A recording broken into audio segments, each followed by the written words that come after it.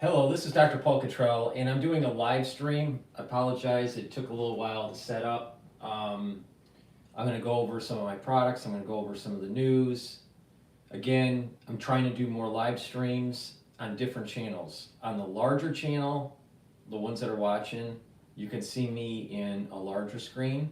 Then I also have on my other YouTube channel is a dashboard. And so I've been doing large screen recordings and dashboard recordings. So now I'm doing large screen streams and dashboard streams. So if you want to watch the dashboard, you can go and take a look at that also. I have also added a feature on my website, the-studio-reykjavik.com, two features. You can now listen to my podcasts. I call them audios, so our radios. I call them radios. So you can listen to my podcasts in audio form, or you can actually see a live stream of the larger channel. Now, you can see here on this screen here, this is my website. You can see my website here, right? But you can go to broadcasts, radio, and then listen to radio files, recordings, or the live stream. So this live stream that you're seeing, you can see right here, is happening. So I'm live streaming right into my website. So you can watch my live streams on my website or on the two channels, the large channel and the second from largest channel on YouTube right now. So I'm doing the two live streams. So going forward, you're going to be able to see on this channel live stream, on another channel on YouTube, the dashboard, and on my website, you're going to be seeing the live stream also. And then once the live stream ends, then the transmission ends on my website. And then obviously you can watch the videos, in its recorded form, and I'll premiere them also. So that's a way for you to interact with me. I'll also be, later in the broadcast, I'll set up a spaces so you can do a call in. I'm going to try to do this every day and see how it goes. It takes a little bit of time to set all this up, each broadcast, so I apologize for the wait. So if you do see this stream live and you're not hearing anything, it's probably because I'm setting everything up, so it's feeding into these multiple streams. So again, thank you for participating, and I just want to do a market recap. So I'm recording this on November 24th, right? So this is a Sunday, and the market's closed. So the S&P 500 closed at 5,969. Again, I have a target of 5,800 to 6,000 for the S&P 500 year end. Maybe even 6,100, depending on what happens with the Trump administration transition. All right. VIX is trading, closed at 15.24, and the Euro USD is trading at 1.04, so the dollar is strengthening relative to the euro. And oil is trading above $71 a barrel for WTI. Now, for Bitcoin, I'm looking at two different ETFs, all right? I'll be following it. I don't trade Bitcoin. Maybe in the future I will. I just have this, I don't understand the economics, all right? Now, maybe I'm just an old school kind of economist, and I just don't understand the economics where a Federal Reserve is not going to abrogate their authority to controlling the monetary base, nor with the Treasury Department. So why would there be a real use case for crypto? So it seems to me that it's more of a virtual commodity, and it's not a real commodity, like copper, right? You need copper to make stuff. There's gold, and gold is perceived to be the monetary base of stability, right? right, for an economy. So this is kind of like a digital gold, but it's not really, and it's more of a virtual commodity, and that it's heavily influenced on regulatory. So there's been a big ramp up of crypto going up because of probably a more relaxed regulatory framework during the Trump administration. With that said, most people can't buy Bitcoin. Most people can't spend $93,000 for a coin, and most people don't mine coins. So the way to look at this is ETFs. So on my dashboard, it's a BITO, which is a long ProShare ETF for Bitcoin, and BITI, which is the short ETF. Bitcoin is extremely volatile, all right? We're gonna watch it, all right? I suspect that the ETF will go up. It's probably, the short Bitcoin is probably a bad idea at this moment. Same thing, I think shorting the equity market is a bad idea at this moment. Certain things tend to trend up and don't go down as often, but I think the way to look at Bitcoin is through the ETF, not through minting coin. Most people can't mint the coin nowadays, and most people can't buy it on the spot market. So let's take a look at that. I want to go over GPS, Fareed Zakaria, and what he thinks about Elon Musk and the efficiency of the government.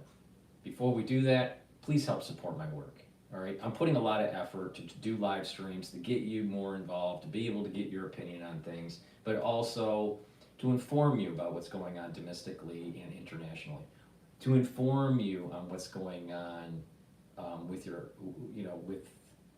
new discoveries in science, especially in the biological sciences and the medical sciences, how to improve your health, what's going on geopolitically. I try to mix it up a little bit, all right? And I'm investing time and energy into providing information and also adding in this kind of like live stream, stuff. It takes a lot of effort, all right?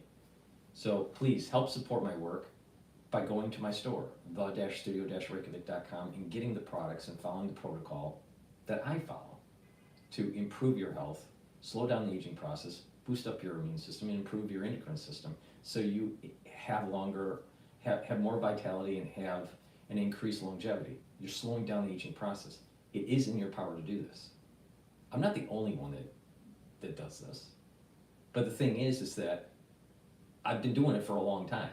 I've learned a lot, and I've assembled things in my store that if you follow what I do, you can improve your health.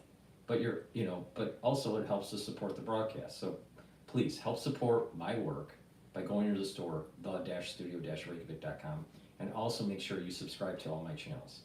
I do get strikes on YouTube, so I have 4 channels on YouTube. I have Brighteon, Bitchute, and Rumble. Please subscribe to all those channels.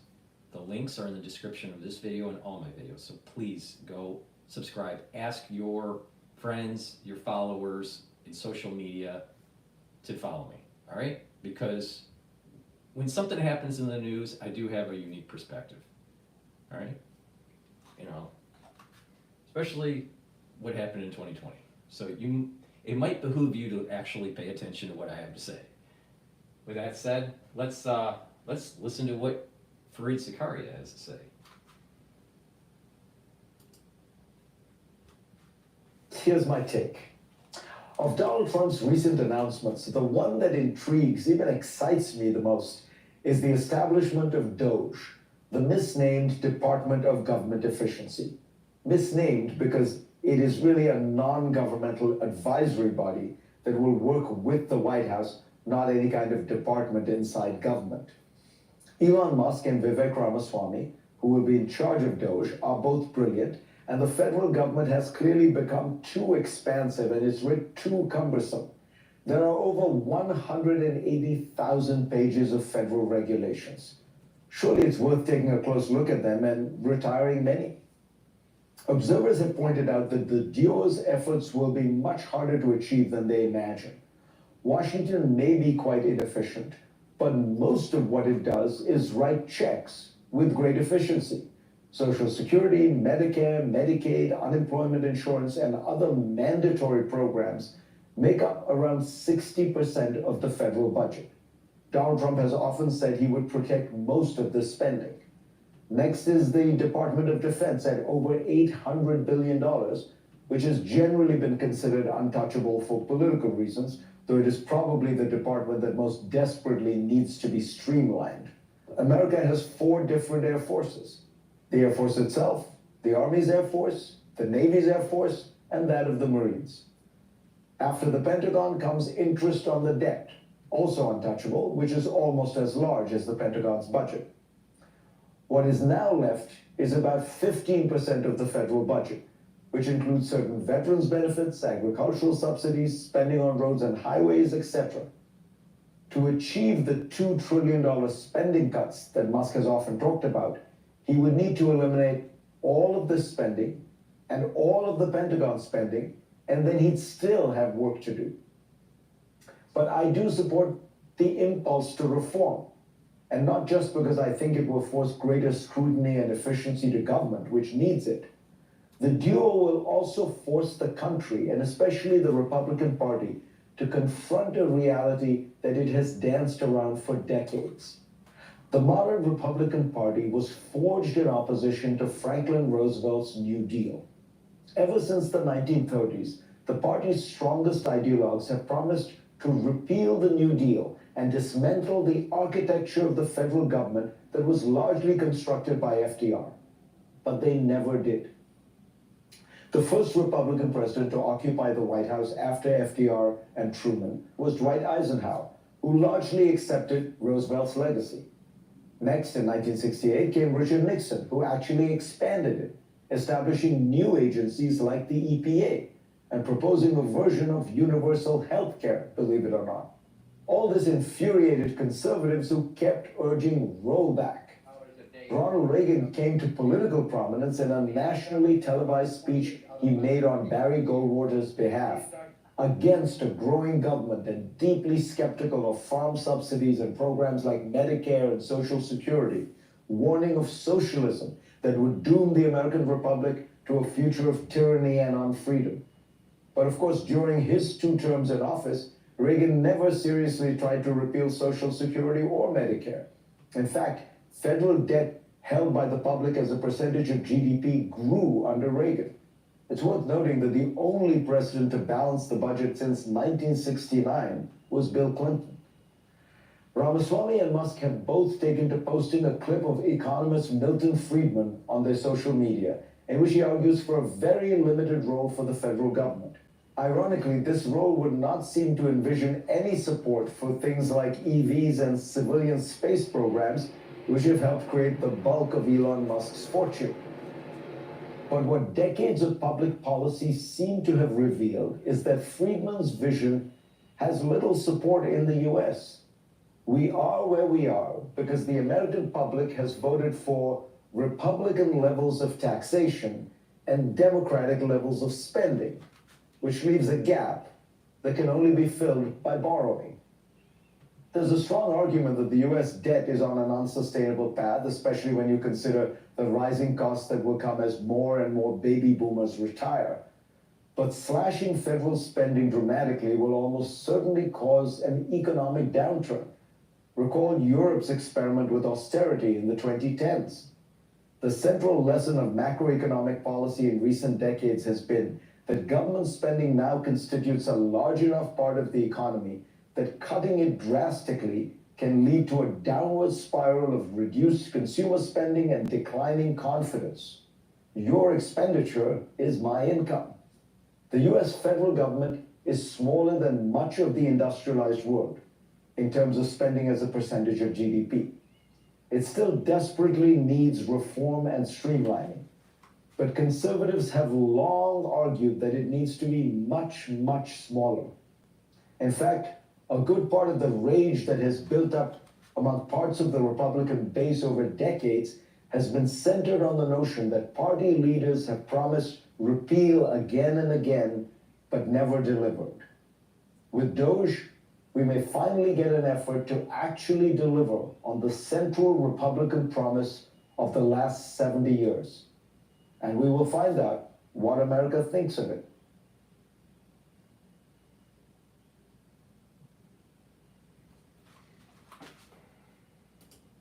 All right, that's Fareed's take. Unfortunately, I had some technical difficulties on the live stream on the other one. This is extremely hard to do what I'm doing here, all right? You know, it's hard to navigate this. I'm more of a free-flowing kind of guy, and I don't want to click a whole bunch of buttons. But, you know, now it's working, all right, on the other channel. Unfortunately, they were not getting audio. They were getting video, but no audio. You're getting audio and video. But, all right, we fixed that issue. All right. You know what the issue was? I forgot to turn on the audio button. But, you know, hey, you know, it's all right. Let's take a look at some other things that are going on in the news. I personally think that Doge is important, you know, with Elon really trying to make the government more efficient. We're going to realize that we're spending probably over $2 trillion in wasted taxpayer money running the government. And, you know, we need to stop that. You know, governments need to restructure. All right, I want to go with, let's see here. This is kind of funny. All right, so everyone knows that I have been interviewing and talking to John Hogue for over a year, for many years, but we've been doing every other week or every third week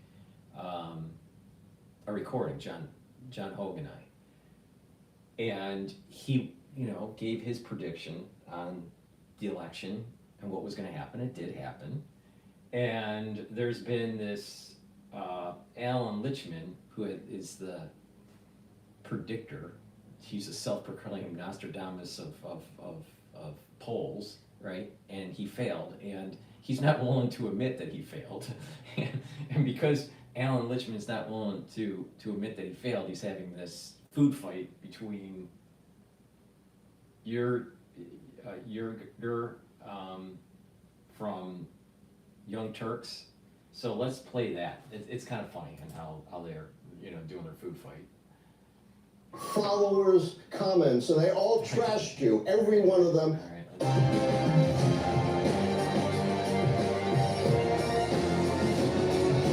Delightful chaos unfolded on Piers Morgan's Uncensored show last night. Panelist Cenk Uygur and presidential election forecaster Allan Lichtman popped off after the Young Turks host attacked Lichtman's famed and flawed 13 keys. Let's watch this.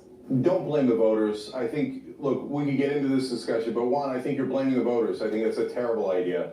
Look, I debated Professor Lichtman before. I told him his theories about the keys were absurd. I was right, he was wrong. I said he'd lose his keys. No, you were couldn't not find right, them and I before the was election. not wrong, and that's a cheap shot, and I won't stand for it. Well, who won, brother? You should not be taking cheap shots at me. Who You won? want to make your You point, live make your in a point, total don't make it world of personal. denial. I read your own followers' comments, and they all trashed you, every one of them, and supported me. Yeah, So try it with your personal Yeah, attacks. come find out again. Make whatever Okay. point you want. Yeah. Don't make it You personal. don't know anything.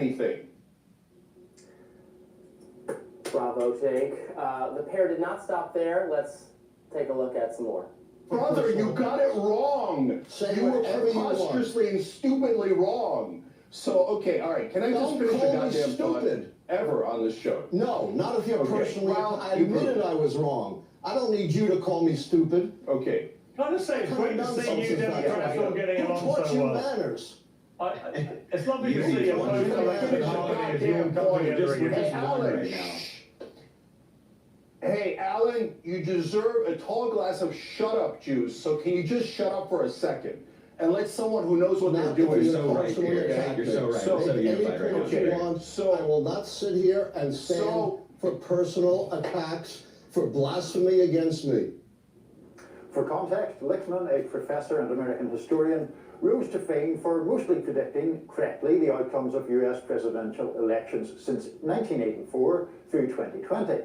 Now, he did incorrectly predict that Democrat Al Gore would win the 2000 election. Of course, George W. Bush won that. I mean, you know, all we got to do is instead of going to Allan Lichtman, who's the self-proclaimed Nostradamus of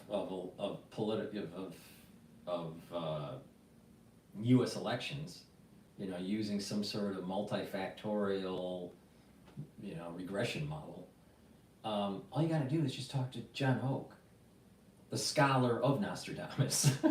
You know, and that's what DrPaulCottrell did. DrPaulCottrell basically did this. Hey, John Hope, who's going to win the election? Trump? Great. No keys, no regression model. And guess what? It was a nice 2-hour discussion about how he thought that the election was going to take place. And then we did a post-election video, so please go see those. I think it's like part 22 and part 23, something like that. It was that easy, you know? And, you know, you get to learn something about history instead of this free-for-all. I'll tell you, everyone's an idiot. I mean, just this, I can't, the whole world's burning up because we're run by idiots. Gore did win the popular vote. Lichtman also predicted that Kamala Harris would win the 2024 election, and we all know what happened there. So he's no more correct than a coin flip. Social media did erupt. Frequent critic of liberals, Greg Price, I believe this is, posted, "I am not joking when I say this is one of the greatest clips I've ever seen on a cable news show. Jane completely destroys Al Lichtman by pointing out that his keys to the White House were wrong, and Lichtman responds by accusing him of blasphemy."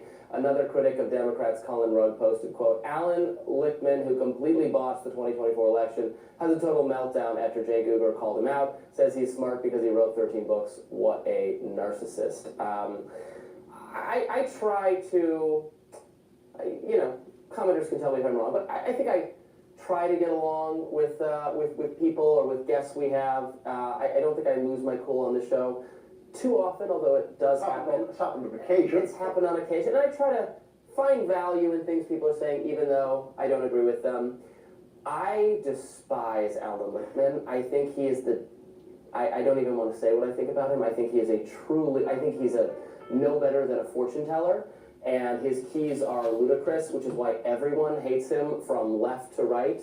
It's not just conservatives going at. Literally, the scholar of Nostradamus, John Hoke, is more accurate than the poli-sci economist's regression model. All right? Plus, you learn a little bit about history. And John Hoke has written more than 50 books. But it doesn't matter. The idea is to get a feel for what people think was going on. Something big happened in the election. There was an inflection point. And what John was saying, and he says it much more articulately than I do, is that the United States' future is tied to the rotation of Pluto. That the rotation of Pluto, the 248 years, just completed. And we're going into a new age. The United States had an amazing 248 years. Now the question is, are we in a decline, or are we going to be on the ascent? And I think that if we root out the corruption and allow the will of the people, and to let the idea of the invisible hand of economies, of economics happen, then there's gonna be a very bright future. I think America will have a very bright future. There will be bumpy roads, just like there were bumpy roads for the last 248 years. But the concept that the United States is tied to the rotation of Pluto to the sun and we were we were going through a rebirth, is something that was way above the head of Alan Lichtman, Alan Lichtman. Because, you know, they try to do a regression model to understand the world. You know, how many variables are there? Let's do a regression on all those variables and see if we can, you know, model the world. And the reality of the situation is that the world is chaotic, and it's going to be hard to model. And you're not going to be always right. And most of the time, you have to be parsimonious with your models. So it's manageable. So it's not fully explaining the world. So you got to look at other modalities. That's someone with wisdom looking at it. And it's obvious that Alan Lichtman isn't wise at all. I have before I continue, for the ones that are listening on the dashboard version or the larger screen version of just me, if you want, you can do a call in on X. I've created a Spaces. It's called Telemetry Ep30 live call in, and you can listen or raise your hand and ask questions. Give me your opinion on what you think is going on with the economy or with what's going on in the political arena in the United States, maybe in another country. I have quite a few people that are from Europe. Maybe you can give me a little bit of your perspective on what's going on in Europe and especially in the UK, or other topics of discussion. So this is supposed to be interactive, So I'll continue on with the Yerger and Lichtman food fight. After him, no one respects him because he's like, oh, I have this magic formula to figure out who wins the election, but oh, it was wrong twice of the last 8 times. Again, we don't have that many elections. There's no magic to guessing that Barack Obama was going to beat John McCain and Mitt Romney. Right. So at some point, it's called backward testing. You take a model that you have trained, it's a regression model what he's doing, all right? And you can back test it. You can go and say, all right, let's go back to, some older data points that the training set isn't training the regression model and see if it predicts it correctly.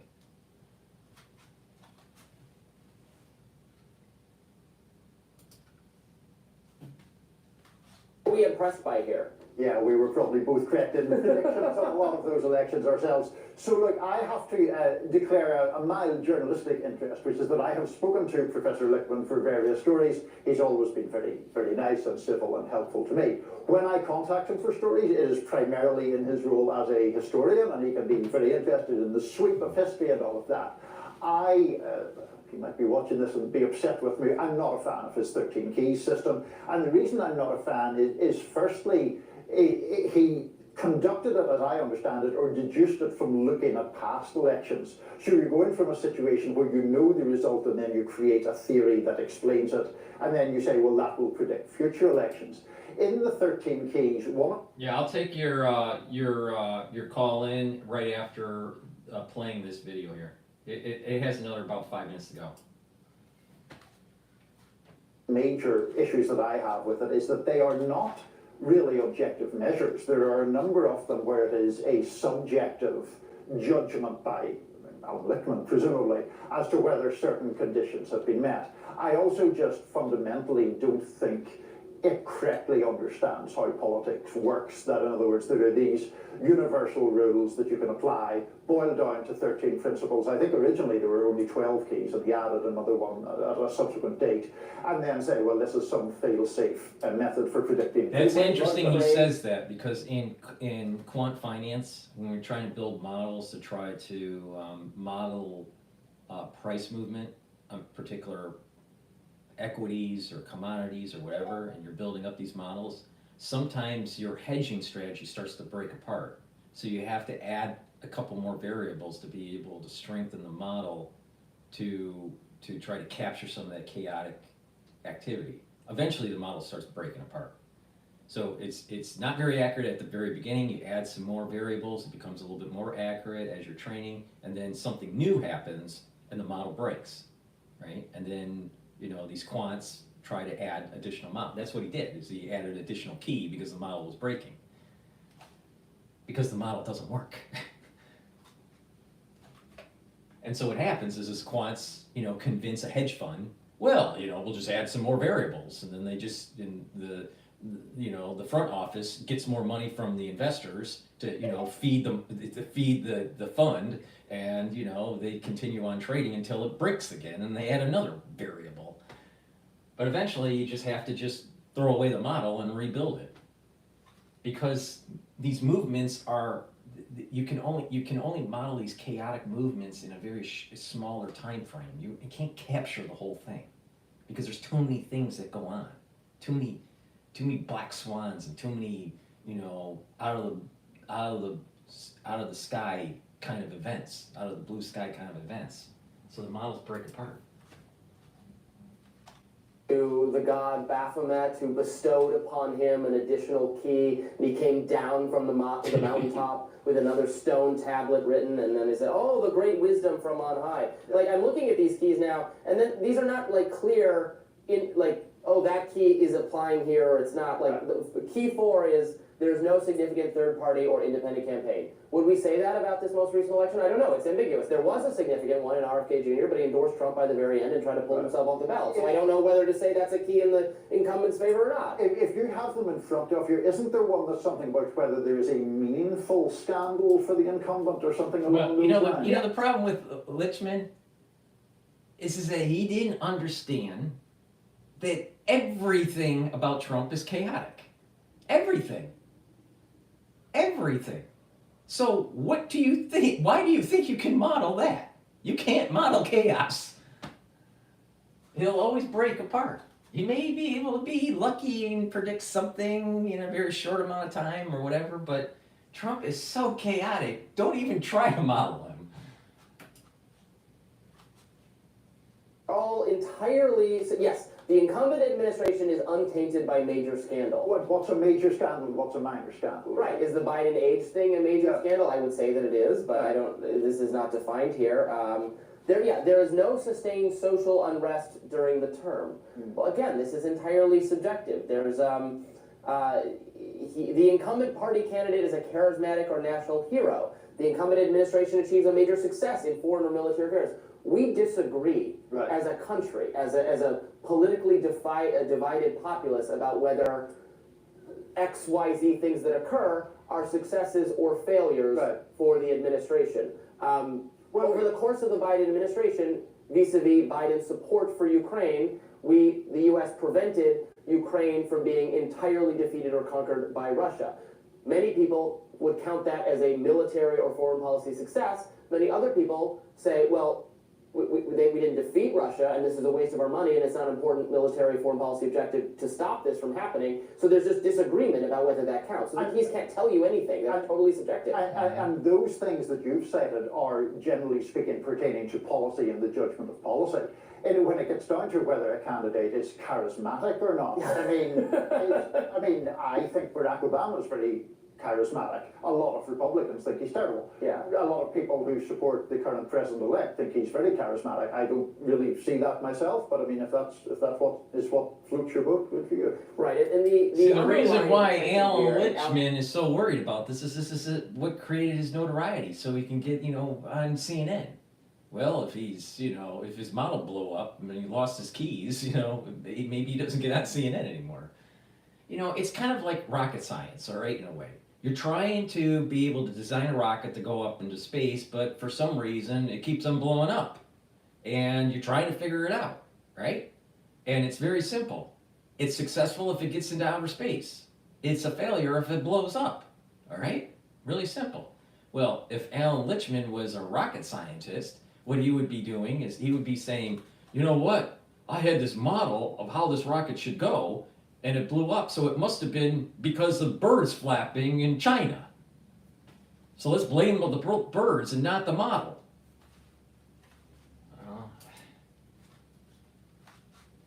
but has had many battles with Nate Silver. He thinks he's very disdainful of pollsters. He talks down to pollsters. He says his method is scientific, and pollsters don't know anything about political science or history, so they're wrong. Pollsters have gotten things wrong for a variety of reasons, but polling is more scientific. Polling is based on sampling and statistical inference. That's very scientific. The problem comes in is how are they getting the data?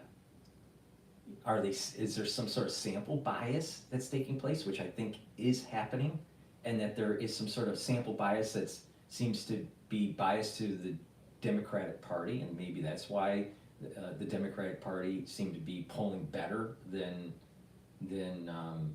what the vote actually seemed to say. But there's a lot of statistics that go into polling. But I do think that there's probably sample bias that's going on. But this subjective key regression model that he built, I think it was better to just call John Oak and say, hey, what do you think? And guess what? That's what I did. And he was right. Amazing. All right. I'm gonna take a call in here from someone on X. Hopefully it turns out okay. But before I do that, please go to my store, help support my work, all right? I put a lot of effort in this to try to inform you and also to try to, give a little bit of comic relief, because we do need some comic relief in this world. Please go to my store, the-studio-reykjavik.com. The links are in the description of this video and all my videos. And get the structural neon silver soaps. I have 4 different varieties. I have it in peppermint. I have it in lemongrass, charcoal tea tree, and also oatmeal spice. They're very high quality structural nano silver soaps, way better than some of the other stuff that you can, that you get at the store that has a bunch of chemicals and stuff in it. Go to my store, help support my work, help support your health by getting a couple bars for your household. They're very high quality. So please, go to my store, the-studio-reykjavik.com, and get the structural nano silver soaps and help support my work, and we can build something here and hopefully save the planet. With that, I'm gonna bring on someone that wants to talk here, so hopefully this works.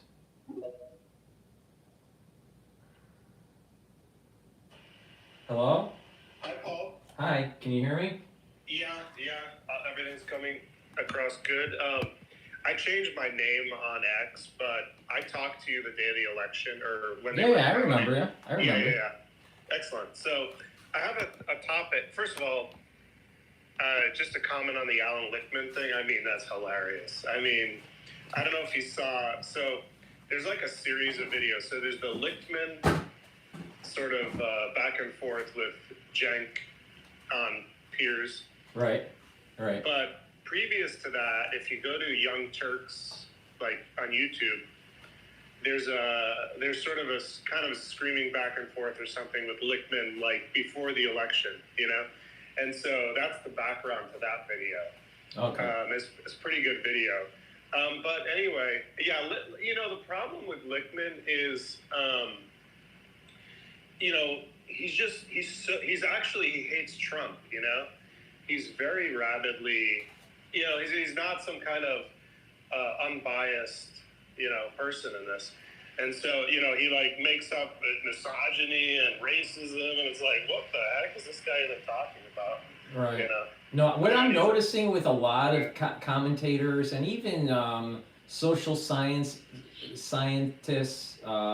professors, they always seem to show kind of very thinly veiled axe to grind with Trump for some reason. They're not being scientific. They're being they have a bias. I noticed it with Tom Nicholas, and he's just really anti-Trump, big time. Trying to make it sound like he's gonna turn into some sort of dictator and George Washington's rolling in his grave and all this stuff, and it's just we have a balance of powers. We have branches of government, that prevents these kind of dictatorial, things from happening. So I just don't think that they're fully being honest to really on how our political system works, and they just hate Trump. They have this Trump derangement syndrome, this TDS. But it's common. I mean, you see it with Lichtman. You have it. Nicholas has it. I was on a Zoom call with what's his name, the guy that did the biography for Elon. I know what you're talking about. Yeah. He's from Louisiana. He also did one. He also did the biography for Steve Jobs. Yeah. So he's anti-Trump, and he was interviewing Professor Michael Sandel over at Harvard, and he was anti-Trump, but Sandel was like, he was going like, well, wait a minute, something's happening in America, and maybe we're wrong, and maybe we need to like reevaluate our bias. Maybe there's something wrong with the way we're thinking. Meaning them during the conversation. And so you do have some people within academia that are maybe looking inward and seeing, well, maybe the will of the people, and the wisdom of the collective is saying something that they're missing. But many of them, they have cognitive dissonance. Yeah, absolutely. In fact, like Cenk, I mean, I think he used to be on the right, and he's on the left now. But he actually, that video with him with Lichtman months before the election Lichtman was saying Biden was going to win, okay? And Cenk was like, I think he was saying like Biden is mentally, he's not there.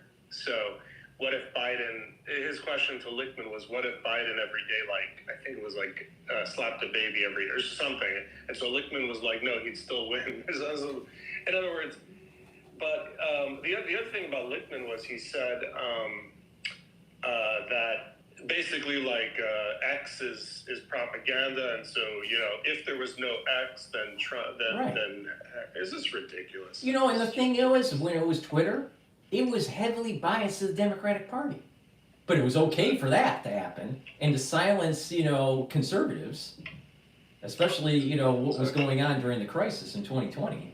It was really important to silence people when it was Twitter. But when Elon decides to buy it, then it must be a right-wing conspiracy.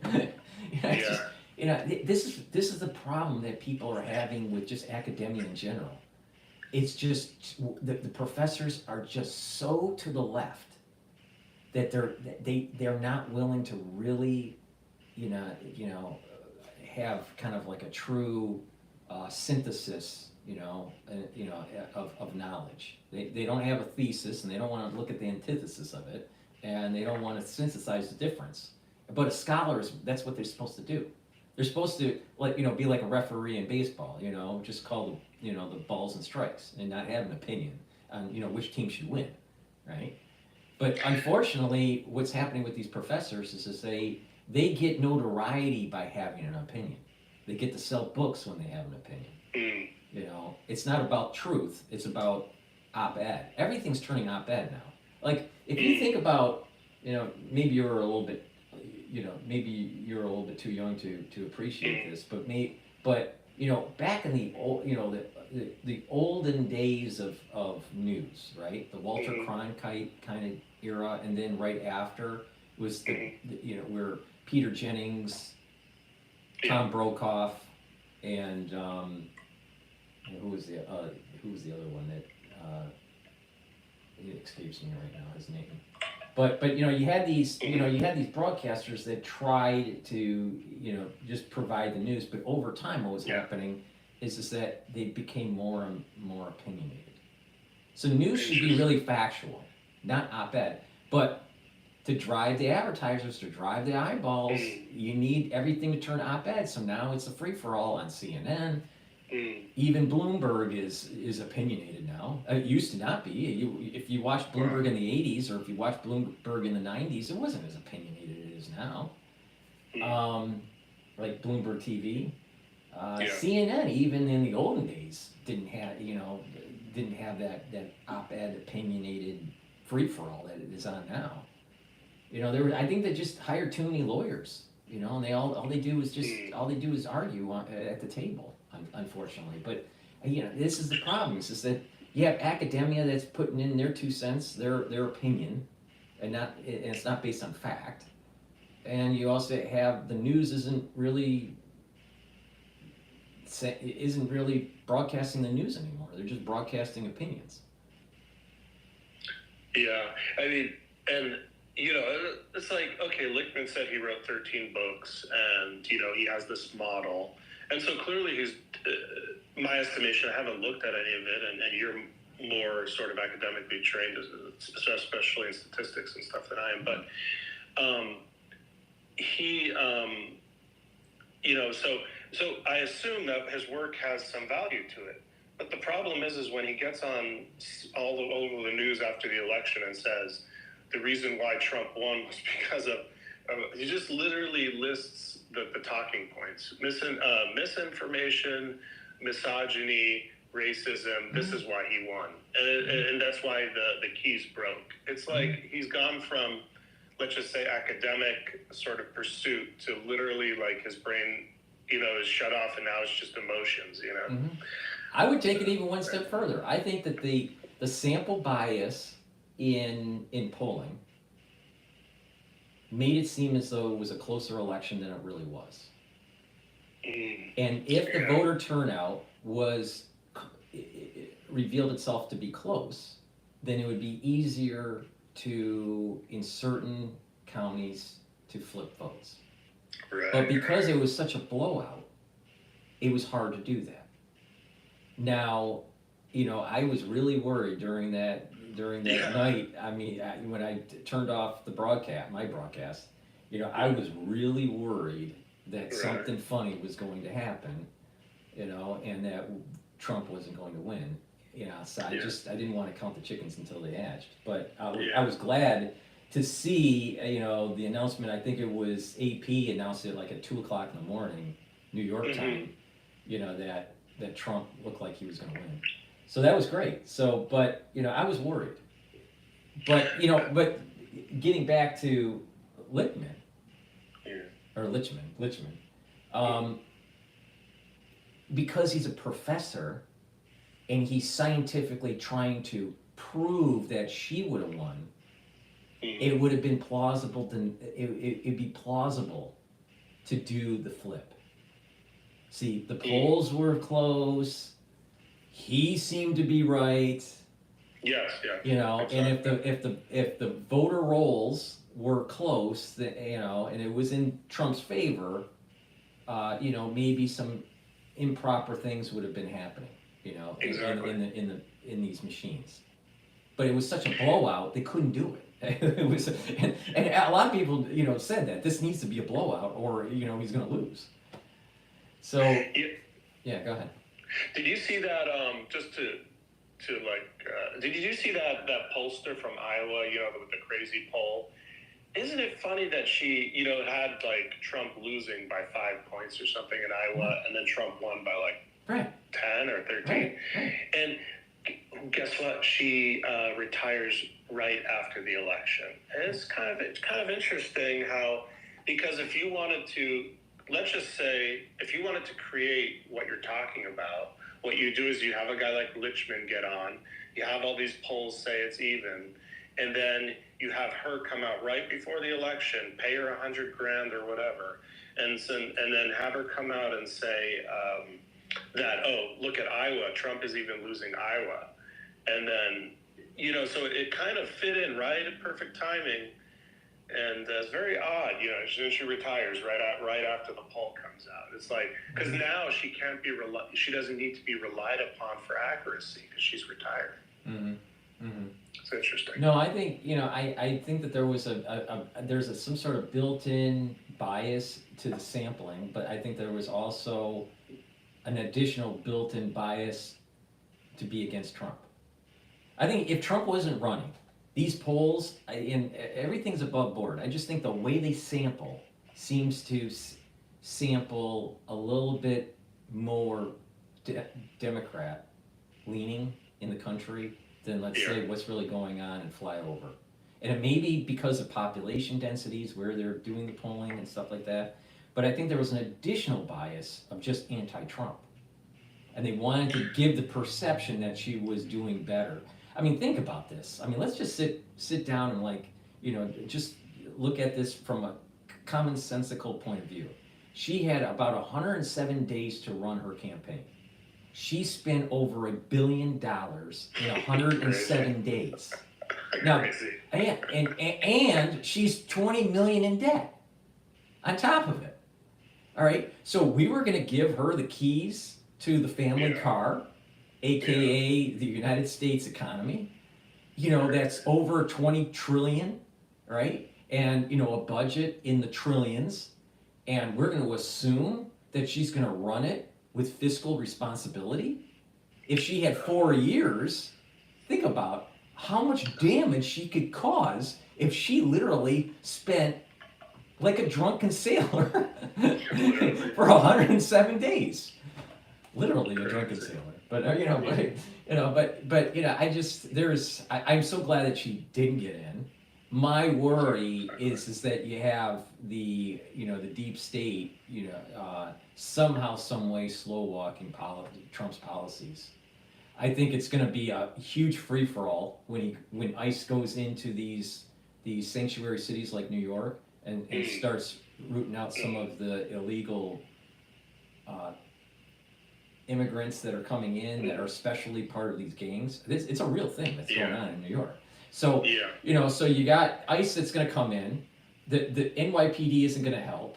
It's going to be all over the news and how Trump's administration is tearing apart families and blah blah blah. But their first wave is going to be trying to get the criminals, right? Absolutely. Right. So it's going to be interesting how that's played out in the news, because they're going to spin it as try to demonize Trump, but what Trump's really doing is trying to make the city safer, because it is a big problem in these cities. And and I'm also concerned about what happens with maybe Congress or his administration slow walking, restructuring the Department of Education. I mean, the Department of Education has failed America big time, and there needs to be accountability. Now, what they need to do to fix it, I'm not sure. I don't know if you just put it to the state level, or you just totally abolish the Department of Education. Do you restructure it at the federal level? I'm not sure. And let's talk about what I talked about a little bit on election night. And let's talk about like an extreme possibility that might happen. Two things that might happen. Because if you think from at least for me, from a China perspective, it was perfect for them to, I don't know if they did this, but let's just say maybe they put the virus out just to get rid of Trump so he wouldn't win the next election. It was like very convenient because, he was, I think his next administration, he was going to, in other words, 2020, he was going to like really amp up those tariffs. I think we have to be careful on censorship. So just, we have to talk in codes here. But I think that there was a pathogen that was released on purpose to do two things. And one was to weaken Xi's regime, weaken the CCP. The other was to weaken the Trump administration with the destruction of the economy in the United States, to make people not vote Republican and vote for whoever was going to be on the ticket, and at that time it was going to be Biden. So I think it was a stone that killed two birds, or tried to kill two birds. That's my take on it. But I don't want to go too far into that because of the censorship. Because of the censorship. Yeah. My bad. I forgot you're on YouTube because sometimes you aren't. No. I just received another strike. I was talking about monkeys and certain types of pathogens in California, and it gave me the strike. So I hope. Yeah, sorry. No, go ahead. No. I hope what I said didn't go too No, far. I think we're all right. Okay. But let's just stay away from anything. Yeah. What, Well, that what's was going it on. with that. We could talk about wasn't it convenient? Because there's something I actually want to talk to you about, but actually we're walking a timeline here too. Wasn't it convenient that shooting of the guy in Pennsylvania, where Trump was almost killed? Yeah, Butler, Pennsylvania. Yeah. Wasn't it convenient? It was like right before he announced right before he announced his VP. And it was right before, what was it? It was right before the convention. So it was like if you could knock him out before the convention, then his VP wouldn't even become a factor. Because then, so let's say you knock Trump out, and then by knocking him out, you knock his VP out too. So then you kind of go to an open convention, which was like I a few days think later. the next person in line, assuming he was killed on that day, and I'm glad he wasn't. But Exactly. but let's just assume he was. Then I think the establishment would have been pointing to Nikki Haley. Yeah, exactly. Or like Rubio or whatever. Nikki Haley.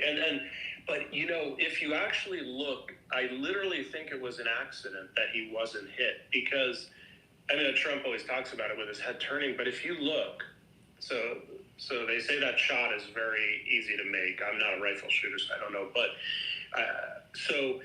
but literally, I think the guy took the shot. Trump's head he was planning for Trump's head to be facing forward. So when he took the shot, and it just by accident, Trump turned. But had that not been the case, I heard there were some weird things that happened that day. One thing was this guy had his camera on really, fast shutter speed or really slow shutter speed, and also that CNN was live streaming. In other words, it was weird that it was like, now I haven't looked into this to confirm, but this is what people are saying, that like there were some odd things about, imagine if his head had exploded, it would be like a JFK sort of hit, you know what I mean? Mm-hmm. And his head would have exploded. It would have had this shutter speed where you would have seen it like exploding like a slow moving, like a slow balloon. Yeah. Anyway, but to move on. So now to move on and think about what the next 4 years. So in our conversation, before you go there, yeah, I just want to dovetail into what you were saying. Absolutely. Let's assume that he was hit and killed. Yeah. Now the angle of the actual rifle to the head, assuming that he was looking straight, was not perpendicular. It was a little bit on an angle. And that was the reason why if he moved a little bit, that it would graze his ear. All right? Mm. So on his left side, if he didn't move and he was looking straight, it would have taken his, it wouldn't have been his left, it would have been his right side. It would have taken out the back part of his occipital lobe. Yeah. All right? It wouldn't been from the side. It would have been on an angle. It would have been on an angle and blow out the back of his and what's in it, and that's on the right. That would have been on his right side.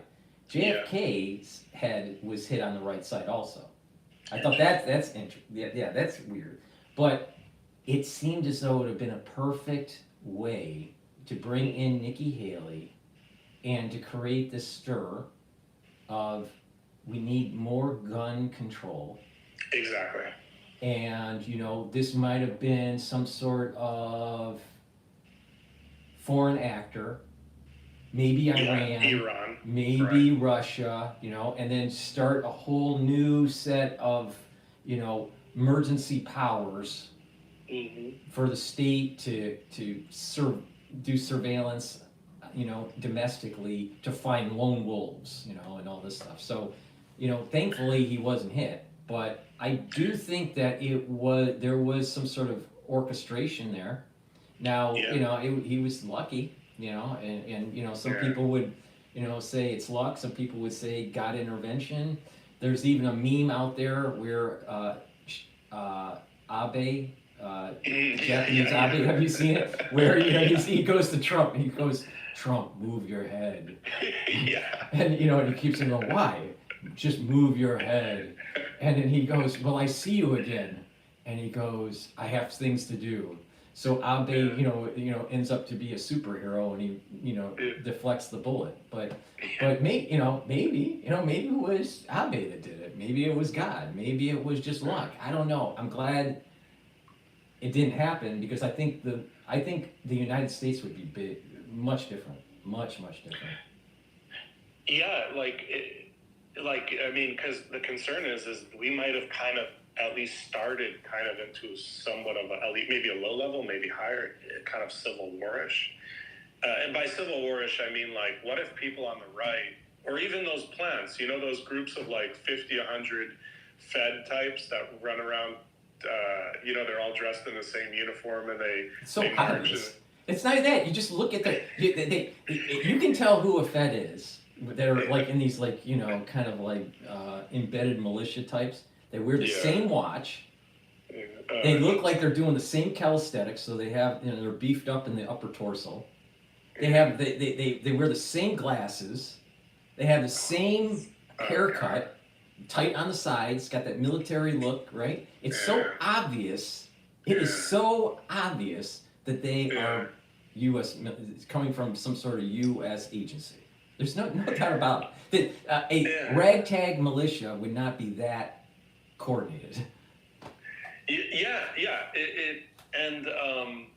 And so let's just say, whether through that or through actual, like, lone wolf type, you know, Trump support, whatever it is, and somebody does something, and then it's an excuse to really surveil the whole MAGA, and then, you know, to crack down on guns. I mean, it would have been horrible. Mm-hmm. But Paul, thinking about the next 4 years, what I'm still, you know, thinking about extreme scenarios like COVID, you know, equivalent. What are some of the things that they could do to Trump? One is, so we did talk, or I talked about, you know, the big threat from Afghanistan.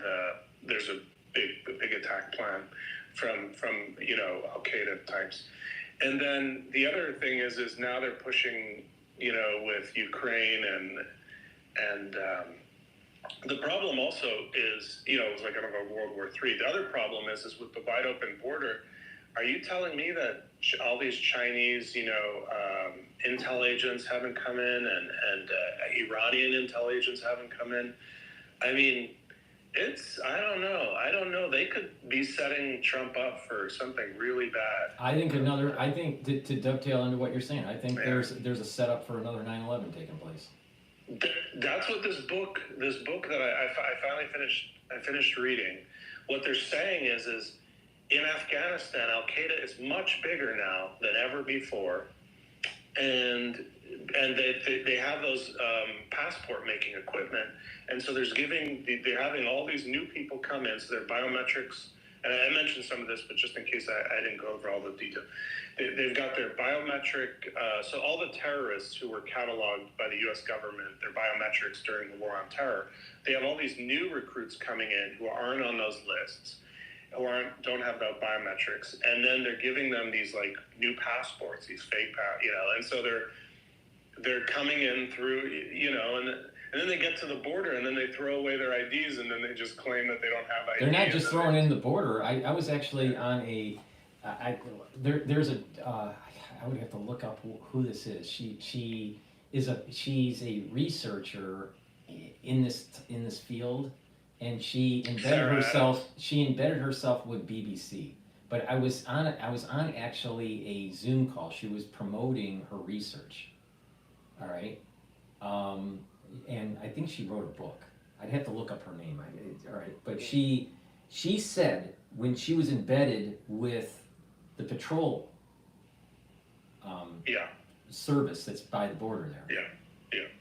They don't throw away the passports. What they do is they put them in cactuses. They actually stuff them in cactuses. So that the cactuses that are all over the border there, that's where you find them. That's where you find them. They don't just throw them away. They stuff them in the cactuses. They're trying to hide them. Yeah. Because they were told, if you are undocumented, it's easier to get processed for asylum. Wow. Wow. So they're documented to get because what's happening is she was trying to explain that there is this is not just Mexico, it's not just South America. These are individuals that are tied to China, tied to Ukraine, tied to Iran, even countries in Africa. There is a network that gets them into South America. Yeah. But to get to South America, they have all these fake passports.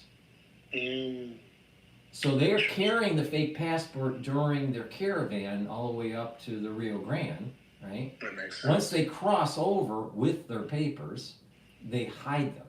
They stuff them in these cactuses. So what the Border Patrol is finding is they collect them. They collect the papers. Now they're trying to they build a database off of what they've collected, and then to see if they do, catch one of these people, they correlate it and to see if that one of those documents that they found in the cactus happens to be the person that they picked up.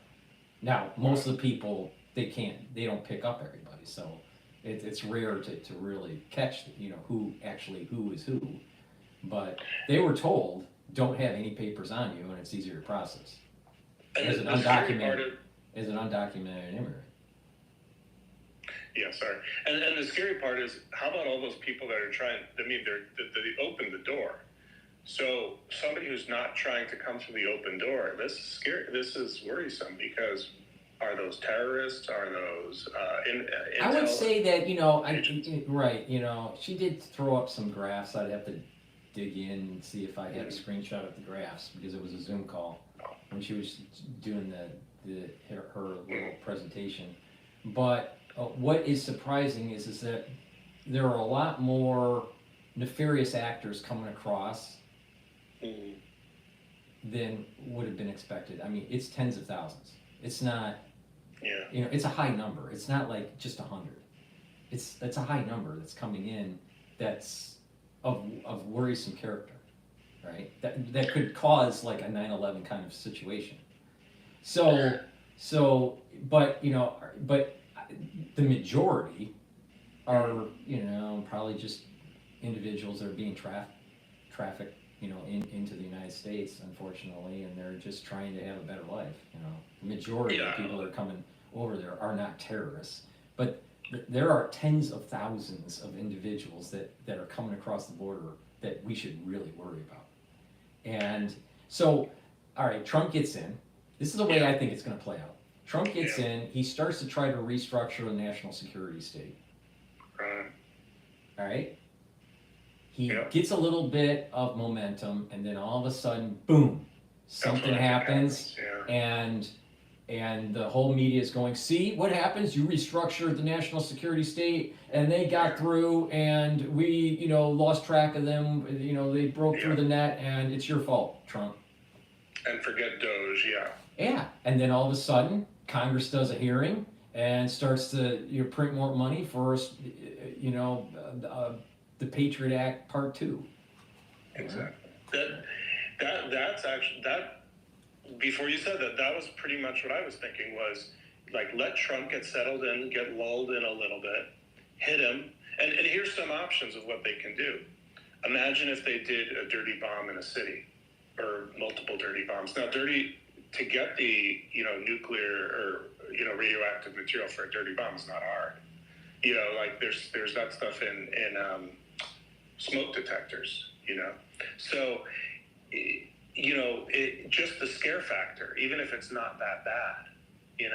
And I don't know the scientific stuff about how long a city would have to be evacuated and all that, but then they could also, another thing that they've kind of done and could do is they shoot those power stations, so hit a station like they had one up in like Silicon Valley area where if they actually they cut the cables and they shot up the station, and like I guess they weren't exactly fully successful, but if they were, they would have maybe shut off Silicon Valley from power.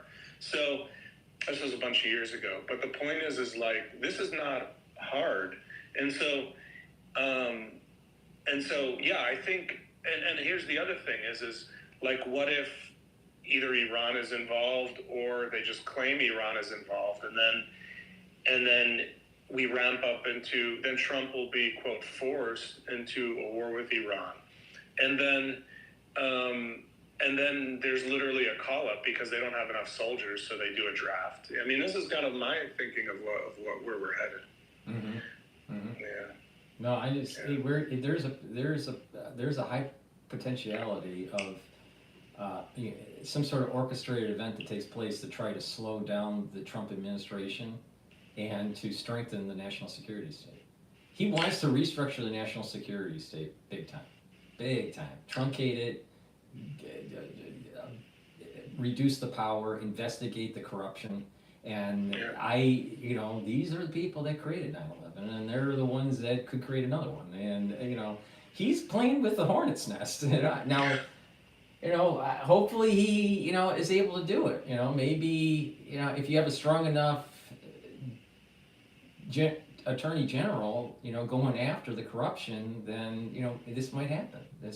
But the probability of some sort of terrorist thing happening in the United States within the next year, I think is elevated by a lot.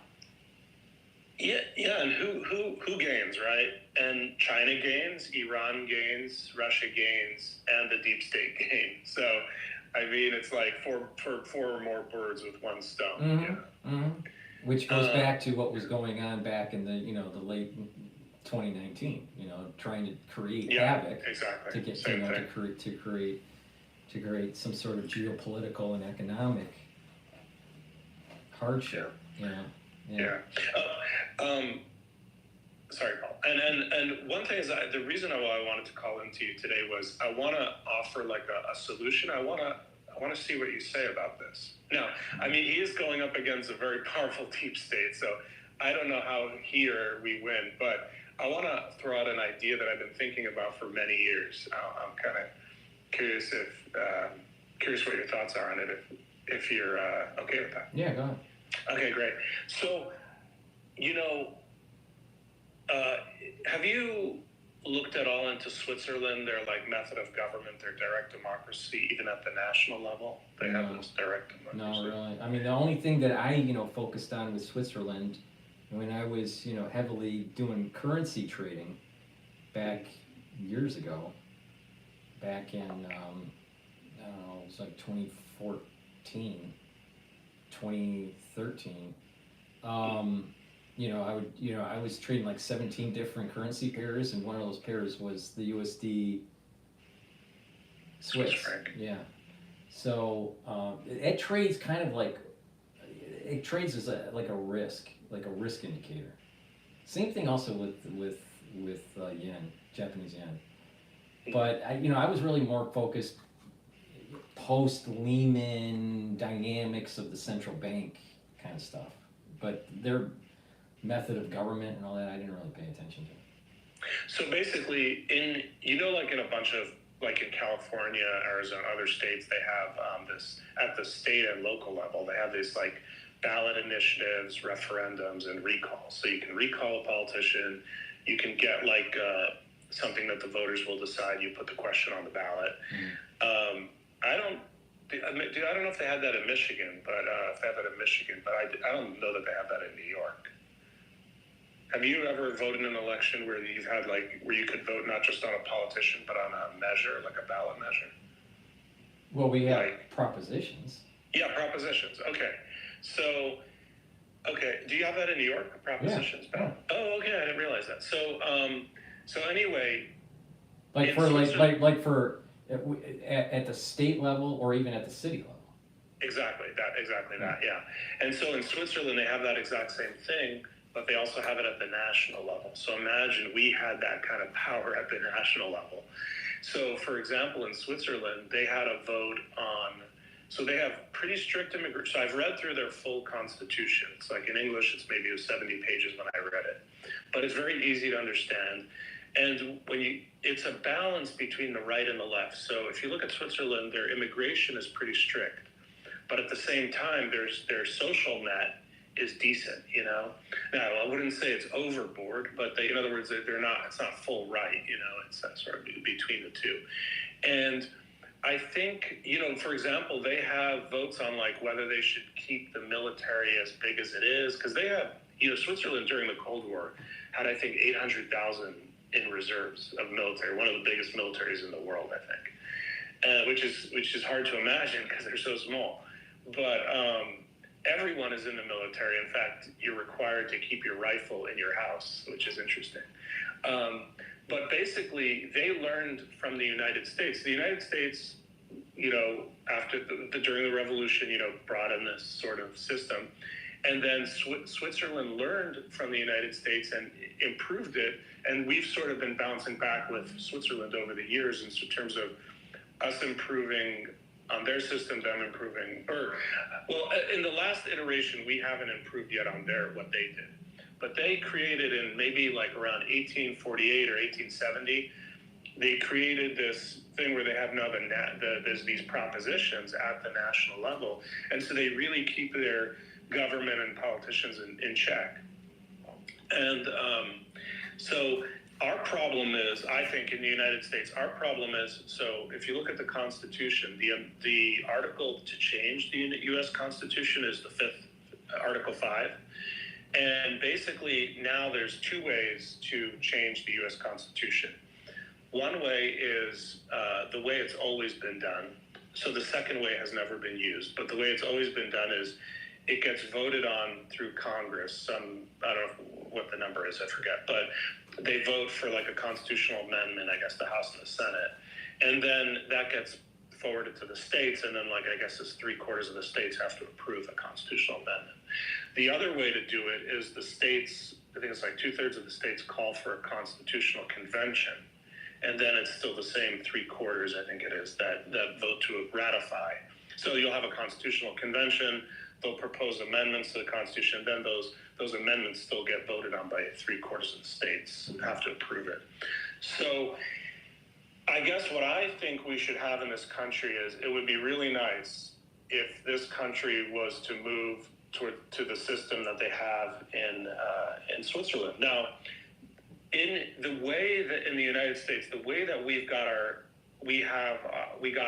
direct democracy at the state and local level, for the most part, was during the Progressive era, and sort of late 1800s and maybe early 1900s. And so,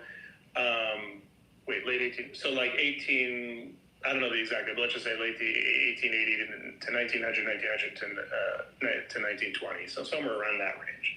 And so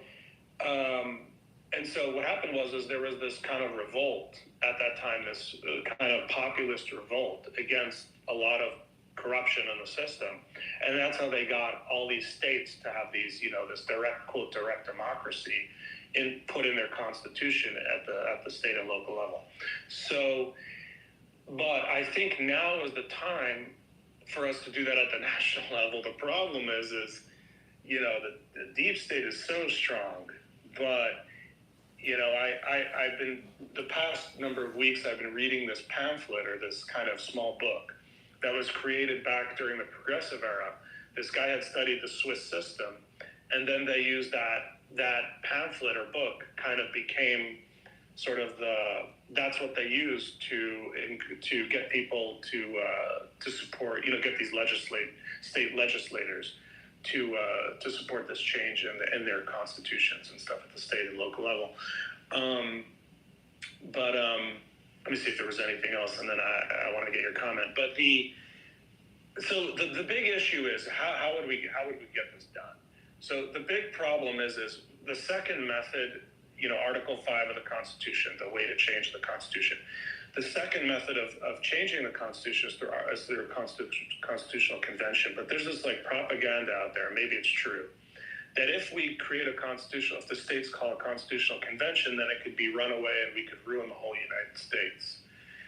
I don't know if it's true or not, but the point is, I mean, and there's some, like, well, if there was a constitutional convention and it was ratified, then it may break the system, because you could have a constitutional convention that nullifies the 3 branches of government. Yeah, you would still need 3/4 of the states to approve it, right? Right, but that's what I'm saying, is if it was Yeah. ratified. Right, If it- right. It's not And just the it's not just the convention, but it's the ratification of the product from the convention that is worrisome. Yeah, but I think it would be hard for me to imagine that you'd have 3/4 of the states. You see, That would agree. here's the problem with Yeah. with the social structures. Let's just kind of zoom out to like a Yeah. high level here. Social structures build up over time, and that if you change the underlying assumptions of the social structure, it could collapse the whole system. Like Now, the all right, social now contract, yeah. let's apply that concept to where we're at today. After World War II, there was a big buildup of the military industrial complex that was tied to the Manhattan Project. And our nuclear deterrence and buildup of nuclear armament based on certain assumptions. Now, if we have a constitutional convention that really upends a lot that we have, I would be concerned who's guarding the nukes. How do we prevent some sort of accidental exchange with another country? If we decide to upend everything, does that mean that maybe an adversary decides to attack us and there's no one really there to push the button to defend? So we're in an environment where I'm not even sure if we can have a constitutional convention until we actually have de-armament of nuclear weapons. See, we're wired in such a way that if we do anything majorly radical that may be legal, it could launch nuclear war on the other side, because the deep state they did this on purpose. They sort of did, a lot of people don't realize, if we go into a real full-blown nuclear war, all right, DEFCON 1, Yeah. ICBM exchange with Russia or whoever, all right, and it's a real global event, FEMA isn't going to be there to help you. There's going to be a lot of people that die, in the first blast. There's going to be a lot of people that die days, weeks, or months after because of radiation sickness. And there's going to be many people that starve within 3 months to a year, right? Absolutely. And then you're going to have a group of people that are considered important VIPs, right? That are going underground and try to live it out, for a few years, and then come out of their hole and then, run government or run things. But the thousands of years of society that was built up in science and technology would be totally blown away, literally, totally destroyed. And there's documents within our government, through we think that there's just going to be continuity of government. It's beyond that. It has provisions where they can nullify branches of government. Yes. So then you end up having a dictatorship, or you have some sort of kingdom, or some sort of tyranny that we the people voted people into office, that if they make bad decisions and we have a nuclear war, they're protected, put underground. Majority of the population of the United States dies from hunger or nuclear radiation, all right? And we no longer have a government anymore. The United States government, there isn't a continuity of government. There's a continuity of representatives for themselves. Yeah. And so the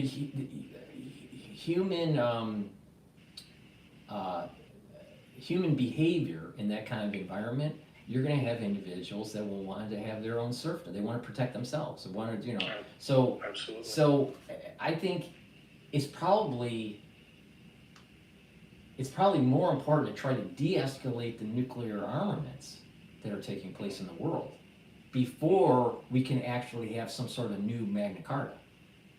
Yeah. Yeah, because if you start changing that dynamic, Yeah.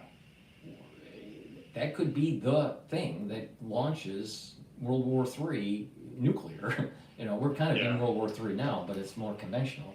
But a nuclear World War III, that could very well happen with the Constitutional Convention, because who's watching the news? Yeah. And then let's say it passes, all right, and there's a new Yeah. type of government. Yeah. Who has the keys? Yeah.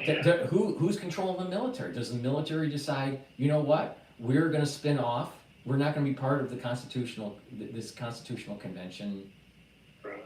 product, and there's going to be a faction between the old government and this new government and the military apparatus with nukes? To me, it seems like it would be just total chaos. Back in the day when there wasn't nukes, I would agree with you that there was this means to try to rectify some of the problems that we have. But in a world of nukes, when there's a world that everything's wired to that miscalculation can happen on any day of the week. We can literally, most people don't think about this, we can wake up any day of the week and be nuked. Yeah. But we just have this cognitive dissonance because it hasn't happened yet, so let's not worry about it. But a miscalculation can happen any day. And we've had moments in time, like the Cuban Missile Crisis, like moments during Reagan's administration where there was some accidental misinterpretation of some simulations that were going on. Where we almost nuked the world. Yeah. So I don't have too much confidence in the Constitutional Convention because of the way the whole world is wired up with nukes. I think, you make a really good point. I think because there's nukes, I think the deep state looks at that there's something more important than the Constitution itself, and that's to make sure that the United States and the world doesn't get nuked. And so they will putting aside my idea, just in general, just day to day in the government, I think that they do look at the threat of nuclear weapons as trumping, and it's not a bad thing. This is the reality. They look at the threat of nuclear, maybe it's a bad thing, but what I'm saying is on a day-to-day basis, they look at the threat of nuclear weapon being blown up in the United States as that if the danger of that is more important to stop that than to worry so much about people's privacy or and this and that. Exactly. And I think you're exactly right. I think you're making me connect some things in my head, which is some other things I thought about, which is you could draw a line, say, from nukes to 9/11 to the Patriot Act and to what's going on today. The deep state is they justify what they're doing and how they're acting because it's so dangerous. Mm-hmm. But their Achilles heel is that if you can de-escalate, if you can de-escalate the nuclear threat, then now that's their Achilles heel. Because you no longer need them to tell you and how things are. See, when Putin was being interviewed by Tucker back, I don't know, several months ago, I don't remember how long ago now, but so he went to see Putin, he did this interview, right? Putin had this really important comment when he was meeting with Clinton. Putin said, hey, let's de-escalate some of these nuclear armaments and maybe continue on trying to bring down the nuclear arsenals. All right, I don't know the full details of his conversation with Tucker, and basically Clinton said that sounds like a great idea. Let me talk to my people, the gurus of international affairs and nuclear deterrence, and Clinton came back, said, we can't do it. Sorry. It's a great idea, but we can't do it. Because the reality of the situation is that the national security state, the deep state, these Cold War experts, they have a job as long as there's nuclear weapons and Russia's a bad guy. But the moment that Russia's not a bad guy, and we radically disarm nuclear capability around the world, we don't need this nuclear deep state. But the thing is that they want to make the American public, just bread and circus, just worry about the bread and circus, don't worry about the Damocles of nuclear weapons on a daily basis, don't worry about that. Just worry, they want you to worry about climate change, and they don't want you to worry about, literally, we could be nuked at any given day of the week, all right? Literal climate change. Yeah, all right. So, my take is that if we could somehow de-escalate the nuclear threat around the world, then you no longer have the power of the deep state. I put those two together, and that the Achilles heel of the deep state is the nuclear deterrence. If you destroy the need for nuclear deterrence, then you no longer, they don't have a power over you. And I'll tell you, it is fascinating to listen to people that have dived into some of the war doctrine, during, if a nuclear war did happen, on what powers the military has. It's crazy. It's definitely not constitutional. It's definitely not constitutional. It's not we the people anymore. It's a military dictatorship. And we should never have allowed this to happen. They used our taxpayer dollars to build this. They used our taxpayer dollars to develop this stuff.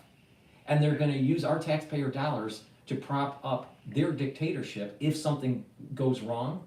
See, if they do all this planning and they decide for whatever reason there is some sort of nuclear exchange, the risk that is created on we the people, we take all the risk and all of the damage of that decision. They benefit because they are protected. No one goes to them after the nuclear war and holds them accountable, because they're the way it's set up. They're protected underground. They have their own fiefdom, and they have their own. They have we just get radiated and die from starvation. But it was our taxpayer dollars that allowed this to happen, and this is the reason why. If you remember Oliver North during the Iran-Contra affair, he was asked by, I think it was a senator from Hawaii, I think it was, and he was talking, and he was saying, what about these underground, facilities? What's going on with these underground facilities? And he says, well, I can't mention this, so it has to be in a closed session, because that's part of the nuclear doctrine. It wasn't that he was trying to hide from the Russians know what our plans are. They probably have similar plans. It's we the people don't really fully understand that when we go full bore nuclear war, we the people are done. And it's the military industrial complex that will survive. And it should be quite the other way around. It should be we the people that survive, and the industrial complex, the military industrial complex is destroyed. Paul, let me ask you a question. So, taking that to the next level, to the next logical place. So, do you think that it's ever possible for there to be, I don't know what you would call it, but a world government, or like peace on Earth? But peace on Earth, I don't mean peace between individuals, but that there's no fighting between governments. Do you think that's possible? Well, I think it's possible, but we have to grow as adults, as the human race, to get to a messianic era. The messianic era is going to be a peaceful era. We're still in, even though we're adults and we think we know a lot, at the societal level, we're still adolescents with nukes. We're adolescents with nukes. Would you give a 16-year-old kid a nuke? Some people won't even give the family car to their 16-year-old. So why do we give a new? So, but that's where mankind is. We have the maturity of a 16-year-old with nuclear weapons.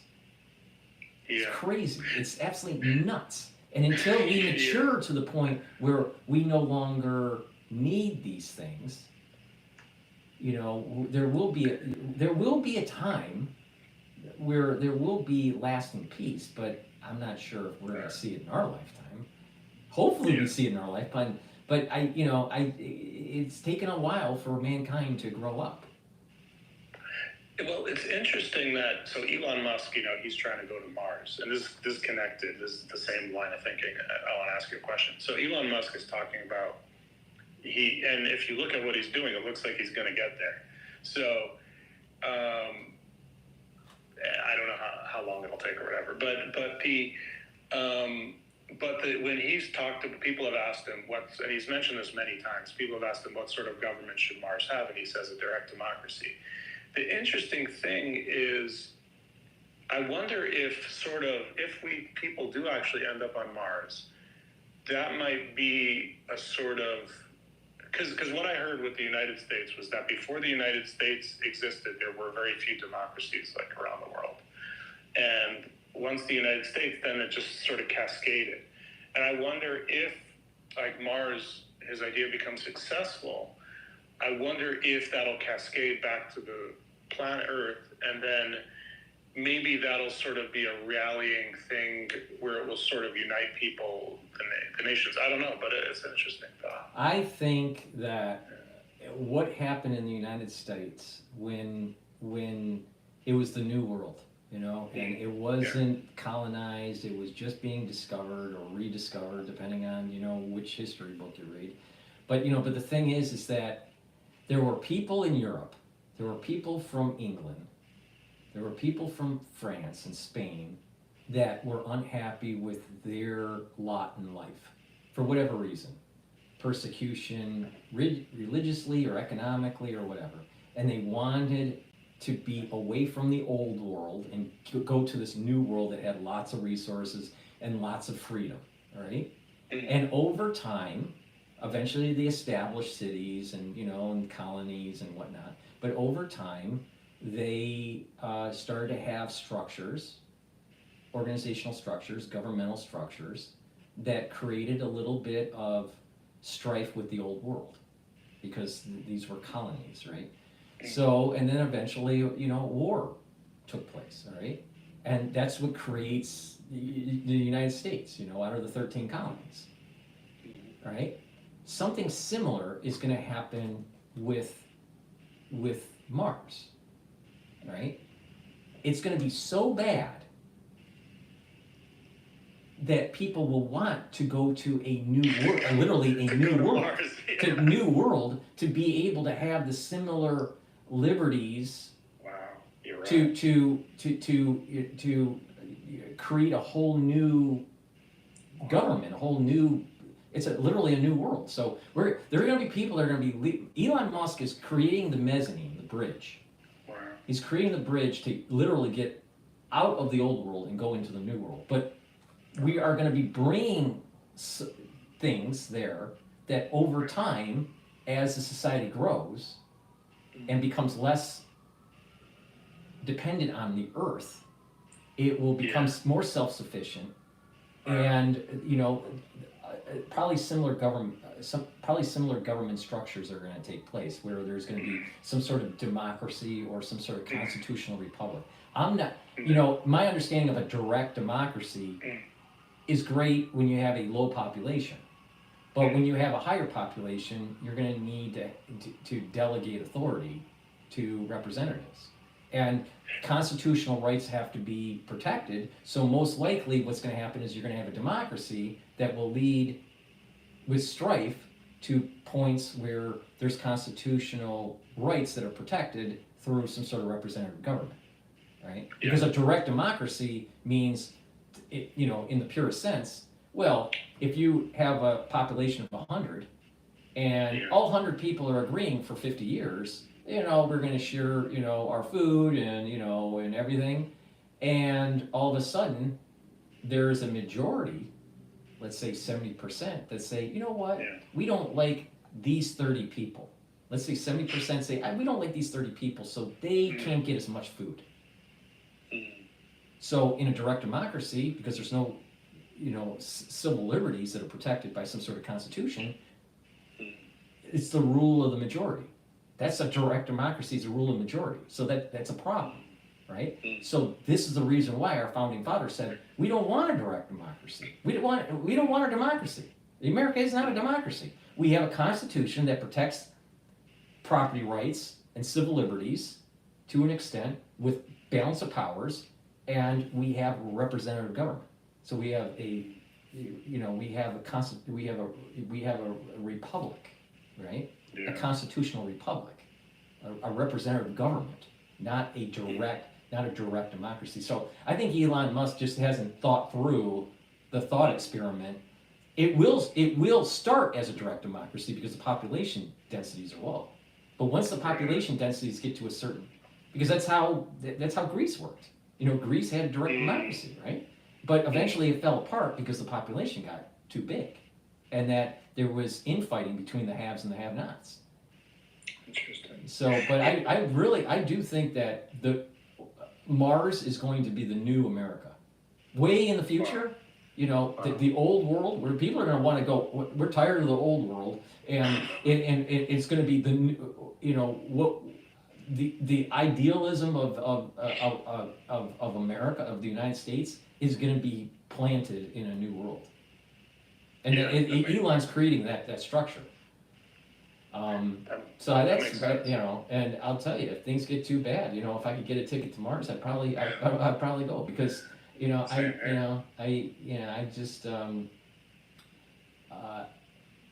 it's going to be fascinating, that first 100 people that go there, and that know that they can't come back, Yeah. Wow, this is, and by the way, just to clarify about the direct democracy thing, so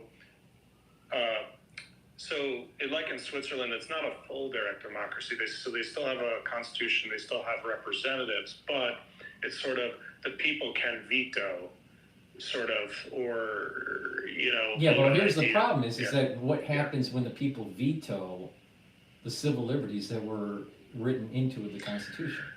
Let's say, like, for example, freedom of speech. If this is the problem with the Democratic Party. The Democratic Party literally wants to write out the freedom of speech out of the Constitution. They want to curtail your freedom of speech. It's an inalienable right that's written into our Constitution that was ratified by the states. So when you have and their take is, well, the majority wants that. Well, that was the whole point of the civil liberties that were put into the Constitution, to protect our rights against the tyranny of the majority. So the direct democracy, to me, invites the tyranny of the majority. Yeah, it's interesting. The only the one counter I'll say is that, and then I want to ask you a question. The one counter I'll say is that the representatives could also remove, things from the Constitution. Currently, they could vote out, say, freedom of speech from the Constitution. Right, and that's the reason why our founding fathers said the Second Amendment's really important. So because if the government thinks that they can get away with something without, physical harm against them, they're gonna try to rewrite stuff. The King of England was, the Magna Carta was it gave rights to the citizens because the king was worried that he was going to be overthrown. Well, if our government officials think that they're going to be tarred and feathered if they take away our civil liberties, they're not going to take away our civil liberties. And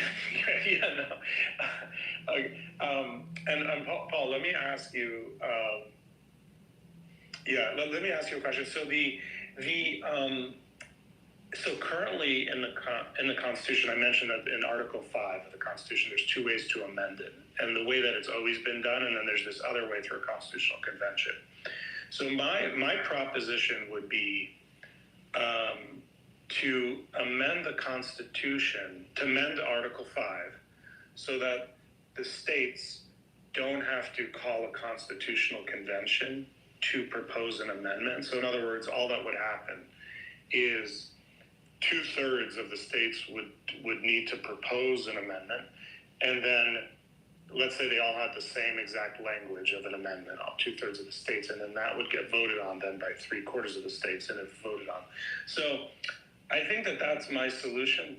I don't know if I was clear enough on that, but what do you think about that? Well, the problem is that we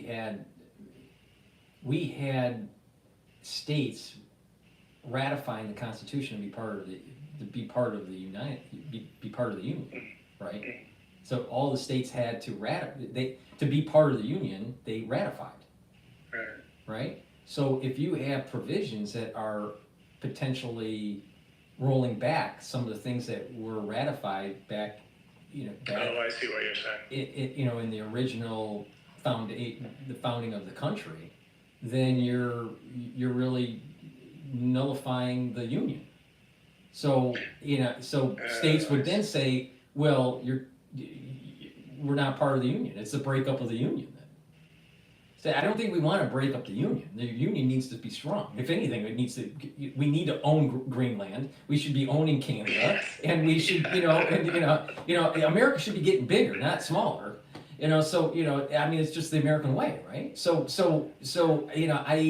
I think we need to focus on the idea of strengthening the Union, making sure that what has been written in the Constitution is protected, and that is not being nullified through some sort of convention or some sort of, state propositions or whatever.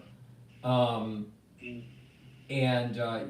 course, it's a living document, and that perhaps there are civil liberties that haven't been thought of that should be added to the Constitution to protect, but it definitely should not be eroding civil liberties.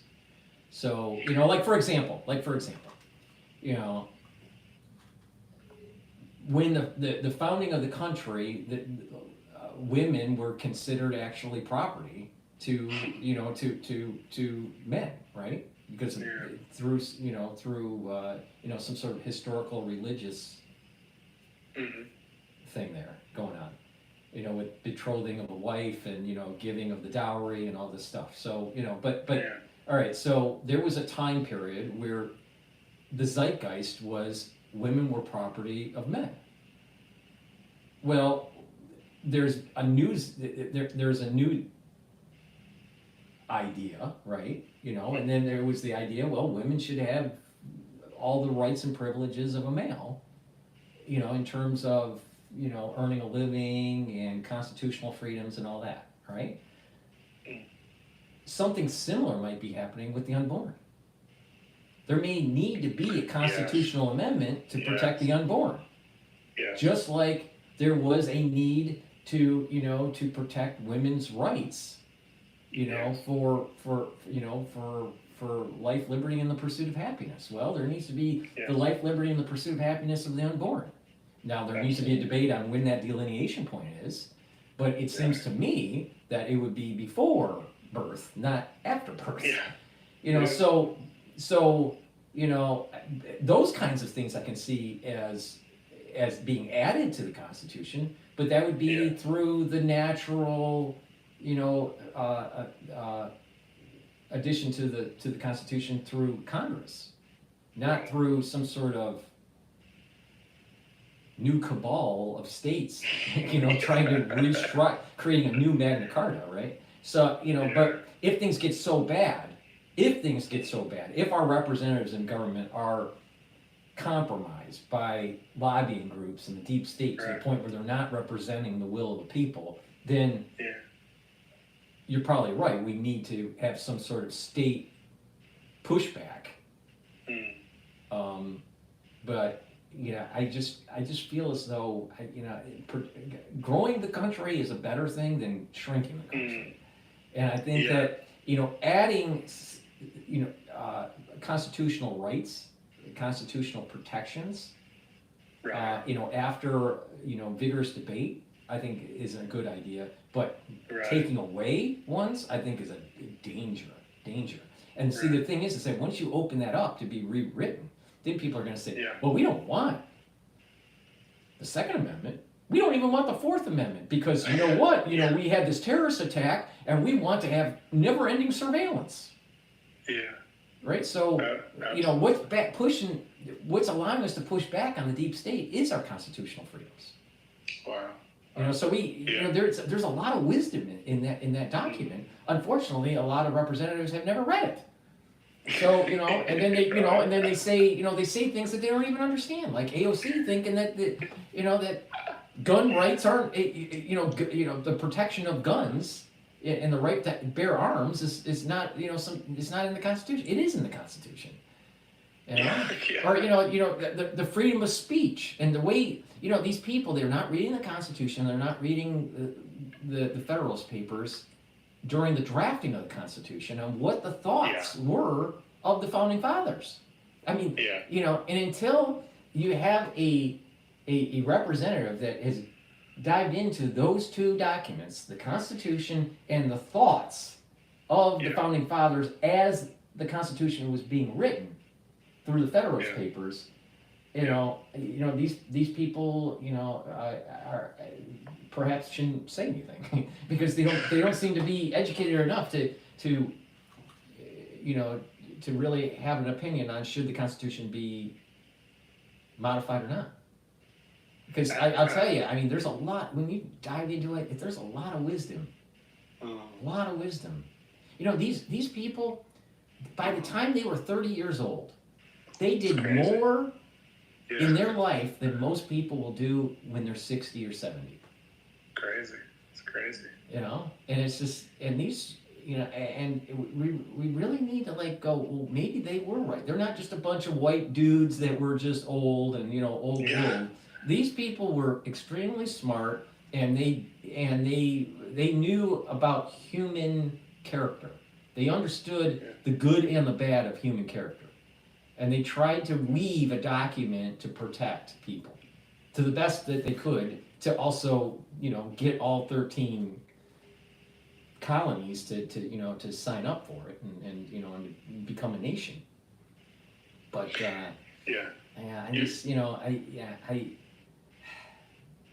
You're making sense. Wait, so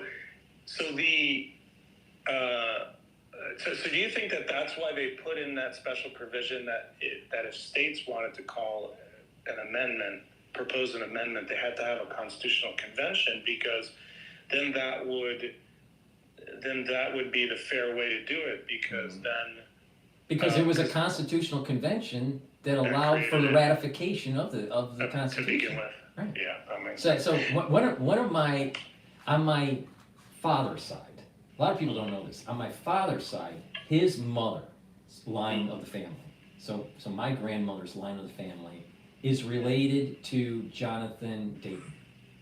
Jonathan Dayton was one of the founding fathers and ratified the Constitution for New Jersey. He also fought with George Washington during the Revolution. His father, so Jonathan Dayton's father, also fought with George Washington during the Revolution. But the thing is that, there was a convention that took place that ratified the Constitution to allow for us to be the United States of America. So we don't want to, throw the baby out with the bathwater. No, I totally get it. Wait, let me ask you one other sort of amendment thought I had, and then I have two other unrelated, sort of related to the bigger conversation ideas.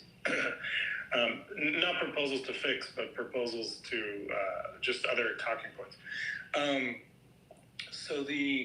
Let me ask you one other thing about this amendment thing. So another thing that happened was, in certain states, they tried to, I guess, ratify certain constitutional amendments, but instead of currently in Article 5, it says that the state legislatures have to, ratify. I guess it's 3/4 of the state legislatures or something. Now, but a few states, I think, tried to have the people, so they did a statewide ballot proposition where the people voted to approve, to ratify a constitutional amendment. But a federal court or court struck it down because they said that Article 5 specifically says, the legislature or whatever. It's not the people. What do you think about an amendment, that a constitutional amendment changing Article 5 of the Constitution to allow either a state legislature to approve a constitutional amendment, or if the state allowed it, a ballot proposition. Mm-hmm. See, there's an issue here. Back in the old days, when they did the ratifying of the Constitution, they didn't have lobby groups. Yeah. Right? The lobbying, there wasn't K Street, right? And so, they could lean on their representatives to do the right thing for their state. All right? The problem we have today is that K Street has a lot of power. And these representatives in government are compromised or captured. So they will decide to do things that will benefit K Street and not so much Main Street. So if that's the case, then there needs to be some sort of compensation, some sort of mechanism to compensate for the people, the will of the people. Right? So if you go, if you try to ratify it by just the will of the people, then that seems to circumvent K Street. The problem is, it's now the tyranny of the majority. So you have two forces that are fighting each other. The tyranny of the majority that could literally override certain freedoms.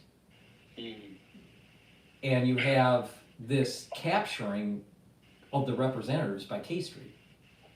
What we need is to push back on it. To see, in our earlier conversation about the deep state, the national security state, and how they're taking, they captured, the system. Yeah. Well, a part of that is these lobbyists.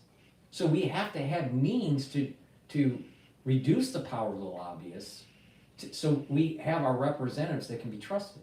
We don't trust our representatives because of this capturing by lobbying. Exactly. So if you have that proposal that you're mentioning, you're potentially having you could potentially have the tyranny of the majority, right? But you're circumventing K Street. So it's not an easy thing to navigate through. I suspect, though, I'd be worried that if everything was decentralized, when it came to like ratifying certain constitutional amendments and stuff, I think that we would probably fracture the country. It would increase fracturing of the country, and we don't want that. We want to grow it. We should own Greenland. We should not. We should not be fracturing the country. We need to find ways, just like how Lincoln said, we need to preserve the Union, and we need to strive to make the Union a better Union through time.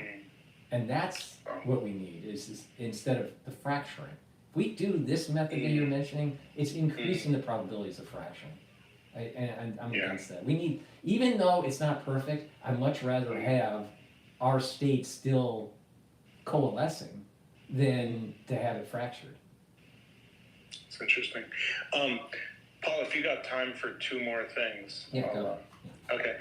One is, I'm very familiar with Chabad, by the way, and I've studied a lot of Talmud, of Gemara, Shulchan Aruch, Hasidus, Kabbalah, whatever. If you ever want to go down that route. For another time. But the other thing is, the thing I was going to say was, now you haven't mentioned it, and don't respond to this if maybe you're trying to keep it private. But are you pursuing an MD right now, or no? You haven't. No. Well, I was pursuing an MD. I decided to not continue on my medical training. Okay. I did 2 years in medical school. I have 4 different degrees. I almost have five degrees. Wait, can you go through them for the people? Because there's really, your background is super interesting. Well, yeah, well, I have 2 degrees from Wayne State. One's a bachelor's of science, and then the other is an MBA. Okay. And in finance. And then I was an automotive engineer for a long time, Right. and then I decided to go into finance. I get into finance through my MBA, and I was managing a portfolio, and I started managing some of the finances for Catholic charities. And during that time period, I decided to get a Ph.D. so I can learn about algorithmic trading. So I decided to get my Ph.D. while I was working. So I got my Ph.D. in finance at Walden University, and my dissertation is on trading algorithmically the futures market of the Euro USD and also oil. Right, the WTI, and how to dynamically hedge that. Wow. So, I do that. And then during that time period, my brother passed away from heart disease. So from there, I decided, well, let's get an MD. So I decided, okay, so I got to do all the pre-med stuff, so I did all my pre-med work at Fordham. Then I ended up getting a master's at Harvard University through HES, the Harvard Extension School. I did my thesis for my master's at Harvard on the TAT protein, which is an HIV protein, and how to use that as a therapeutic, right? If you purify it, right? What was the actual title of the degree, master's in? It's a master's. It's what they call it's called an ALM. So it's a liberal arts, a master's in liberal arts in the field concentration in biology. Got it. So all right. So my research in that was on TAT, and then after that I went to medical school. Wow. Finished 2 years in medical school.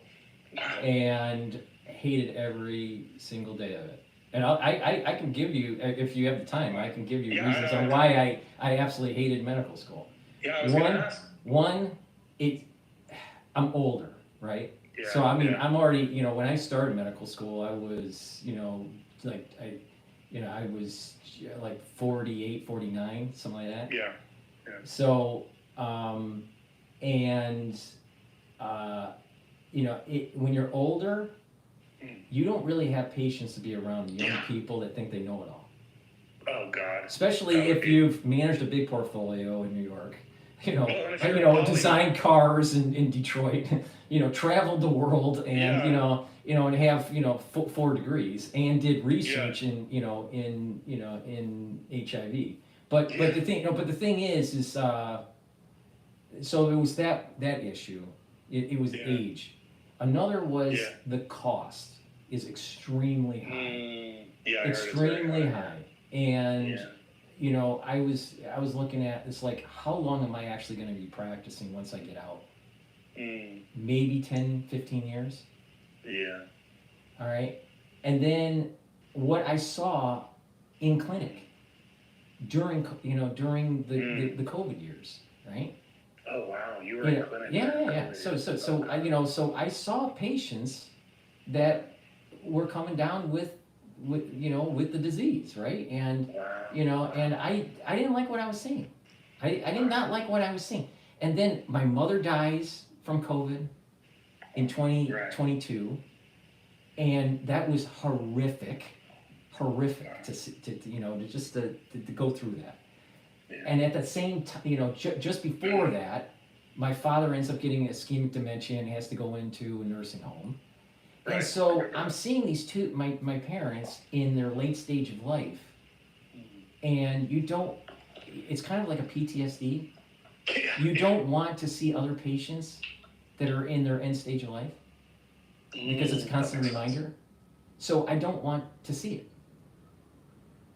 So Yeah, that makes sense. Yeah. yeah, so I just, so I decided, so that for, that issue, then a lot of people don't realize, yeah, you can get into medical school and you can learn a lot, and I did learn a lot, and I'm glad I did it. But the thing is that you have to be poked every year.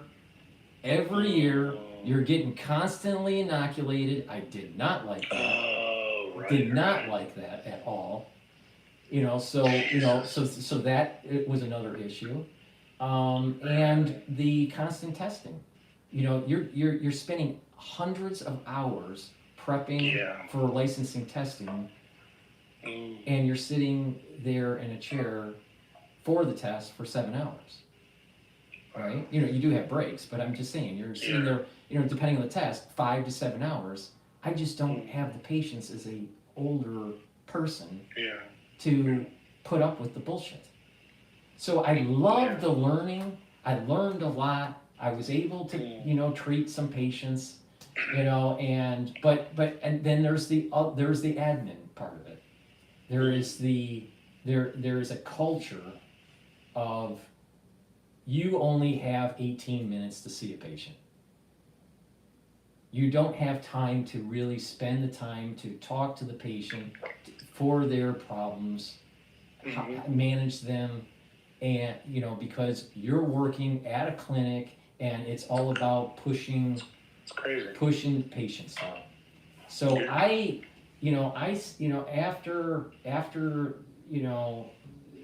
going into the third year, I did not like it. I didn't, for like 10 different reasons. Some of them were personal. Some of them were like, I didn't want to see old people, dying, because it reminded me of my parents. Another was I didn't want to spend the next 5 years, in this heavy test mode thing, And not only that, as you get older, you don't want to change your shifts. You want to wake up I want to wake up at 7 o'clock, and I want to go to bed at 11. 7 a.m. to 11 p.m. I don't want to have 3 shifts a week from 10 p.m. to 4 a.m. and then I just don't want that life. I just don't want it. I just So if I was younger, I probably would have had a different mindset. But I decided to just throw in the towel and just say I learned a lot. I help people to the best of my best of my ability, in clinic, and I went through it. I went through it in an era that most people would not have gone through.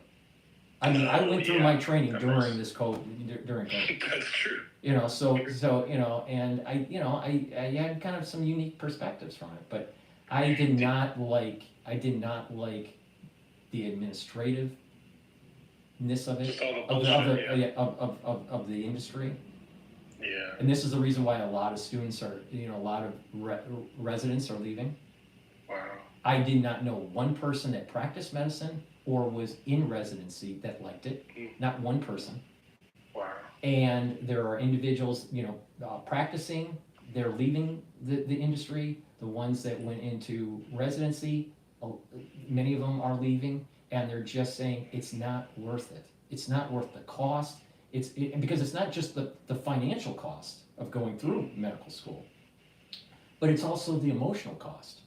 Because you're putting so much of your effort, you don't really have a life. There's no life. Absolutely. So when you get older, you start realizing, what, each hour is, has a certain value to it. When you're younger, it's like, I can waste this, I can waste this time, I can waste that.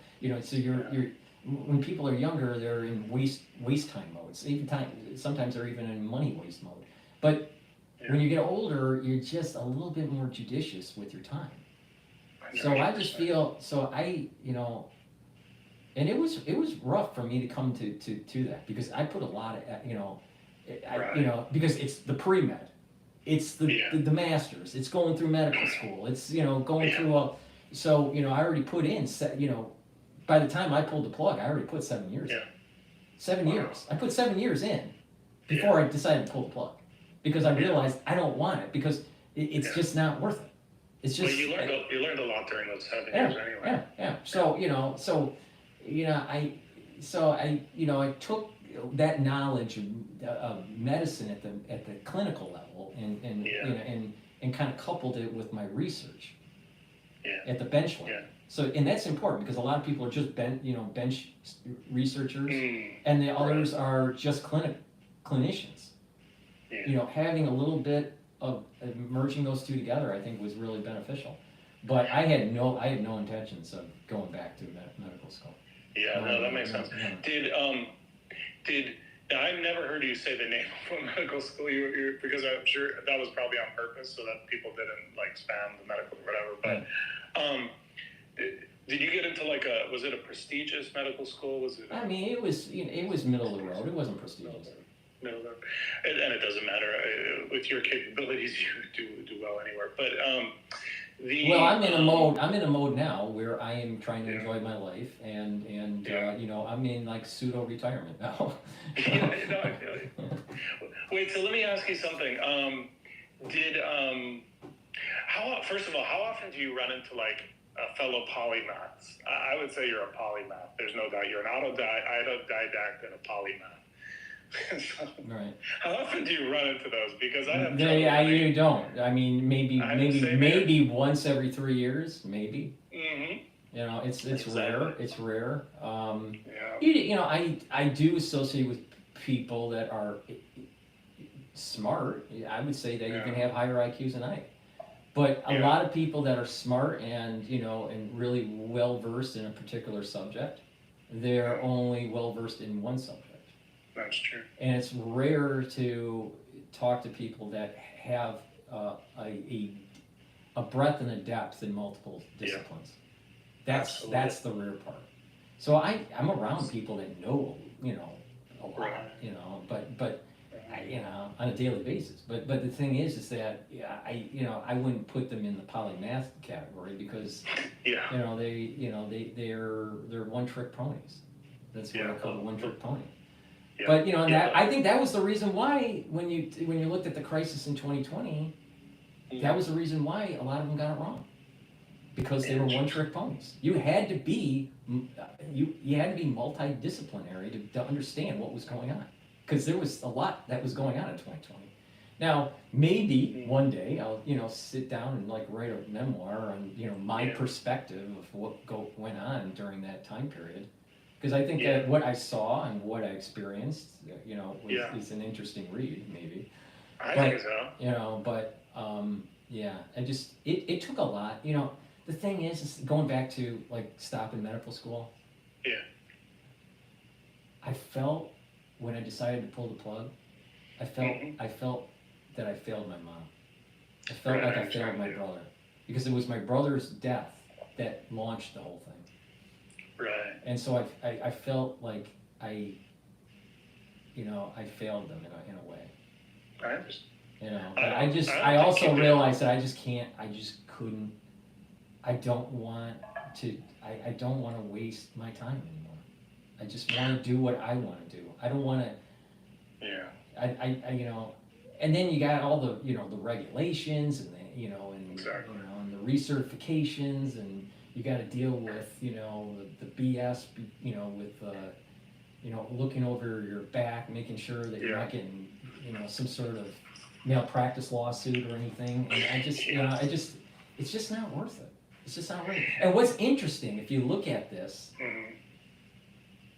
there's a lot of like vloggers that were going through medical school or going through residency. A lot of them are checking out. A lot of them are like going, you know what? They're not continuing. They're not continuing their education. Some of these people were being there was this one guy that ended up going into residency for plastic surgery, and decided to stop because he didn't want to deal with the stress. And that's pretty prestigious to get into something like that. I mean, he was top 1% of his class, and he decided to check out. in residency. So I mean, Yeah. so there's obviously something wrong with the industry. If you have these many people that are talented that are like going, you know what, this is crazy. And so, to dovetail this into what's going on in Trump's administration, with Dr. Oz maybe being elevated to some sort of position, and RFK Jr. trying to restructure HHS and and Medicare and Medicaid and all this stuff. The system's broken. It's broken in a lot of different ways. People aren't getting the treatment they need. Doctors and nurses are overworked, and the industry is in such the credentialing of the industry is in such a status that it's a pressure cooker for students now. I mean, Yeah. I had two students, right? Two classmates, one that I knew and one I didn't know, that committed suicide in medical school. Jesus. Right. Out of how many were in the class? The ones that went, because there is a fallout rate, the ones that Well, how do ended you up, want to count it? yeah, the ones that ended up going at that time, I would say it was probably about 150. So that's a really high percentage. Yeah, 150, 180, something. Really high percentage of suicide. Yeah. That's there's suicide just with nurses and doctors, when they're practicing. Yeah. But there's a suicide problem going on in medical school and in residency. Jesus. So I would, and they were all, these students, they're, more, better than mid-level, and they just cracked under the pressure. There's a guy Because these people are younger and they don't know that there's life beyond medicine. It's crazy.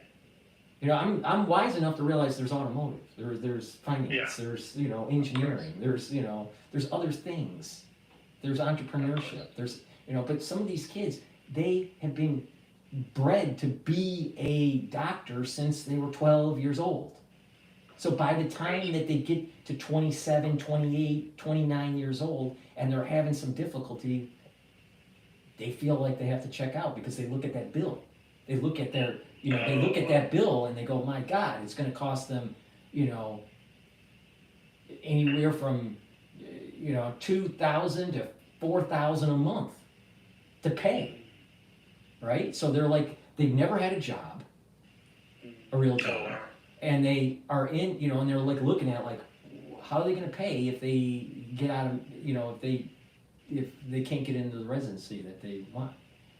It's a pressure cooker. It's a huge pressure cooker. So they need to just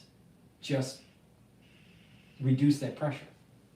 And there should be more doctors out there. If you reduce the pressure and you increase the number of doctors, you're going to be able to have longer cared visits. There'll be more attention. Like people in New York, they're having a hard time being able to schedule for a doctor because doctors are leaving the area because it costs too much to have their clinic here, right? Well, if you have less doctors, then there's just more work on that doctor, and this is another reason why there's just X amount of time that you have to spend with the patient. If a patient comes in, all right, that has multiple problems. Let's say has cardiac problems, has neurological problems. Let's say balancing problems. They're elderly. All right, so let's say they're coming in with some Parkinson's. Right. Let's say they have cardiovascular issues, and they're coming in for let's say they fell, right, and they want you to look at your hip. You only have really time to take a look at their hip, but they got all these other problems that you really should be addressing. So you try to do the best you can by looking at the systems, review of systems, the ROS. And then you say, well, let's schedule another appointment for blah blah blah, right? Well, you should have spent the time to look at the patient in its totality. Meanwhile, the patient has to come back, reschedule. It's an elderly person. their mobility is bad, there's a copay, it's more cost and blah, blah, blah. It's just the system's totally broken at so many levels. I think you'd be hard pressed to talk to a doctor that says they really love their job, unless they're like overbilling with their codes and they love the cash flow. But if they really be honest, can they really be honest to say that the system isn't broken? The system is broken in so many different ways. At the educational level, the stress, the recertification level, the way the care is provided at the patient, it needs a major rehaul. Now maybe RFK Jr. and Oz can fix some of that, but I think a lot of it will still remain. There's going to be a lot of people like myself that want to do the right thing and help people and realize the system is just too bureaucratic and too much of a pressure cooker to even put yourself through the gauntlet. It's not worth it. If someone came up to me and they wanted me to mentor them to go through medicine, I would try to say, don't go into medicine, go into engineering, go into build a skill and be really good at it and build a business off of it. I would not tell them to go into medicine. If they wanted to be a researcher, and go into biotech, then that's a little different. That's a little different because there is an entrepreneurial side to biotech, and there is also, the satisfaction of, discovering things in the laboratory. But clinic, being a clinician, hell no. It's not worth it. But let me say why you didn't fail your mother, your brother, whatever, because I've been there in other things doing what you did, and you reach a point where you're like, okay, I've learned what I wanted to learn. I've learned what I needed to learn, and actually now it's time to move on to something else. And my guess is you spent all of those years learning, so you already know. How much more is there for you to learn that, in order to satisfy the goal that you set out with when you started? Like maybe you've already reached that goal of learning. I've had other people say that I've leapfrogged over an MD. I've leapfrogged over the MD education. That's exactly what happened.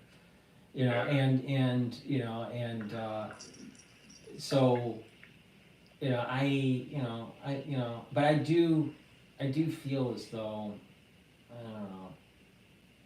don't know, when I went on this journey, I spent time going through the journey and not spending enough time with my parents, and not knowing that that time that I spent, in the laboratory or in class and all this stuff, I missed the holidays and I missed, those key events that I should have spent with my parents, thinking that I'd have time down the road to do that. Wow. And I didn't realize that my parents would crash, at the same time, my father ended up crashing with dementia quickly, and he was the caregiver of my mother, and she crashed after that quickly. And, and it gets even weirder. My father was in the hospital for 13 days, and, my brother and I had to, make the decision for a feeding tube or not. And if we decided not to do it, he would have died. And so we were going through this, you're in a situation where if you don't do it, he's going to die in about 48 hours. If you do, he might have some sort of cognitive recovery. So what do? Well, we put the feeding tube in, he survived, his body is healthy. The problem is his brain is gone. So I'm at a state where it's like, what? The better decision was to let him go. Yeah. And not, right, because he's still alive, right? Because you've talked about how much it costs as well, too. Yeah. So being at that, so you're in medical school and you're dealing with that fork in the road decision. Do you stop treatment on your parent to allow them Yeah. to exit peacefully, or do you Yeah. try to roll the dice on science to see if they get better? Yeah. Well, once you're there and you go through those types of decisions, you start seeing life differently. You start seeing like, you know what, life is precious, and sometimes death is better, and not to keep on pushing, because our technologies are such that we can keep a body alive for a long time. Doesn't mean that person is having a nice life, but we can keep a body alive for a long time, right? Right. So so seeing all that all together, all at once during COVID, and all of it, and all this during the stress of being in medical school and all that, I had enough of it. That would have been hard, yeah, because I know you were traveling like up to Harvard when you were doing the masters, which is crazy. I mean, that would have been hard enough. It kind of upsets me, that people try to demonize, even though I was trying to really help the people, but it doesn't matter anymore. I mean, it is what it is, and the bottom line is that I was proven right. Well, they may try to demonize, but as a total outsider who was no dog in the fight, you're the only guy who had the knowledge, and I had like ins with the government, so I could like see stuff like at a low level, like here's reports and this and that, like. But the guy who I read through some of that. It was funny before they demonized hydroxychloroquine, when they talked about that sort of stuff. We got to be careful on what you say. I'll just stop there. But let me move to another thing for a second.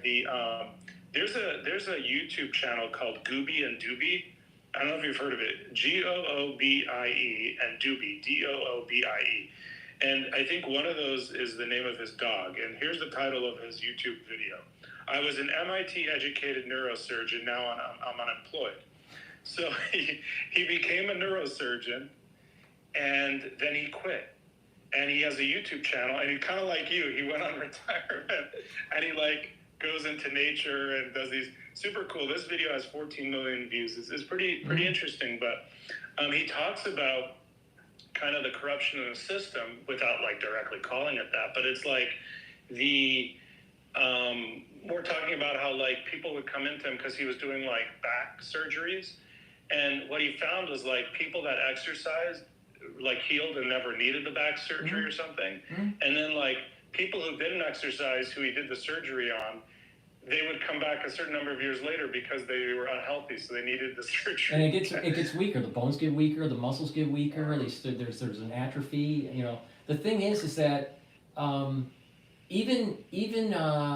so going with JFK, all right. So JFK had back surgery, all right, and he started having back problems after that surgery. Now, yes, that was in the 50s, and the surgery back then wasn't as great as we have today, right? Well, Ted Kennedy had that plane crash, right? And he also was supposed to be slotted for back surgery. The father said no because of what happened to JFK. Wow. And so Ted Kennedy pushed on and tried to rehabilitate and not have the surgery. Okay. And he fared a lot better. How I know this is that I listened to the audiobook of Ted Kennedy. He goes into detail about this. So you're totally right, right? What people don't realize is like even today, let's say even if you don't have a back problem, all right, you can slow down back issues. As we get older, we start having problems with the curvature of the back, or osteoporosis, or even osteoarthritis. Well, you can reduce that by just strengthening back muscles and pushing your spine backward, right? By stretching. Like exercising and building up the muscles. Most people, when they work out, they're working the front part of their torso, not the back part. Big chest, yeah. And this is the part of the reason. As they're building up their biceps and their triceps and, you know, and their stomach muscles, it's all contracting and actually Curves them forward. curling, yeah. So you want to actually go the other way. You want to build up the muscles in the back, and you'll actually have better posture, you'll be taller, and what will happen is that you'll have a better muscular structure for the spine to be able to weather the overall loads that are happening as you age. So back muscles, building up back muscles is a major improvement that people can do like now. You know, but people, and it's simple stuff to do. You don't have to be you don't have to be lifting all this super weight. You know, you can just do simple calisthenics that strengthen back muscles for males and females, and you're going to see better curvature of the back. And then not just that, when you have a better curvature of the back, you're actually improving your pulmonary system. A lot of people don't think so when you're, you know, so you're going to be able to be breathing better, right? And you're not going to be in as much pain when you're older and you start pulling your back. You pull, you know, you hear an old person when they get out of the chair, they pull their back out or whatever. Well, if you have a strong back, you don't pull your back out. So, you know, just doing these exercises that they're almost like anti-aging exercises in a way, because if they didn't do the exercise, you'd slowly have the curvature of the back, right? They slowly start losing height. And they just kind of like, and then all of a sudden, the vertebrae will start to rub because your disc is starting to erode. So the cartilage starts to erode, and you just kind of get smaller and smaller and smaller, right? Well, if you start having really good back muscles, you do this exercising, you know, on a daily basis, what's going to happen is you're going to start having a better posture. You'll actually gain about a half inch. You could gain a half inch by just doing back exercises. Yeah, I believe that. You know, that's just you know, that's what I get out of medical school, right there. Well, actually, that's important knowledge. Is that because the end, you know, always, you know, people get so complicated, but the end result of like a lot of research is sometimes something very simple. Dude. You know, I know how to, you know, they train me on how to, you know, work up a patient and reading EKG and, you know, prescribe medication for different types of cardiovascular problems. I'm telling you, you can stop a lot of this by just changing the diet, you know, working out, you know, but not overworking out, and also taking certain types of things that will not only reduce the chance of clots or plaque buildup, but also shrink the plaque. You can actually shrink plaque. I mean, like, you know, so you could do like an ultrasound, right? A lot of people that are older, especially my age, you know, if they haven't been, you know, watching their diet, you know, they'll do an ultrasound of, let's say they do a stress test, and they normally do an ultrasound of the carotid, right? So you do the ultrasound of the carotid, and a lot of people are like 40-50% blockage. Oh no. All right? Well, you start doing certain things like a little bit of exercise, bringing down inflammation, taking D3 and K2. This sounds like a commercial now, but it's not. No, but you know, but the point is that by doing these things, you can take these things and it will actually shrink the plaque. I didn't know that. But you've talked about before how the reason why you look so much younger than you are is because you had seen your brother, what had happened. So you started like researching these things a long time ago and started. So have you been sort of exercising? Yeah, I don't know, because you've done what, triathlons or marathons or something? No, I've done triathlons and marathons. Half Triathlons. marathons and triathlons. So you've been, and so basically so tell me if this is correct. So you've been basically researching how to stay healthy. And so you've been sort of creating a regimen for yourself, which includes exercise, diet, supplements. Is that correct? Mm-hmm. I've been on this journey since I was 16 years old. I was on this journey since I was 16 years old, and I've been tweaking it. And it's not just me doing it and just reading like a health magazine. I actually started learning the science of it and learning the medicine of it. See, the thing in medical school is they teach you how to detect a disease and how to try to treat the disease. But usually these people that have cardiovascular problems, they end up eventually having heart failure if they live long enough, right? So that's not really, that's just treating the disease. It's not curing it, right? So the best way to do it is prevent the individuals from getting to the point where they have dilated cardiomyopathy or, some sort of hypertrophy of the left ventricle or something like that because of high blood pressure. There's ways to prevent that.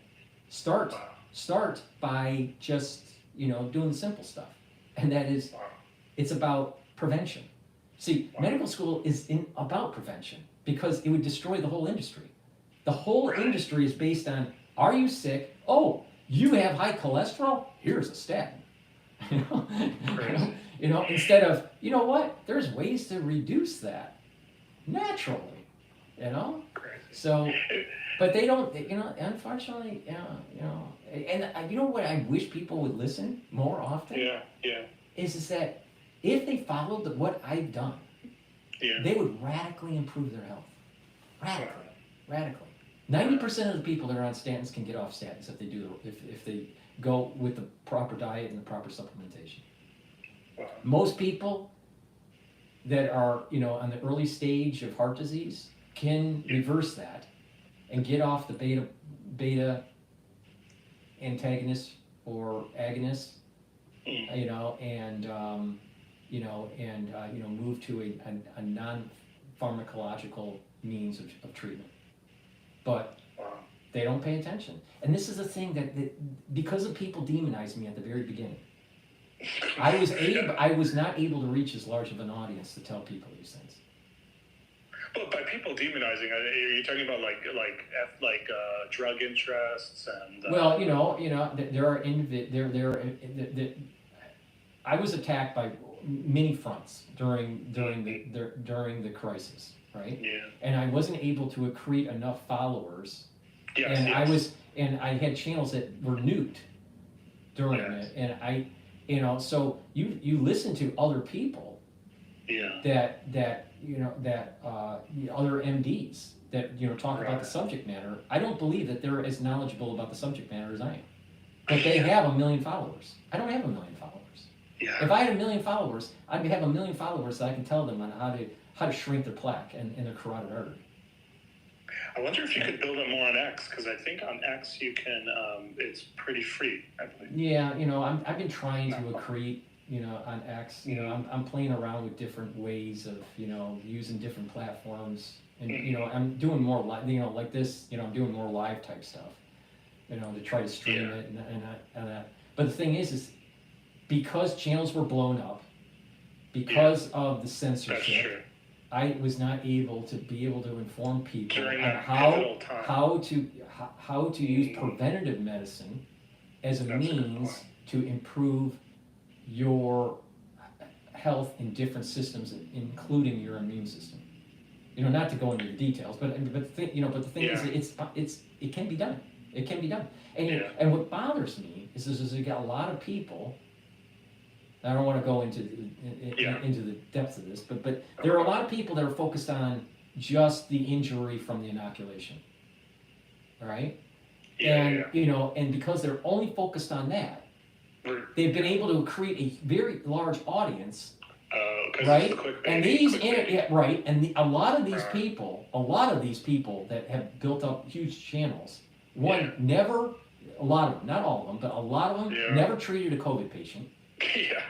Some of them are PhD. There's nothing wrong with a PhD. I have a PhD. Yeah. But I had a unique experience because I was in medical school to be able to treat COVID patients. So I have a medical education. Just I didn't finish my MD. But the thing is that some of these PhDs that are talking about the crisis of 2020 was never in medical school. And they're too old to be in medical school now because they're already retired. And on top of it, they pontificate about the pathophysiology of this stuff, and they really don't have a background in it, at all. But yet they've been able to accrete millions of followers. Then you have individuals that that were part of the problem, that were part of working for the Department of Defense. you know, or biodefense. You know, they were part of the problem, and then they switch sides because that's where the money is. You know, first you get the contract money, and then you go to the other side to, you know, to get to accrete followers and get notoriety because of inoculation injury. You know, I don't want to mention names, but you know, but you know, but there are people like that, and then you have other individuals that practice medicine, right? That are cardiologists or even psychiatrists, because there's lots of people that are having, you know, issues with psychiatry, you know, because of what they went through for many reasons, you know. But instead of treating people, what they do is they go and they're a podcaster now. Because why? Because they want to be celebrity doc. Now, if myocarditis is so prevalent, which it is, but if myocarditis is so prevalent, it is through the Hippocratic Oath that I had to say and they had to say, right? It is their obligation to make sure that they are open 15 hours a day, making sure they're treating myocarditis, instead of spending time on a freaking podcast. Yeah. That's a problem, because what it is that they want to be a celebrity doc. And so people will gravitate to them, and they'll say things that they can't even get the full details right. They don't even know when certain things happen, you know, when and during the, you know, the development of the platform from Barrick. They don't know the real dates. They don't fully understand it. They don't fully understand, you know, because they're a cardiologist, you know, they don't fully understand the immunology that's on this. Most of these doctors are pre-genomic doctors, pre-genomic sequencing doctors. So they didn't have a medical training in immunology or in genomics or in molecular biology, because it didn't really exist when they were in medical school. I mean, it existed, but not at the medical science level. Yeah. So these people are pontificating on things that they don't have no freaking training on. That makes sense. But they have huge followers. They have huge followers.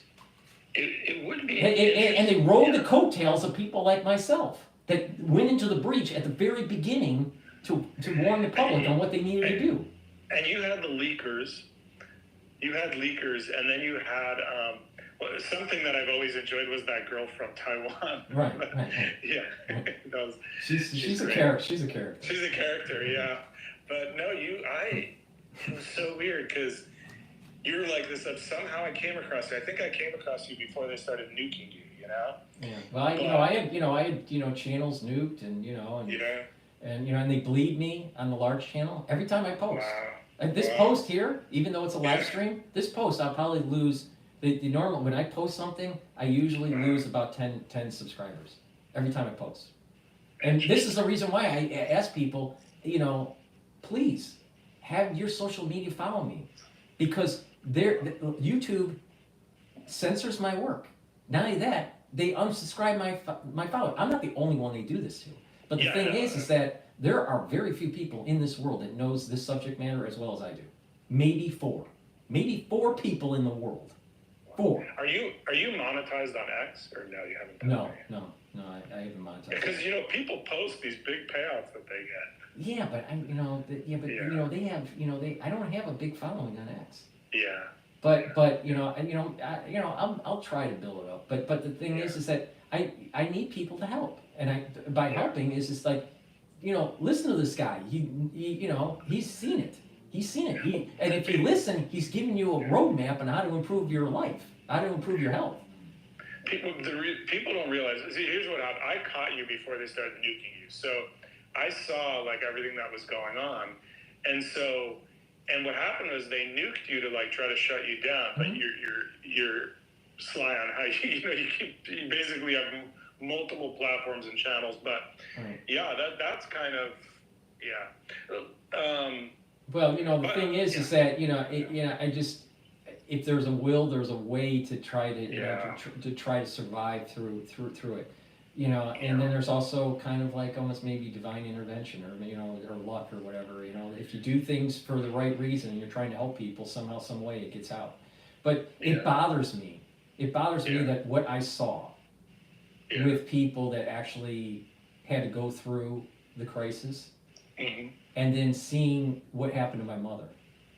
and then seeing how the system tried to prevent me from telling people what was going on, and then seeing celebrity docs getting on podcasts and not treating people. Like, really? I mean, like, I'm not a big fan of Dr. Drew. Never was. Well, he was the one I was thinking of in my mind. Do you see those advertisements he's in? They're horrible. Yeah, well, the thing is he's trying to be a celebrity doc. The thing is that what he should be spending the time on is dealing with the post-traumatic stress disorder that physicians and nurses had to go through. I mean, apparently he's a drug and alcohol guy.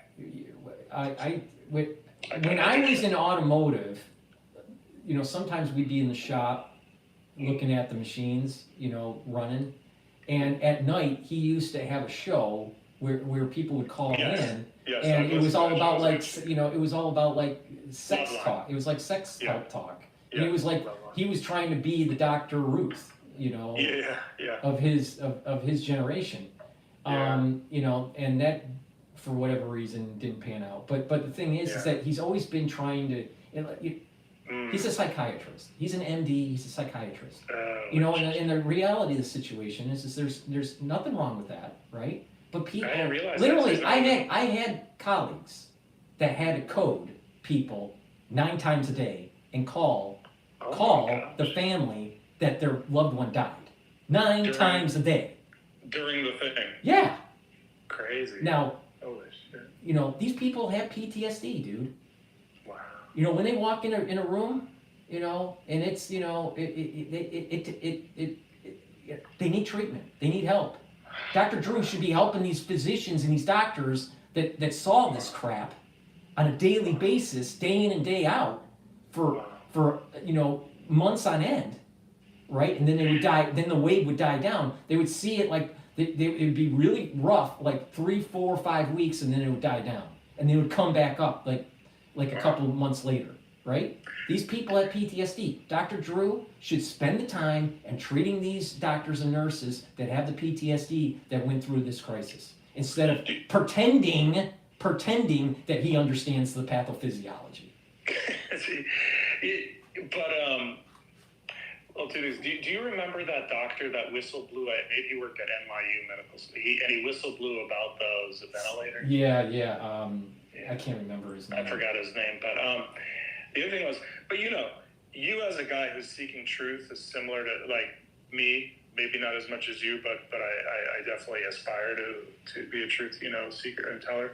Like, it's the charlatan is always better compensated than right. the truth. And the thing is like when I first started talking about it, people were saying, "Oh, he's not an MD yet." And and he's he didn't finish his research at Harvard yet, and blah blah blah and blah blah blah, and don't listen to him and demonize him. And then the AMA came after me because of what I was saying, and then tried to kick me out of medical school, and then Harvard tried to get after me because of what was going on with Lieber, and because I was blowing the whistle on Lieber. Yeah, I remember George wrote you a letter to help.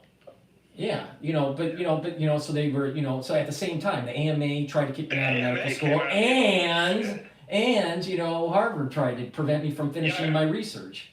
I remember Harvard. I didn't know the AMA came after you. Yeah, no, because I basically had a very strong stance that I did not believe that the HHS should be able to force inoculations.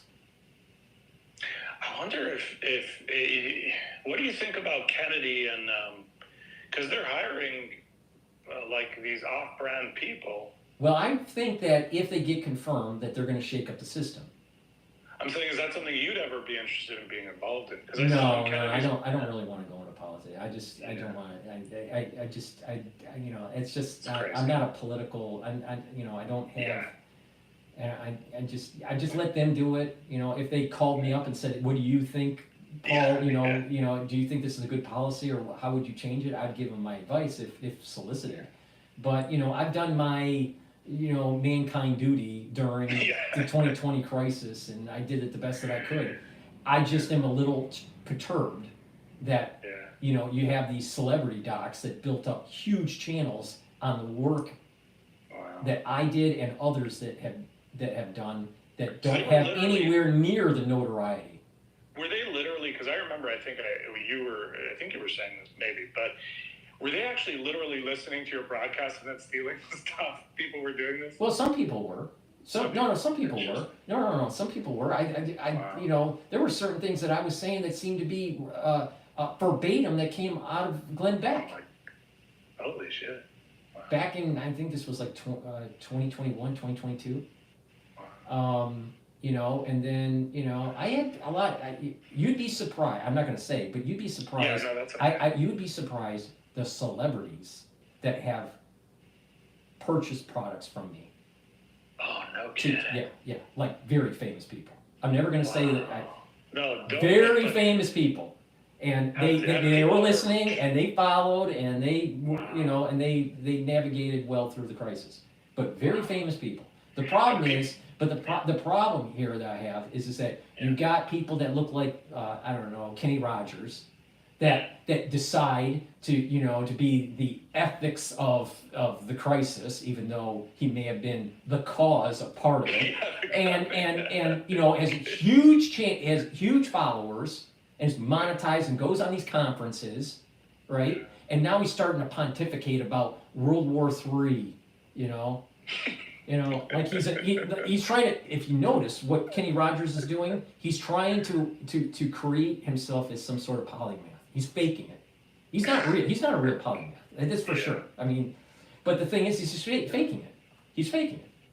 Oh, yeah. Well, I mean, well, like when I called you a polymath, it was kind of obvious to me. There's no fake there. Right. You know, but the thing is, Kenny Rogers, he built up a notoriety, and then now he's going to tell you about, you know, the Defense Department, and you know, he's pontificating about the Ukraine war and what's going on in Taiwan, you know, and all this stuff, you know. And I'm like, if people really listen to my early work, I was saying that what was going on during the crisis is going to play big when it comes to our defense in the Pacific theater. Because there was a component, because the whole idea is to weaken Xi so Taiwan would not, because what was happening during this time period? Hong Kong was taken over, right? So if you weaken Xi, it weakens his chance of taking over Taiwan. Wow. So this is all, this whole thing that we went through was to weaken Trump and to weaken Xi, right? And you know, and so I've been saying this from day one. From the early days in 2020, the very early days, it was tied to the Pacific. It was tied to the Pacific, you know, theater for war with Taiwan. That was the reason why Miss Taiwan got involved. And then you know, there was this long arc of development that goes all the way back to 2001 on the platform. I'm not going to say the name, but you know, the platform that was used. So there's this long arc that goes all the way back to biowarfare footing just before 9/11. And then right after 9/11, you had all the anthrax scare and all that. That was all. This whole arc of history is tied together. Now, no one connected the dots like I did. No one. No. And the thing is that the famous cardiologist that's always talking about vaccine injury, he can't even get the right date on when the actual platform started out of Barrett's lab. He keeps on saying 2016. It's not 2016. It actually started in 2001. Yeah. You know? But he's pre-genomic. He's a pre-genomic MD that didn't have much understanding of molecular biology or genomics or even immune system. But he's going to tell you how it really is. Jesus. But you know, but what's the crazy thing is there's such a large following these individuals had, and they were not in the breach at the very beginning. There was very few people at the very beginning that were trailblazers like what I was doing. And well, sometimes I wonder, some of these people, I'm not saying specifically in this exact case, though it could be possible, but just in general, some of these people, I wonder who they're actually working for. Well, I think that there are some people that, I think they're different types. I don't want to put just everyone in one basket. Yeah. But I think there are different types of individuals that covered this. Some of them, had, a scientific background in a particular discipline, particular system of the body, maybe, lymphatic system or maybe neurological system or whatever, and they were trying to understand it from their slice of lens of looking at it, which was important. And they were just trying to, cover it from their perspective, and I think they, did a decent job. There were others that here's another dark side of medicine. Most doctors in the early days of COVID wanted to pretend that it wasn't happening because they were afraid their clinic was going to be closed.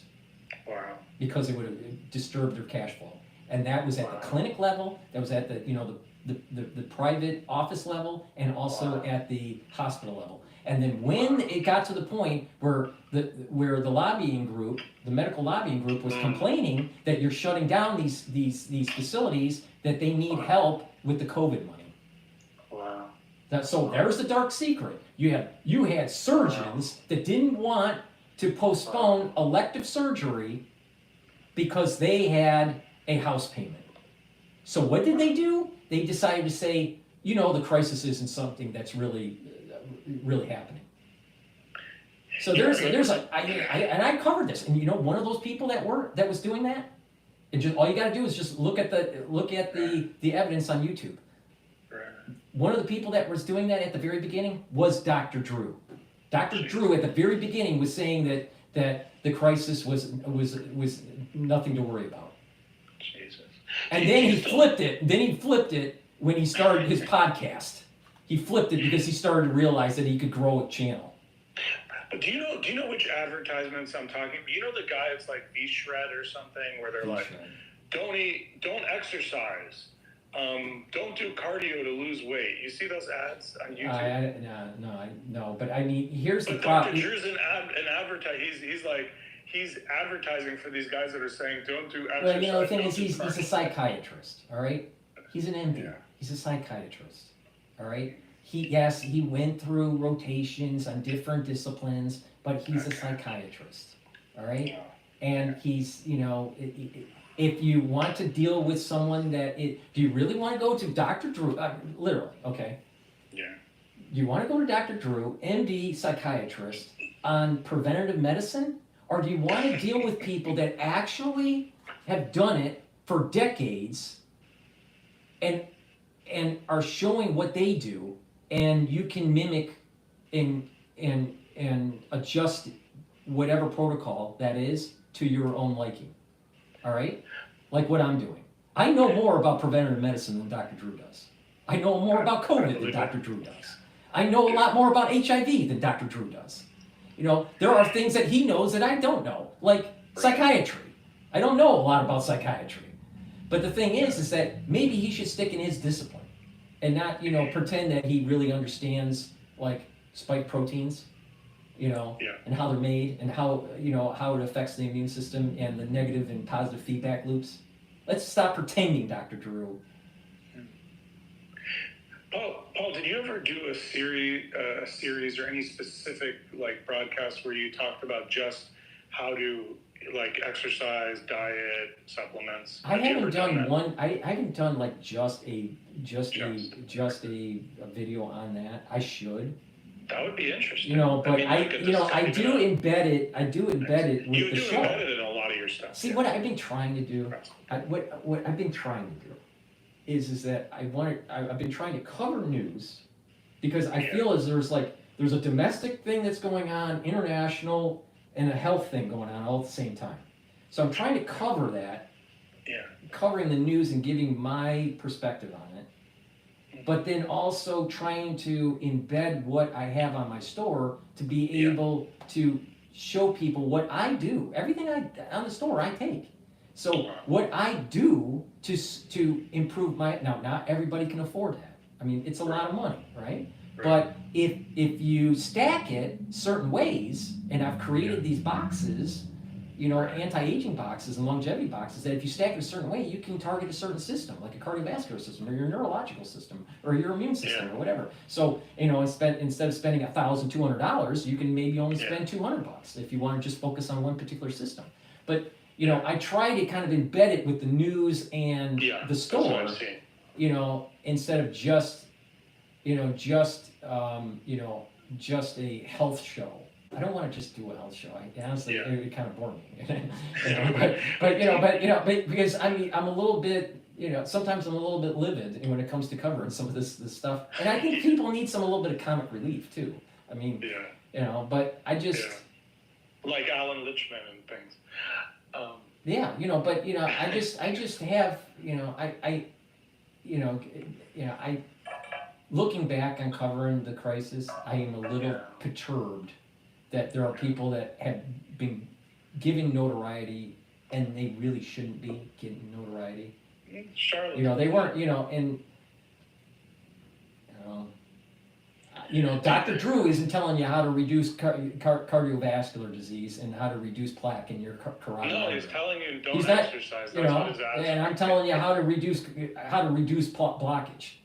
Because that's going to save someone's life. Because you know what? It's really sad to see someone not being able to breathe, and and they're in the emergency room, dude, and and their life is flashing, in front of them, and they're having a heart attack right in front of you.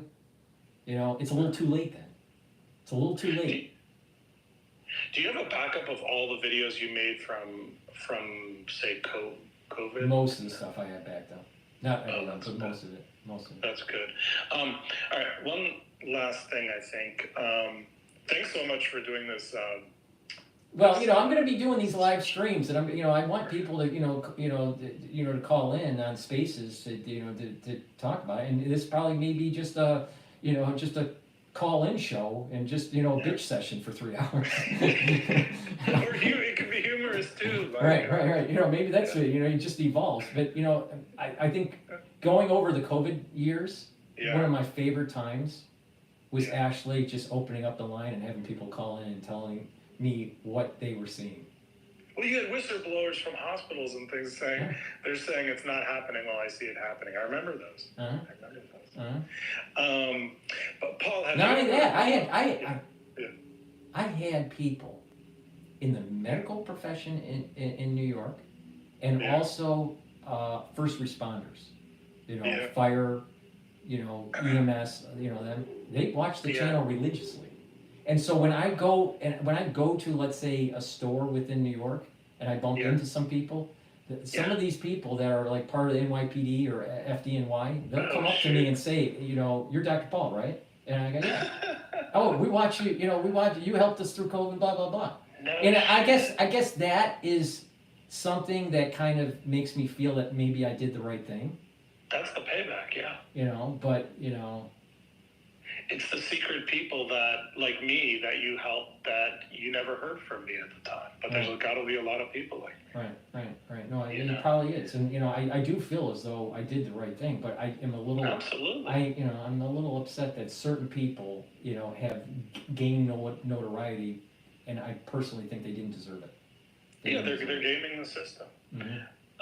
I would, I know more about COVID than Dr. McCall. Way more. I could go up on stage unprepared and completely blow him out of the water. Totally unprepared.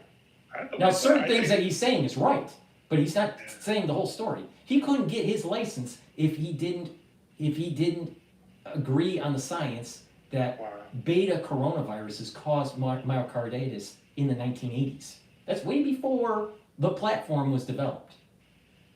But if you listen to him, it's as if myocarditis just started after 2019, which is total BS.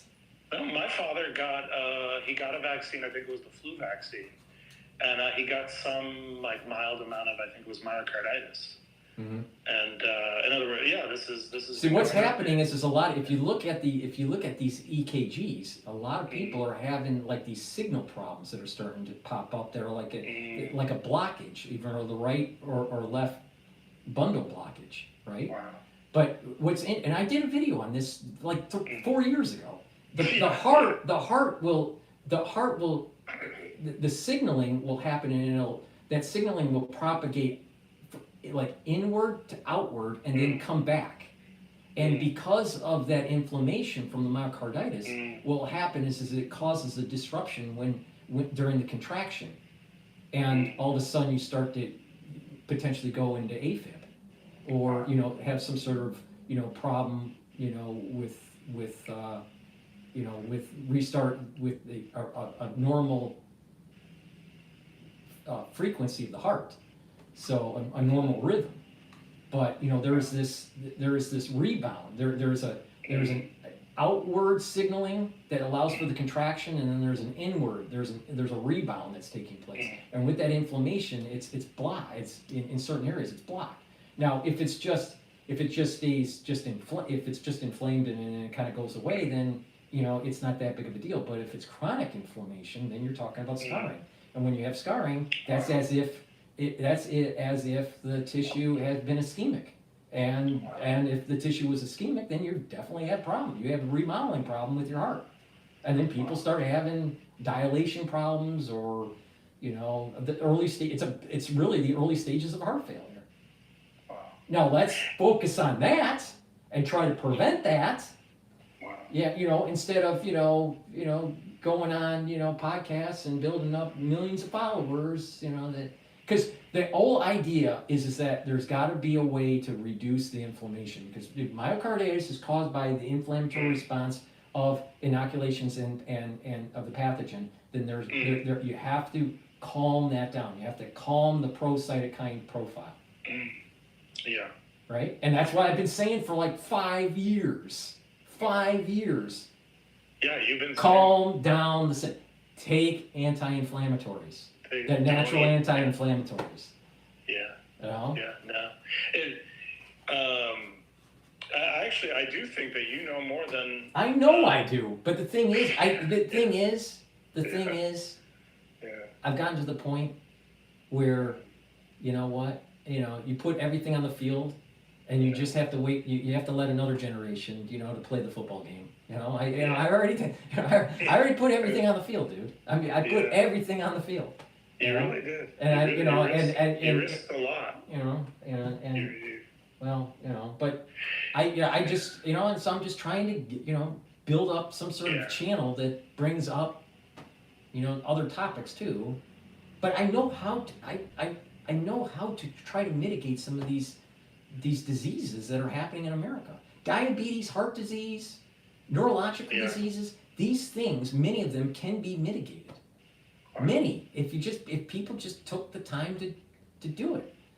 I was so sad, trying to treat patients with diabetes. All right, and you'd sit there and you'd go, okay, you're type 2 diabetic. You got to control your insulin. You got to watch what you're eating. You got to make sure you check your blood. Blah blah blah. Right. But if you lose the weight, you watch what you're eating. You can get off the medication. You can control it. And when you're controlling it, then you're reducing the chances of kidney disease, you're reducing the chances of cardiovascular disease, right? They don't want to listen. These people, dude, I've seen so many patients. They don't want to listen. They just want, can you just give me a pill? You just, they want to stop drinking the Coca-Cola. Yeah. And it's like, well, my knees are hurting now. Well, that's because you're overweight. If you lose the weight, you won't have the knee problem. Can't I just go to an orthopedic surgeon and just get a knee replacement? Yeah, you could, but literally that's America right there. Yeah, it's like what you talk about. If people just walk, they don't have to do some extraneous exercise. If you walk a few miles a day, you'll shed most of your extra weight. So, Paul, one other thing on just to tie it all together. Have you ever got into reading like the great books of like the Western world or anything? When you say the great books of the Western world, so there's a set of books. It's like 60 volumes, okay? And there's like a reading plan to get through it, but it takes like 10 years. But it's like great books. It goes all the way back to like Plato and Aristotle. Well, this sounds like the Harvard reading. Yes, that's exactly the one. Yeah. Yeah, some of the books I already read. Yeah. Yeah, I did have a point in time, actually recently, about 6 months ago, that I was thinking, maybe I would just start reading it. But I started noticing that I probably read about 30% of them already, 40% of it already. Okay. Throughout my whole either academic career or just, on the side. And then I started realizing, you know what, there's probably contemporary work that's very similar. Yeah. Like I have this philosophy with Shakespeare. I'm not a big fan of Shakespeare. All right, I'm not a big fan of Shakespeare. I don't like reading Shakespeare. It's very hard. But I read, I just don't have a Shakespearean mind. I can figure out, pathogens made by biolabs, but I can't read Shakespeare, right? But there are modern versions of the storyline in other books or in movies or whatever. So it's really, I've been exposed to something similar, but in a modern context. So I think that that's true with many parts of the Harvard series. Yes. So, And if you look, I've read a lot of books, dude. I mean, I've thousands. It's a lot. It's a lot. And maybe maybe I would probably prefer reading some of the more esoteric stuff on Hasidus or Kabbalah than you read the Harvard book. Yeah. Wait, let me ask you about that actually, because that was something I forgot I wanted to ask you was, one thing you've never talked about, I don't think, is because I've studied some Kabbalah, but through Hasidus, really, not on its own. Have you ever gotten into secret societies and Hermeticism, occult? I'm not talking about any hocus pocus. I'm not talking about any black magic, weird stuff. I'm just talking about studying. What I'm interested in is understanding how much power do secret societies have in society, and how, if they do have power, then how far back has this power gone, and where's the source of their power? In other words, is it some kind of knowledge on how humans work and how the world works on it? I don't know. Have you ever thought about that stuff? Are you interested in that kind of stuff? Well, I mean, I always viewed that whole esoteric stuff more on a religious context, and not really a secret society context. I do know throughout my whole life, I have known people that were Freemasons. Right. Yeah, like my grandfather. I have my observation, outside observation, is just that almost all of them are very, very nice people that will do anything to help you. Yeah. I wouldn't be surprised, though, that within these societies, there are a group of people that a society within a society, right? That have the levers of power and exercise those levers of power.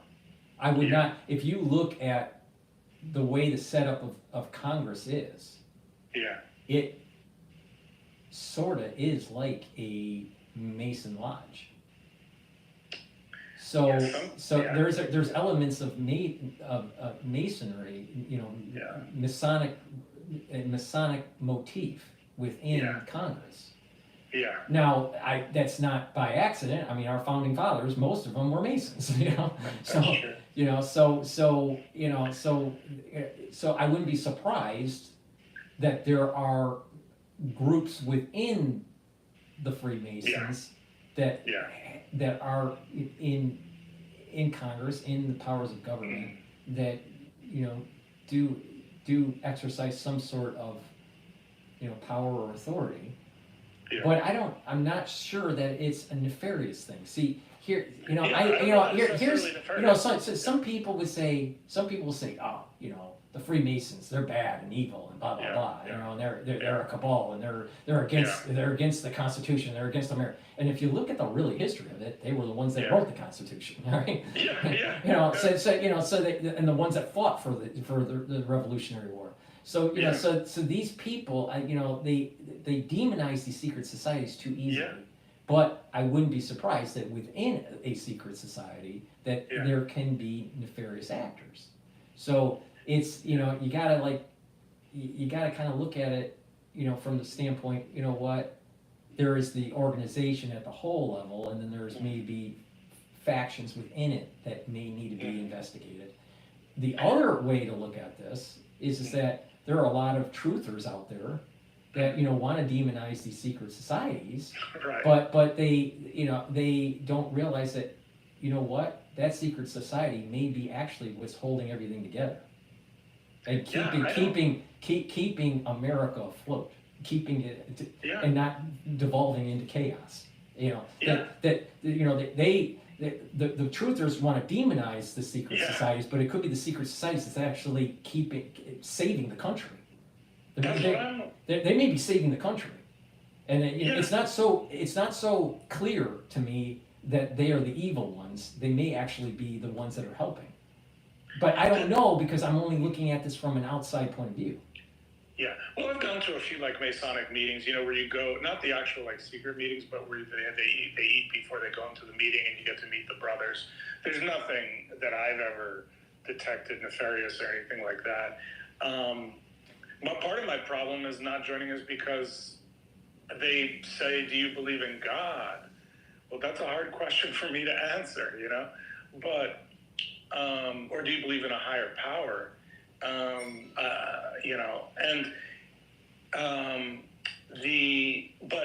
But yeah, like I don't think that there's necessarily anything wrong with secret societies, but this is why I want to find out more. Right. The thing is that because it's secret, it creates this imagination overload, and depending on how that person is, they may be thinking, well, maybe this is an evil organization, maybe it's a positive organization. But if you look at the history of America, the Freemasons have done a lot that have been positive for the country. A lot. Yeah. Right? But that doesn't mean everyone is, is positive. That doesn't mean everyone's evil either. I just think that the whole truther movement, for lack of a better term, I think demonizes the Freemasons in the United States too easily, way too easily, and that they need to to realize a little bit more of the history. But then they'll come up with, well, this person wrote this book and he said this and blah blah blah and all. So like I said, you have good actors and bad actors in any organization. You can find good and bad actors at McDonald's, right? In Chabad. Right. Or in any religious, institution. There are good and bad people in the Vatican. There are good and bad people. I'm sure there were good and bad people during the Sanhedrin. I'm sure there were good and bad. There's good and bad people. In any organization. And it's too easy to demonize the whole lot. Oh yeah, I mean it's just like they just throw crap on the wall and say Right. Even with Chabad, from my understanding of how it is there's a faction. It's broken up into factions. So there's one faction group that is very, very pro Mashiach. Messianic, right? It's a fringe group. Most of them are coming from Israel. That's these fringe group that's young and impressionable. And then you have another group that it's like, well, no, there's this multiple hundreds of years of history between one Rebbe to another and what they wrote, and with their Maimorums and in their they're from Bragans and all this stuff. That there's this, and they lose it. So are there some bad actors in that religious institution? Yeah, there are, but there are also some very wise and humble people too in that. I mean, you read some of the Maimorums from some of these Ribbis. I mean, you can tell that there's like some high intelligence there, very high intelligence. Well, like the last one, he had a gigantic library, and the library still exists on Eastern Parkway, in Crown Heights, Brooklyn, and he was just a gigantic scholar. There's no doubt about that. Mm-hmm. In fact, they're still fighting to get back books that were confiscated by Russia, like a long time ago. And that was from another Rebbe, and he... I would not be surprised. And this is way out there, what I'm saying. I don't think anyone has said this. This is like first, right? Another first. I would not be surprised that on a metaphysical level, that the peace in the world will rapidly advance when there's some political pressure put on Russia to give back those documents. Wait, what did you say? The peace in the world? Peace? No. Peace in the world. Peace in the world would advance radically if there was political pressure put on Russia to give back those documents and books. I know what you mean. It seems like they gave a few books back, like maybe in the 80s or something. Yeah, but it's like they have a huge library. They only gave like a handful. Right. But they have... No, I know exactly what you mean, Paul, and I've thought about this too.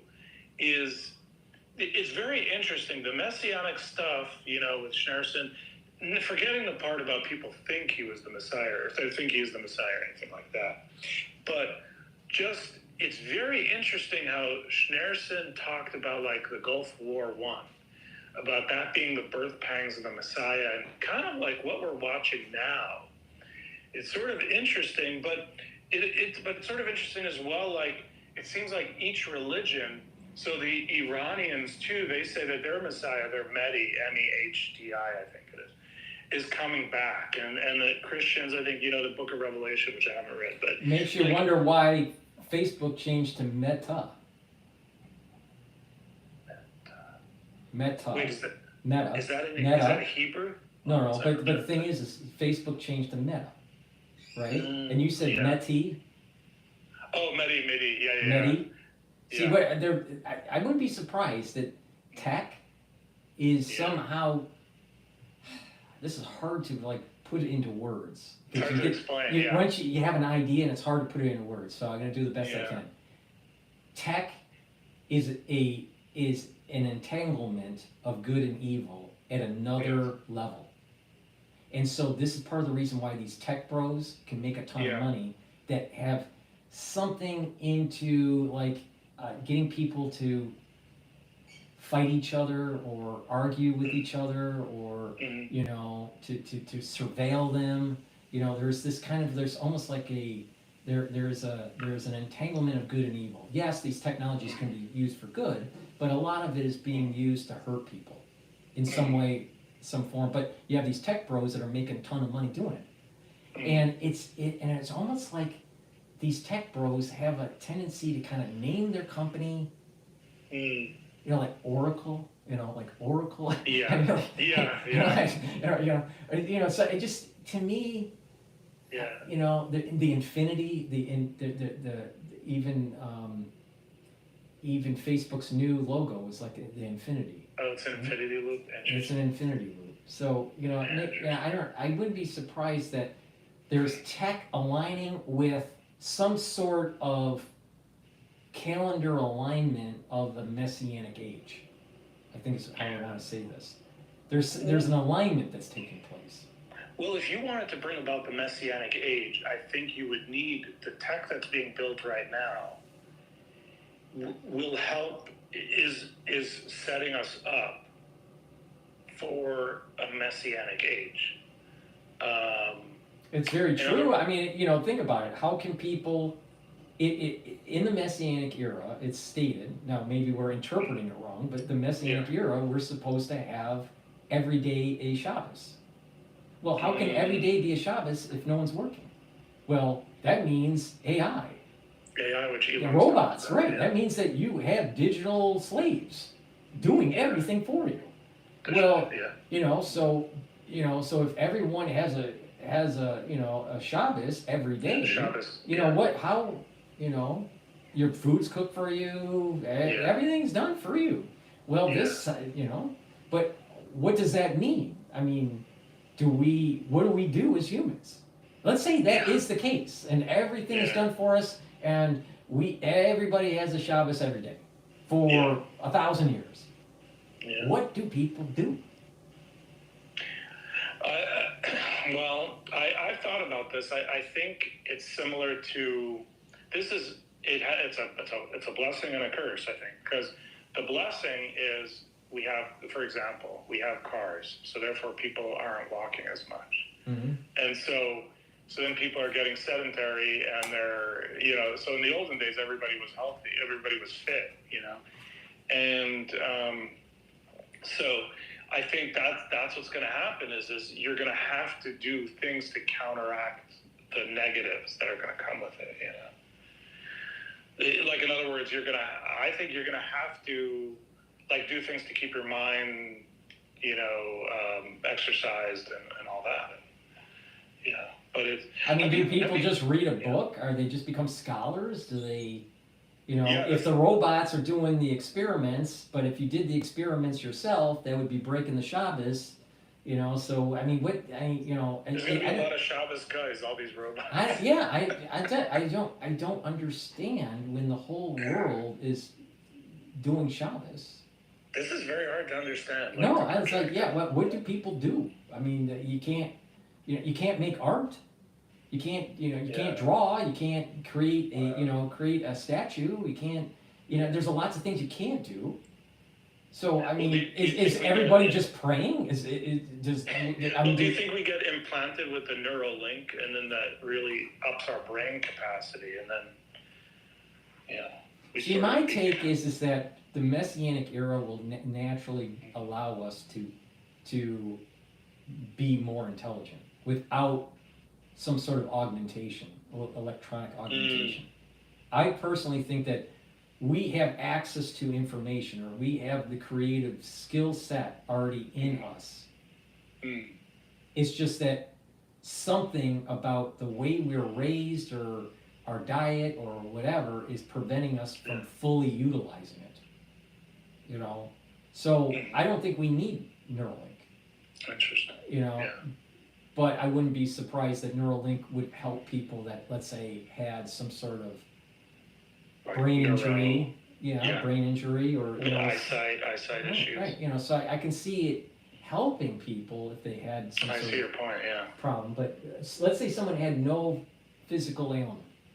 In a Messianic era, I don't think that you really need augmentation. I think you just automatically start being much higher in intelligence and in creativity.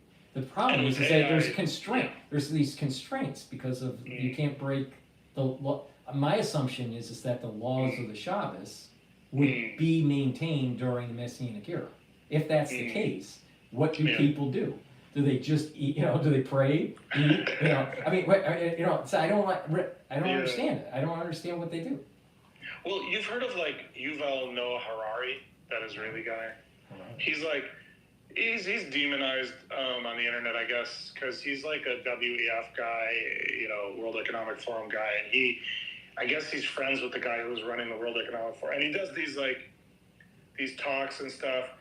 I haven't bought his books yet, and it's on my buy list. But anyway, I saw him doing an interview with Lex Friedman, and he was saying that we don't know, like in 10 years, what the world is going to look like, and to have a guy who I think is constantly thinking about what the world is going to look like, that's pretty interesting.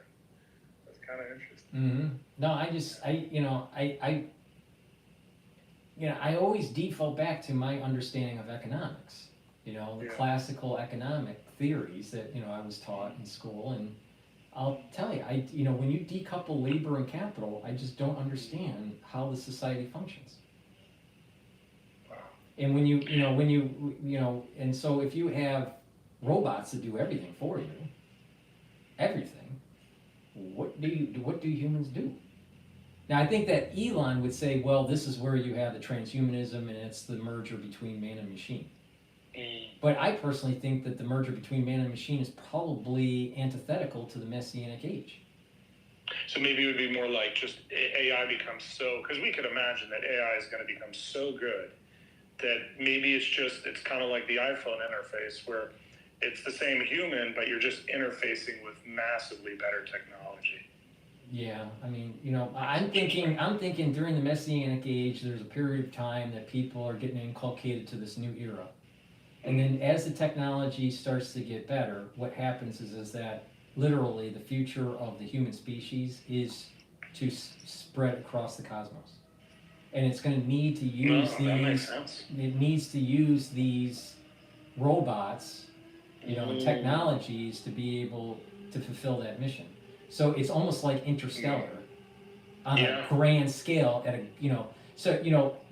the baby step is colonizing the moon, colonizing Mars. The big leap is going to another galaxy, right? Wow. And so That kind of makes sense. So let's say we have 10 or 20 billion people, right? Eventually, what's going to happen is that there's going to be a team of robots that can fix themselves and stuff. But they have a team of robots and a team of humans that work together to colonize the universe. And maybe we emerge, maybe we evolve into, Alien, like a movie. I don't know, but it just seems that other than being spacefaring, I'm not sure what else people would do in a messianic age where every day is Shabbos. So maybe that's what people will do is we'll just push farther out, and that's what we'll use our minds for. Farther out into the cosmos. It almost kind of like, do you remember Battlestar Galactica? I didn't watch it. I didn't grow up with a TV or movie. We weren't allowed to. All right. So Battlestar Galactica. It's kind of like you had a human race that was moving to a new solar system or whatever. Maybe that's what's going to happen. I'm not sure, but I don't think we really need augmentation. Yeah, I see. I'm not a believer in transhumanism. I'm against transhumanism. I wrote a book on artificial intelligence, and I was against Cottrell and the whole idea of the Singularity Institute. Yeah. Now Elon, I think, is he falls in line with the transhumanists, but I think he's trying to use transhumanism for good instead of like transhumanists for evil or transhumanism with amoral. I think Elon is trying a moral tack, That's my feeling, yeah. But I'm not sure. I don't really buy into the whole transhumanism. I just feel as though that we probably didn't need it. I mean, Adam lived for almost 1,000 years, right? He didn't need transhumanism, so why would we? So we'll re-enter the garden. I forgot. Is the Messianic era where we re-enter the garden kind of a thing? I guess. I don't know. I mean, I'm a scholar of the Messianic era, but I mean, I do know this, that it seems to be, there's a period of time where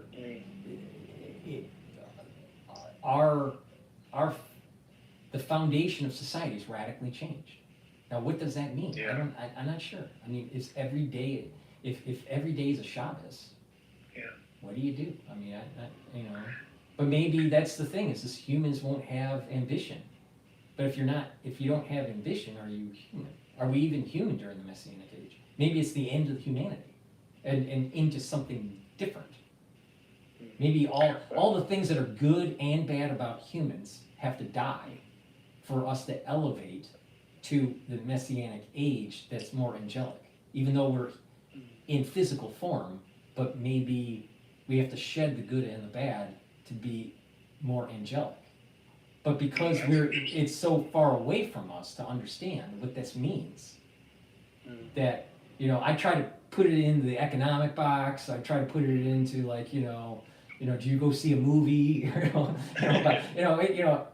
it's hard to do because we're constrained to our understanding of this plane, of this world that we live in. But if all that is gone, if all greed and ambition's gone, perhaps what we call human is no longer in existence. It's something different, something more angelic. I haven't looked into this, but are they going to be able to, like, I guess they call it terraform Mars? Like, are we going to be able to breathe? Are we going to always have to have breathing apparatuses? There's going to be a period of time where you need the breathing apparatus until the atmospheric concentrations reach a certain level and at a certain pressure. So you need not just atmospheric pressure, but also the concentrations of certain gases. So once that concentration reaches, then you wouldn't need the breathing apparatus. So over time, you're going to need it less and less. So like right now, you have to have it because of the pressure and because of the gas concentrations. But throughout time, you're going to, now how long that is it 1,000 years? It's definitely not days. It's probably measured in hundreds of years, if not thousands of years. Unless there's some way to like supercharge, some sort of like global warming kind of thing going on. I mean, they would probably have to figure a way to take the elements that are on the ground at Mars and be able to convert them into gases and pump them into the atmosphere at a very high clip, right? Yeah. A very fast flow rate.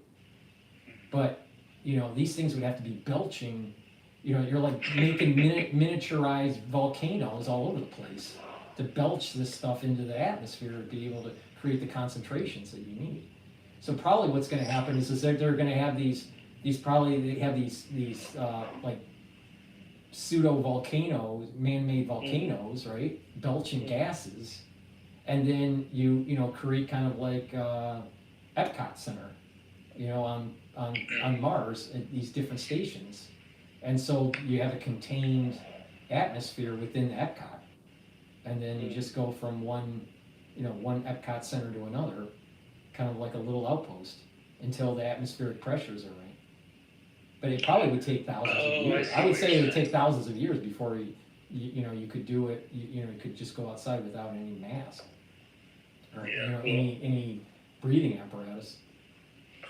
Well, we're moving into it. I mean, if this actually happens, what an amazing world. I mean, we think we live in advanced times.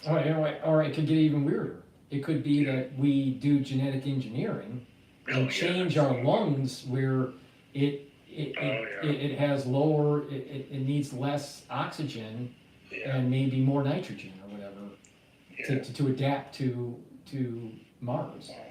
Change the gas, permeability of the permeability of the lung. Maybe, I don't know. But who knows? Who knows? Paul, well, thank you so much for doing this. And if something crazy goes on again, let's get. Well, I'm sure something crazy is going to happen. Every week is a crazy event. Every week. The reason why I brought up the great books, I was like, if we did like a book club like thing where we did some reading every, and then we would get on and discuss, reading. But so you read. When did you sort of decide to read a lot of books, and like how did you do it? Did you do like one book a week, or how did you split it? Oh, my father was a big reader. So just being a kid, I just saw him reading lots of history books. Wow. So I just read. The things that I focused on was economics, history, science. Wow. And that's interesting that, a big arc of my life has been, in those subjects. It was science. Yeah. And because I was from Detroit, cars was the thing to do. And there was that's the design cars was a cool thing. As a kid, I had an amazing life. I really had an amazing life. Yeah. Hopefully I still have an amazing life. Well, you're a blessing to a lot of us. Sometimes I don't feel it though. Sometimes I feel like I feel cursed. I honestly do. I feel sometimes cursed. You mean like it's a double-edged sword kind of? Well, thing? it hasn't been a picnic, for sure. Yeah. Well, see, I take a different tack than you. See, I do consider myself somewhat of a polymath, somewhat of a autodidact and all that. I mean, but that's why I think you're a blessing. It's very hard to find people like you. But I handle, and sometimes I question, I handle it the other way, which is I shut my mouth and I walk into terribly corrupt situations, you know, and I just sit there and watch and try to figure out how to fix the thing, you know, but don't open my mouth until I'm ready to, like, you know, unleash, you know. Yeah, you know, the way I was, you know, maybe it's part of my genetics. It's like if I see a problem, I'm getting it on the table and I'm, you know, and I'm stomping my foot and you know, commanding, and you know, I don't take no for an answer, and I keep on moving forward. You know, and I think that was self-evident what happened in 2020, but. Yeah, it's a curse, you know. You know, because I look back at it and I see a lot of people that rode the coattails and had a notoriety, and they're not solving the problem. They're not getting to the root cause and solve the problem, and it's all about them. It's all about them. Yeah. Well, I'd say maybe double-edged sword, blessing and curse, because you bless people like myself and you know, and a lot of other people. Yeah, but I couldn't save my own mother. I mean, isn't it crazy? If you really think about what just happened, I was able to help so many people, and I'm glad I did, but I couldn't save my own mother. Yeah, but that's interesting, because I find with myself in general in life, like, there are those, like, dichotomies, or that, like, split where, like for me, I got IQ tested, you know, top 1 percentile, okay? Like, and I never thought of myself as smart, nor even really now.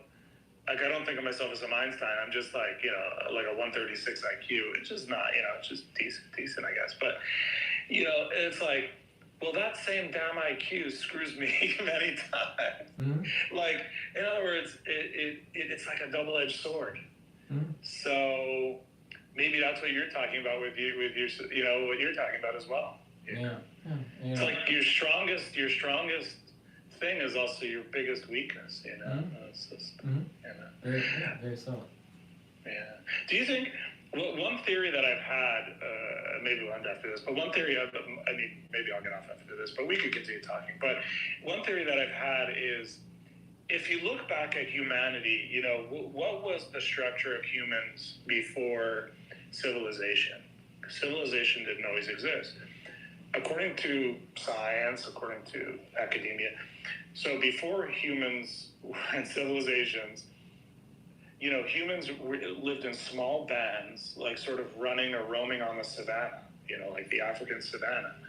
And, you know, these small bands are, I don't know what they were like, I forgot the number, maybe 20 to 200, something like that. So very small. And I think what we're living in right now, you know, civilization is an artificial, it's sort of a technology.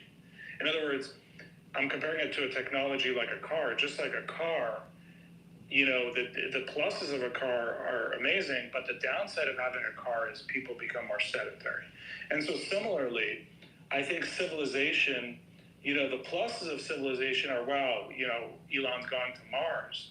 And you need all these people that are like experts in a very small area, but who can F up, like you were saying, like, they're experts in a really small area, but they're not polymaths like yourself who can look across and look holistically at something, you know, and that's a big detriment to, you know, to a lot of things, to for healthy thinking, to, you know, well, in COVID, it was a big detriment. So I think I think the strength that I had dealing with the COVID era was because of my engineering background in automotive. And people would say, huh? And it's the reason is that I can visualize something, you know, because when you're designing, you visualize things in 3D. And not only that, when you're visualizing in 3D, you, when you're designing stuff, you are like running kind of a simulation in your head. Would this work or would this not work? And so it's called a design failure mode analysis.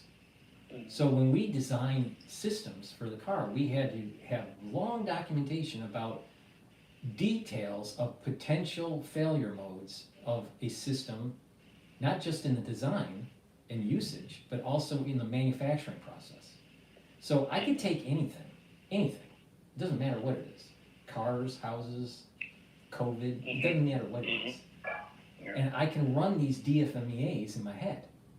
And what happens is that I'm actually picturing all the things that could go on with it. So when I said that I can see it, what was going on. That's what I meant. I could see how this was attaching to the receptors, how this was, and it's totally because of automotive engineering. All that CAD experience, all that CAM experience, all the design experience, all that DFMEA failure mode analysis, and it just allowed me to, and that's how I solve my problems. I just look at, okay, what is the system and where are the failure points? How can it fail? If I did this, what would happen? If I did this, what would happen? And you just can run it in your head. And Einstein thought that way too. Tesla thought that way too.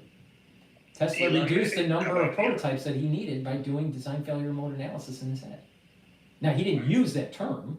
That term's actually a Ford term, but the point is that he did simulation analysis in his head. And there's not enough people that do that. And it takes, it's not, you have to, be inculcated into that kind of culture, doing that on complex systems. And then when you do it often, then it comes natural. But most of the scientific community, MD, Ph.D., didn't matter, did not have that capability. And that was the secret sauce. The secret sauce right there that I provided was the DFMEA. Now, but the thing is I keep on going back. Malone, he isn't a DFMEA guy. McCall, he's not a DFMEA guy. Drew, he's not a DFMEA guy. Cole, he's not either. He knows how to stain slides. Take tissue out of dead bodies and stain slides. But they get the notoriety. It's amazing. It's amazing.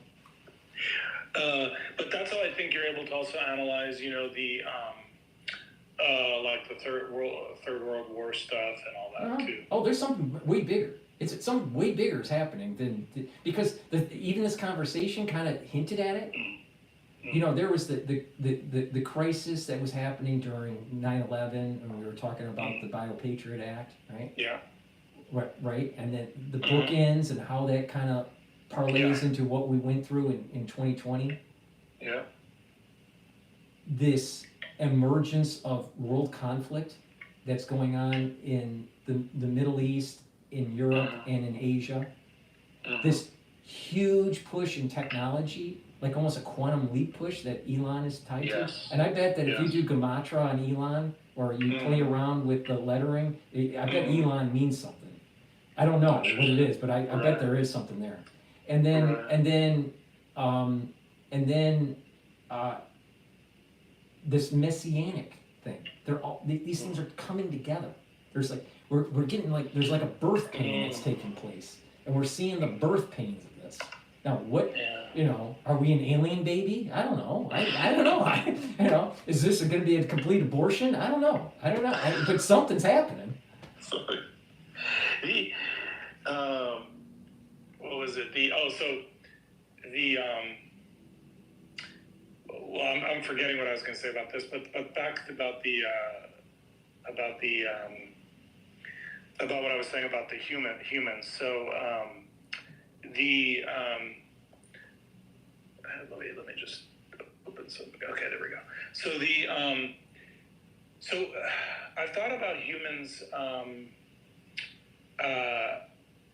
So in order for civilization, because what is civilization? I think this is just a hypothesis I have, or a theory, but civilization is like organizing the people to build the pyramid in Egypt. That's a small example of what civilization is. So you have somebody who's really good at chipping away stones. So you have these specialties, and then you have, in one sense, you could look at humanity now within civilization as like slavery, because we're slaves, we're slaves in every way, in so many ways. And then on the other hand, you say, well, it's not necessarily slavery as in like a bad thing, but it's sort of, we need people to be organized for the greater good to build out the future, So that's my thought on. Yeah, I mean, that's, you have to go through some sort of pain to be able to build something more positive.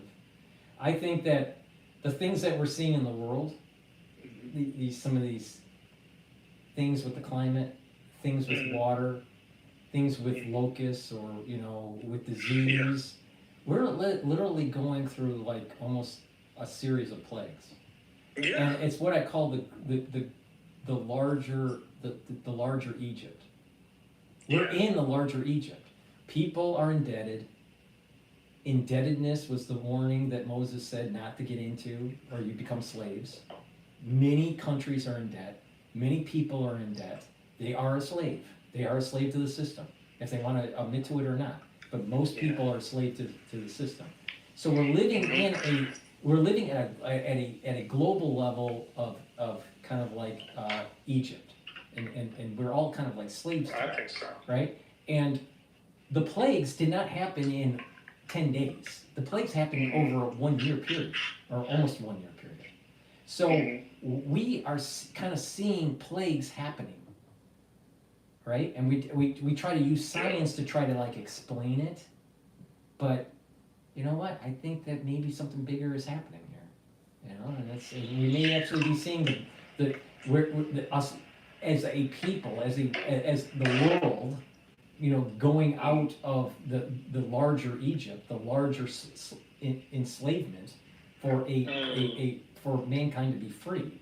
Now, what that means exactly? Like a new age. Yeah, I don't know. I mean, some people would say this is the transition to Aquarius and all this, but right. I don't know. It makes you wonder. Well, there was a letter, a supposed letter between the head of the Illuminati or something. This is like 100 or 200 years ago. I don't know. Giuseppe Mazzini and Albert Pike, the head of like Freemasonry and the head of the Illuminati, supposedly here, and they're talking about these 3 world wars. Now, I don't know if this letter is legit or not, but when I see what's going on today, it just keeps building up to this 3rd World War that they talked about in the letter. Right. Well, it could be, but they may be taking something from, I think, a better source. And we really want to go to the source document. And I think that source document is the Book of Enoch and the Book of Jubilee. If you read some of the things that are going on in the Book of Jubilee, we're in it. If you read some of the in the position, if you read some of the pages in the Zohar, especially in volume 3, it looks like we're in it. So I would look at source documents of Zohar, Book of Jubilee, and the Book of Enoch. And I think what they're doing is they're just pulling from that. So it's just like, I wouldn't even worry about what the Illuminati, what the Masons say. It doesn't mean anything. It's what those source documents of the Apocrypha are. And that's the New Testament, the Jubilee and Enoch? I don't think it's the New Testament. That's really the Old Testament that wasn't codified in the 5 books of Moses. There are books that were written that were kind of like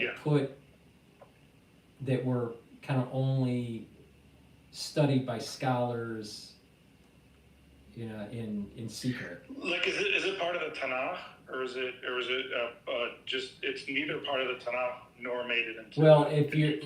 Well, you have the 5 books. Yeah. And then you have a larger Tanakh that is 24 volumes. Okay. That's the codified. That's like the Proverbs and that's Proverbs and all this, Kings and prophets and all that. So and then you have a series of books that weren't part of that. They weren't part of that codified volume that were studied. Yeah. That aren't. They're more cryptic. They're more cryptic. They're really studied. Now, my understanding is that they have found piece of these books in the Dead Sea Scrolls. Mm-hmm.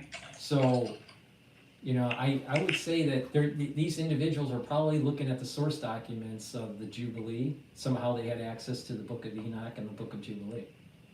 And it's been translated. It was translated in Aramaic. It was translated into Greek. Mm-hmm. It was translated into German. So somehow, some way, I wouldn't be surprised that Pike, because he was German, right? He probably got the German version of it.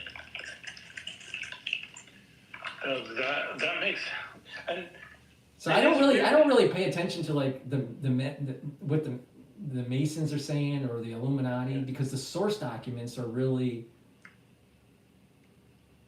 the Tanakh and you know some of these other texts that are outside of the Tanakh. Have you ever heard of a guy named Bill Cooper, Milton William Cooper or something? He predicted 9/11. It's kind of crazy. Oh, yeah. I heard someone was telling me about this. Yeah, 9/11 I think is in the Bible code, and if things that are in the Bible code were meant to be. Now, why is it? Well, if I look at it from just an American know-it-all kind of perspective, it was a deep state kind of thing that went on. There was a stand down, and it was let to happen to get overreach for the national security state. But there are things written in the Bible code that go right to 9/11. There are things that happened during things that happened in the crisis of 2020 that are related to 9/11. And just the numbers 911, I don't think is an accident. No, but it's even weirder. 45 and 47 equal 9/11.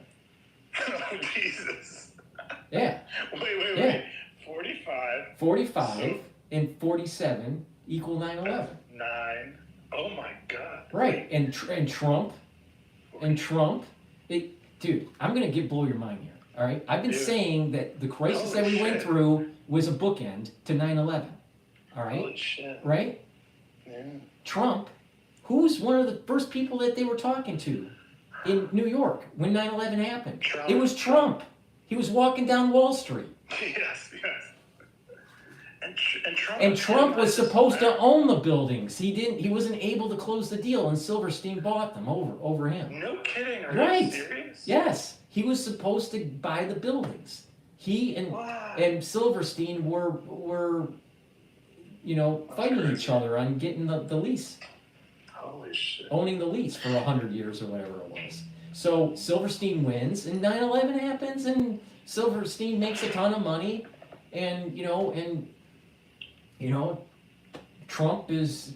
I'm telling you, 9/11 and the things that are happening today are 100% connected. 100% connected. So, and it's not. And another thing is, it's not by accident. We just finished the cycle of Pluto, full cycle of Pluto from the birth of the United States. The full cycle is 248 years. All right, we finished the full cycle. If Trump didn't lose the last election, the prior general election, he wouldn't have been the president for the 250th anniversary. Yes, that is very strange. So he's going to be the president. Right. So he's the president launching us into a new age. The new age, yeah. And 9/11, when people say 9/11, it was like that was the moment in time where life changed. It was like the delineation, the pre-post 9/11, right? So the same thing. This 250th anniversary is like it's a rebirth. It's a beginning of something he's big. setting it up as a demarcation. Right. Right. So it's not by accident. It's not by accident. Well, and here's the other thing about Trump is, if you think about what's the essence of America, Trump is the essence of America. The way he presents himself is the essence of America. Well, a little bit, because a guy in a suit and a tie, right?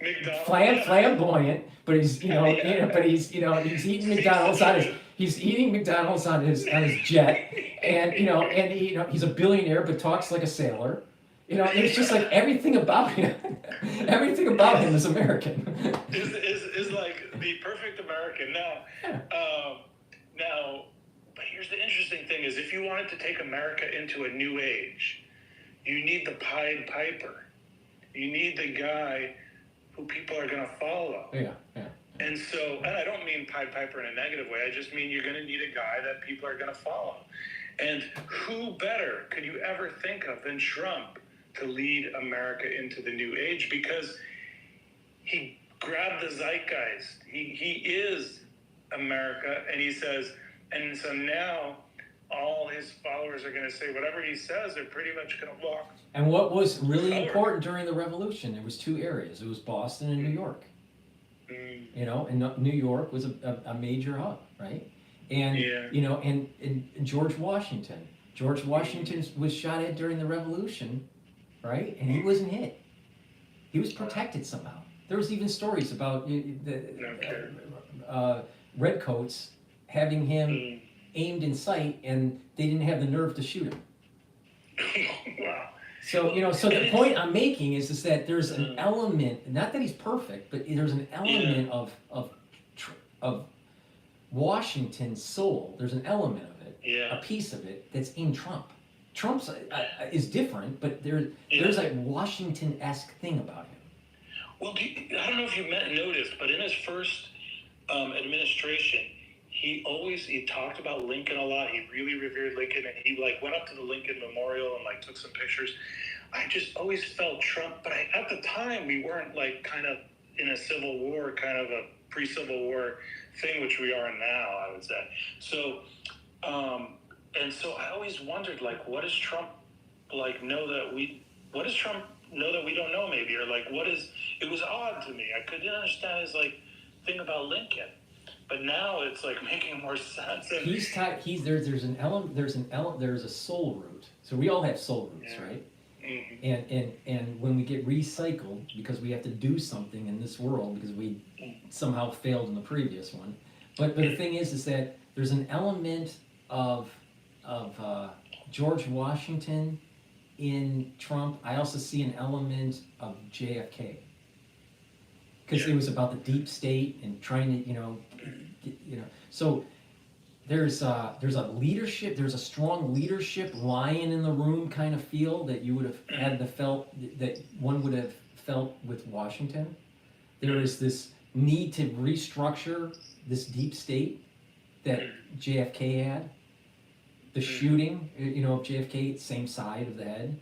Yeah. But you also have, nefarious forces going after JFK and Lincoln, right? So it's a rhyme. It's not completely. It doesn't map complete. It's a rhyme with these soul roots, but he was definitely protected during. There was no doubt that this. I mean, we literally almost saw his brain on live TV splatter all over the place. Now, and it would have been horrendous to see, but not only that, the overreach by government would be on a scale 100-fold compared to 9/11. So there's something big happening. There's something big happening. How about the book? I think it's called, I think it's Atlas Shrugged. No, I haven't read it. I bought it, but it's... Yeah, I've read it, and I've seen the movie. Do you think, is there any parallels to what's going on now with Atlas Shrugged? Well, I think that Ayn Rand was right that if you destroy the entrepreneurial soul, of a country, you're gonna start spiraling into socialism. And because she was coming from Russia, she was coming from the Soviet Union and the tyranny of the Soviet Union and communism, she was warning America, don't go down that road. Don't go down that road. And you really you look at cities like New York, if they're heavily weighted by socialism, they're not productive. They're not as productive as they should be. And this is exactly what Ayn Rand was saying. So I would agree that I think that because the whole concept of Atlas Shrugged is that if the people that are actually doing things in the economy decide to give up, then no one's holding up the world. Atlas, who's holding up the world, shrugs and decides to just let the ball fall. And and the reality of the thing is that all these social programs are predicated on a certain group of people working hard. And if these people decide not to work hard, then the social programs, they collapse. The whole society collapses. So Atlas Shrugged is basically a critique on why socialism doesn't work. Yeah, and another interesting thing is to watch Trump's picks, and it's almost like I'm looking up at the picks and I say, if Trump was going to go into World War III, it seems like these are the picks that he would make. I could explain why I'm saying that, but it's. I mean, imagine you had a bunch of cucks in there. I mean, it would be hard to wage a World War III. But he's putting in a lot of people that are gonna go with him, you know. And well, I think that he's trying to learn from his previous mistake, and that was try to bring on people that might follow what he wants, but are inculcated to certain agencies in their culture. And I think the litmus test needs to be, are you going to follow the policy of restructuring the government? If not, they shouldn't be in the cabinet. That's the litmus test. Now, the problem is the deep state is always going to say, well, Tulsi isn't going to be experienced enough because, she was only a soldier. She never ran the big bureaucratic, system. But the thing is if you only hire from the bureaucratic system, you're going to get the deep state in your cabinet. And that's that was the problem that he had in his first administration. So he needs to find people that wants to. It's like an old house, all right, and you got old fuddy-dudds that want to keep the house, and you got and you got another group of people in the society that say we can make this house bigger, better, but we have to take it down first, all right? We have to do renovations. But the old fuddy-dudds say, no, we can't do that. The new team with Trump, it's, you need to restructure. The government, it has not gone through a real restructuring like corporate America has in several decades. So, you know what? It's time. And there's lots of waste. It's a lot of, why is our taxpayer dollars going to wasteful administrative, organizations? We shouldn't, especially when we're in debt like $36 trillion. Yeah. That's crazy. That's a taxpayer. If I remember the figure right, a taxpayer's part of the debt, the national debt, is over $200,000. That's what I heard. Yeah. It's crazy. I mean, and it wasn't that long ago where it was only like about 60 or 70,000. Yeah. We can't afford it. We can't afford it. So we need someone to restructure so we can be the prosperous nation for the next 250 years. Yeah. When you look at Trump, doesn't it, you wonder, how does this guy survive all the crap that's thrown at him? And one thought is let's say you were a part of some secret society and you were given a mission. I would not be surprised that he is part of, I would not be surprised that he is a Freemason. Yeah. He gives me impressions that he might be. He does that hand signal. He gives me some impressions, and same thing with Gates, Matt Gates. I think he's a Freemason. Interesting. So, but the thing is I wouldn't be surprised but some of these people don't want to say that, right? But maybe he is, maybe he isn't. Maybe he knows people that are. Hamilton wasn't a Freemason, but he knew a lot of people that were. Right, so you can still be a powerful guy and and not be a Freemason. So is he? Or I don't know. I wouldn't be surprised if he is. But what protects him? What is? John Hogue says that it's because of his astrology. He's chaotic, and because he's born under chaos, they can't manage it. Whatever they try to go against him, it only makes him stronger. His Achilles heel, his weakness is no activity. If no one talks to him, there's no activity, everything's copacetic, that's his kryptonite.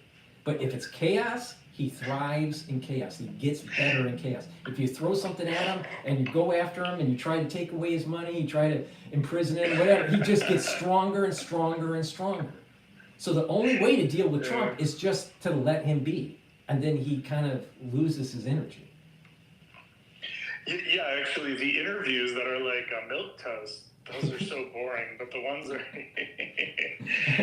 the Trump we love from 2015. I remember. I mean, the Trump of 2015, 2016 was amazing. I think being shot in the head, also, made him think about life. If you notice, his hair is a little whiter. Yeah, I noticed that he's not. Yeah. There's something internally is changing in him. There's a wisdom since Butler, Pennsylvania. There's a wisdom that's starting to set in. He's still bombastic, New Yorker type, but there's a wisdom that's setting in, and I think that, and it's needed because he is that mezzanine for a brighter future. When I say brighter future, I'm not saying the next 10 years. I'm talking about the next 250 years. So he's setting it in motion. And he's the right guy for it. Now, would he have been the right guy 10 years from now or even 20 years ago? No. He's the right person for the job right now. Just like Washington. Washington was the right guy at the right time. Interesting. Yeah. And like I haven't studied this, but I heard Churchill was like really, it's like Churchill, they didn't like him, but he was the right guy for the right time. Right. That's what I heard. Right, exactly. But, Paul, let's do this again if we have stuff to say. No, I'm sure we will. Well, especially if the shit hits the fan. Well, this is what I suspect is going to happen because I'm going to be doing these live streams every day. Yeah. All right, or try to do it, most days. And what I think what's going to happen is that when news breaks, people are going to go to these live streams and the X, and they're gonna, what's Paul gonna be saying? And then we're gonna have more people talking on X. So there are gonna be more people giving their perspective. So we're setting in motion kind of like almost a war room right before the war starts. Well, I'm getting ready. I've got my readings.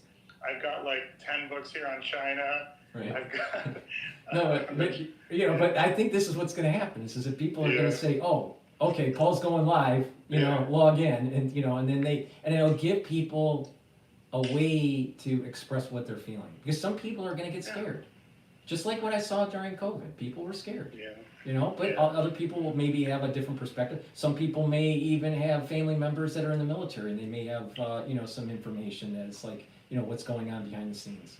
I noticed that when my brother was in the military, back in the 90s, we knew things that were happening that weren't in the news because he would say that, they're getting ready for deployment. Well, but it's not in the news. This was during the time where there was a flare-up with North Korea. But, they weren't deployed, but they were getting ready to be deployed, So these things happen in families. They know things before the news knows. Well, I'm a volunteer with some government stuff, and because of that, I get access. It's not classified information, but it's called official use only. Yeah. And you're not supposed to share it with people, but the idea is like, and a lot of times you read this and you're like, wow, I could read the New York Times, I didn't know more or whatever. Mm-hmm. But the point is sometimes there's little like nuggets, and also you get to do a lot of like free training through the government. Like you do a ton of like emergency management training. You do a ton of even intelligence, anti-terrorism, UAV. So I mentioned that to say, like, if you were interested in this, I could point you to some organizations that you'd be able to join if you wanted to get sort of the lowest level of the government, more like a first responder-ish level. I'm not sure if they would want DrPaulCottrell in. Because you are. Oh, that's true. Because you are a public-facing figure. Yeah, I don't know if that would be. I don't know if that would be a good idea. But I think that we're setting up the infrastructure to be able to quickly respond to something that is going to be important to cover, and people are going to need information and sharing of information. And I think that this thing that I'm setting up here is exactly that. Well, also the analysis that you bring, the width of knowledge that you bring and the ability to analyze it. Right. And hopefully I'll have more followers than Dr. Malone. Well, Well, I was seeing people. You know, I just like- don't understand. I cannot understand how the guy was part of the biodefense. He was actually. He was part of the problem, but yet people will go to him and he's monetized it. Yet the person that actually was the Paul Revere of the COVID era does not have as many followers. How the hell could that happen? Well, okay, but one thing I saw, by the way, was with X, I see people posting, like one person I saw yesterday, the day before, posted they made like 30 grand in a month, and I'm like, they had, okay. Yeah, but you have to have a lot of followers. You have to have like hundreds of thousands of followers. Well, yeah, I think it is some. It's going to take a long time for me to grow the channel. But I think you're eligible to apply now. But I have this old-fashioned idea. You know what? Yeah. I don't like the idea of giving a 340 billionaire my $9. Yeah, that's the problem. I mean, does he really need to get richer? Really? I mean, he could subsidize the whole country having free subscription to the premium of X, and he would still have enough to eat. Yeah. So I'm just old fashioned on that, and so I just never really decided to like go premium. I probably will have to, but I really don't want to. You see, I have a blue check mark next to my name. Yeah. I was surprised. I was looking at it. I was like, why do I still have a blue check mark? Because I only paid for 1 month of the premium. So you could pay for it. I guess you do the steps to get the blue check mark, and you'll see in it, it'll say like, you could sign up for the to be monetized or whatever, but then you could quit. But you could just see how it works. I see. What I was going to do is I was going to do the premium, and then I was going to upload and embed my large videos in my feed. Wow. And I think that would be the better way to do it. And it's just, it's the cost of doing business. Yeah. But I'm not really looking at it from the monetization point of view. I'm more like I just want to reach more people, because if I can reach more people, I can get information from them, like I'm getting information from you, and I can give people information. This is bi-directional. So. Yeah, go ahead. During 2020, 2019, whatever that time period. Were you, because you mentioned that certain people you could see were buying your product, were you actually getting, now I don't know if you've ever had your DMs open, but were you getting people were trying to contact you, people that are like known, and I'm not asking you who they are or anything, but you ever got like people trying to like say, hey, what do you think is going on? But these are people that were known. I've had famous people contact me. Oh my God. Very famous people. Yeah, wow, that's cool. But, and not only that, I've had very famous people buy my products. Yeah. And so, the thing is, it's not that. It's about, it's about trying to explain what's going on and how to improve your health.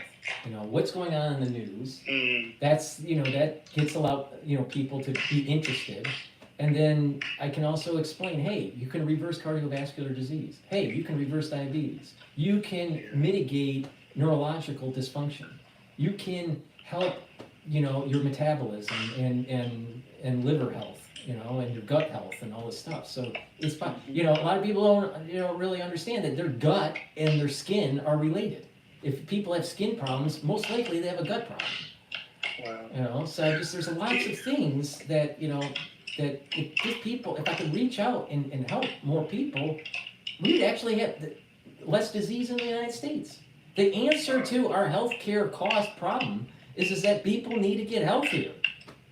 Mm-hmm. Do you think you'll write a book at some time about, because I know you at Harvard, you had a whole experience, you had talked about how one day maybe you'll tell the full story. And I want to do a memoir of the COVID years.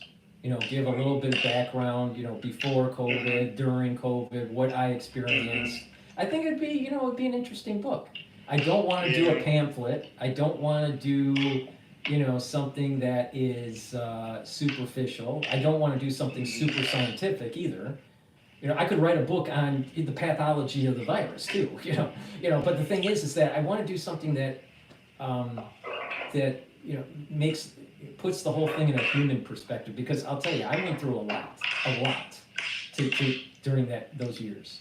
And, and it's, some of it was funny, some of it was painful, some of it, there was, some of it I'm proud of, and some of it I just wish that I did more. All right, well, I'm looking forward to everything, and I will be in touch. The question is, will Harvard Press sell it? That would be the funny part.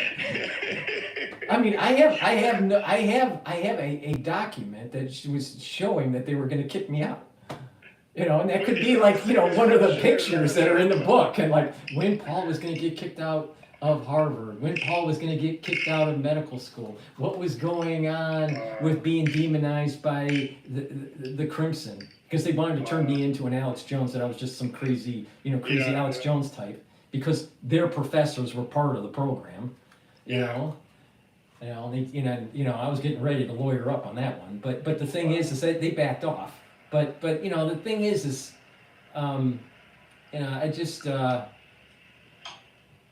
I think it would be a great story, because that story it's a very humanistic story that people could relate to, because they lived through it.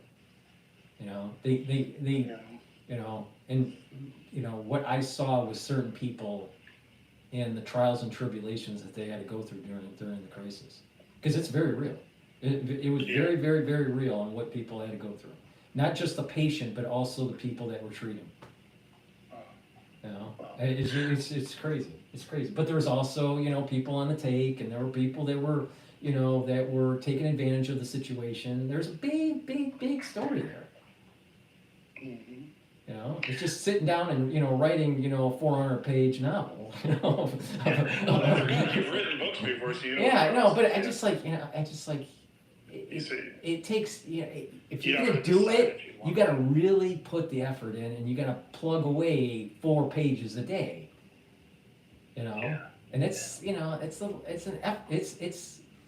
I need to do it. I definitely need to do it. I should do it. There's tons of, notes and, and stuff that I, did that I can reference, to refresh my memory of what was going on at that moment in time, and then to see how I was evolving my thinking. I mean, these videos is really a diary of the evolution of my thought process. Exactly. And no one can do that. No, there's no one that covered COVID like I did. There's no one. No one. I can't think of anyone. No one. No, that's what I'm saying. It would be a bestseller. It would be I know it would be a bestseller. Wow. But maybe maybe RFK Jr. could write the foreword or something. I don't know. Do you know the Kennedy? He has, or I don't know if it's still up, but they had a thing nominate people for the. Well, you could call Shanahan. Her DMs are open. Yeah, maybe I don't know. I just I'm not a big fan of the mainstream media, because when you try to say something on mainstream, all right, I like long talk, right? Mm-hmm. Yeah.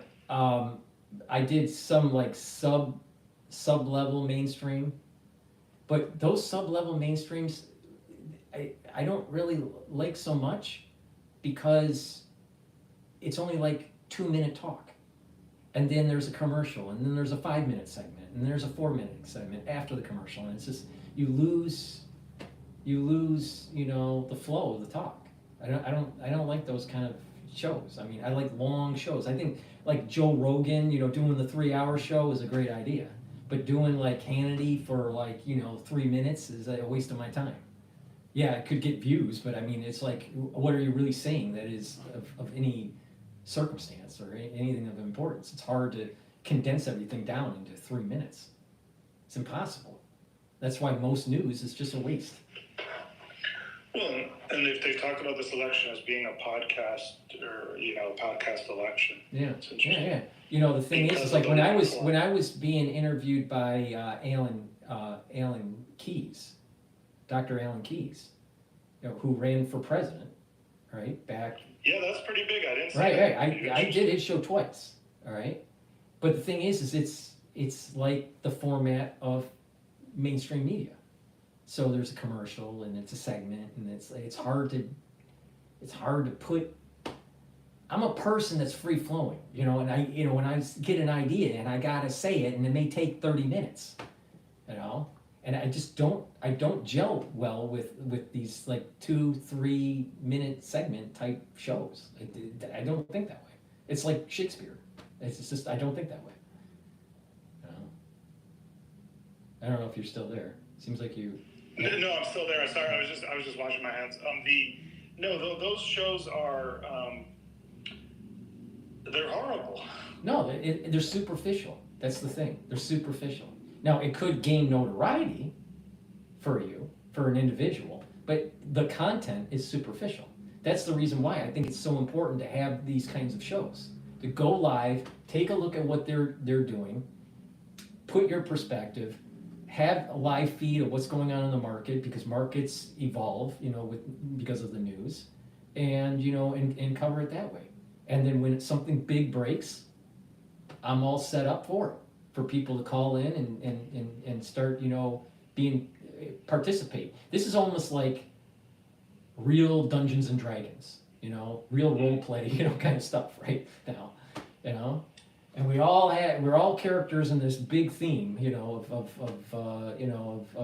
life, you know. So.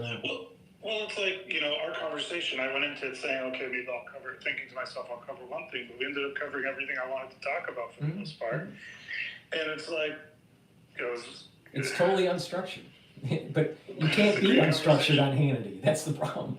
That when Tucker was on Fox, most of the coverage that he did during the crisis was subpar, was very subpar, and anything that was somewhat of a nugget, he had that constipation look on his face. You know what I mean? That deer in the headlight constipation look. Jesus. You know, but I think I could imagine. So you mean like he didn't want to be entering that territory? Well, I think that he was. I think some of it was over his head, depending on the subject matter. Oh, I see. And I think that, you know, there was other things that he didn't, you know, I think that he aligned himself too much with, it's a CCPV and not a USA V. Oh, okay. And you know, the reality that it was dual designed. It was dual worked on. It was dual researched. Yeah.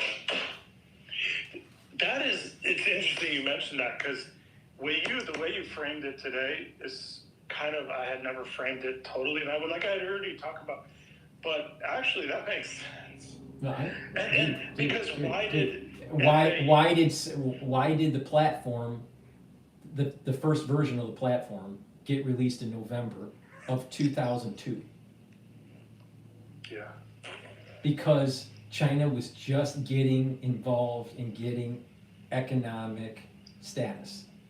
They were just about to. That we were worried, and the potentiality of weakening that the CCP to be able to come in and kind of push a more democrat, multi-party structure in China. Didn't work.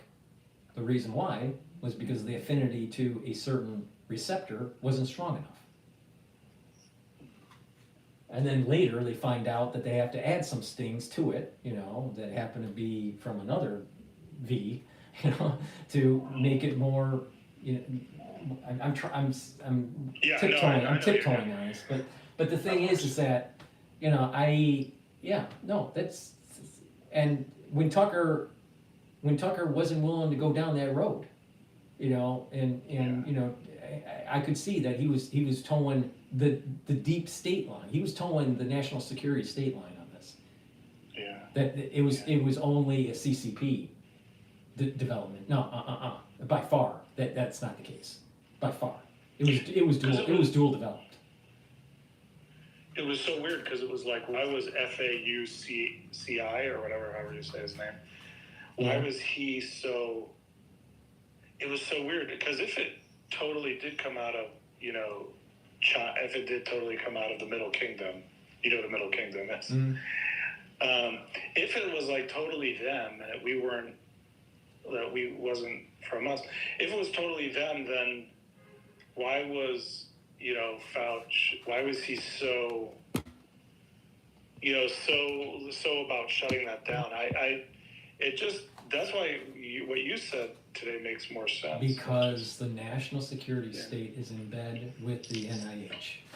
It's that simple. Yeah. The national security state, the Defense Department, has a conduit into the NIH through the grant process to be able to develop certain things and also to be able to monetize some of the patents for those certain things that are developed.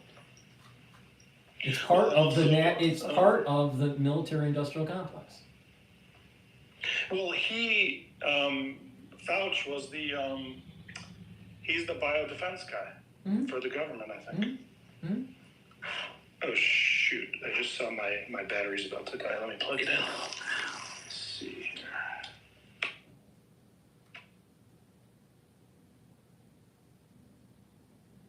Hello? Oh, okay. Now we're good. Yeah. Yeah. So I mean, but these are things. The bottom line is that Tucker wasn't willing to cover, that. He only wanted to tell that this was a CCP thing, not a USA thing. And that's the problem that I have with Tucker, Paul, let me ask you a question. I know you've gone into retirement, but you have so many semi-retirement, but yeah. But I know you have so many qualities. What's next on the docket for you? Because you could go in so many directions. I don't know. I'm just gonna be a leaf that's falling off the tree, and I'm just gonna be blown by the wind. And it's just a random walk. I don't know. I don't know. I really don't care.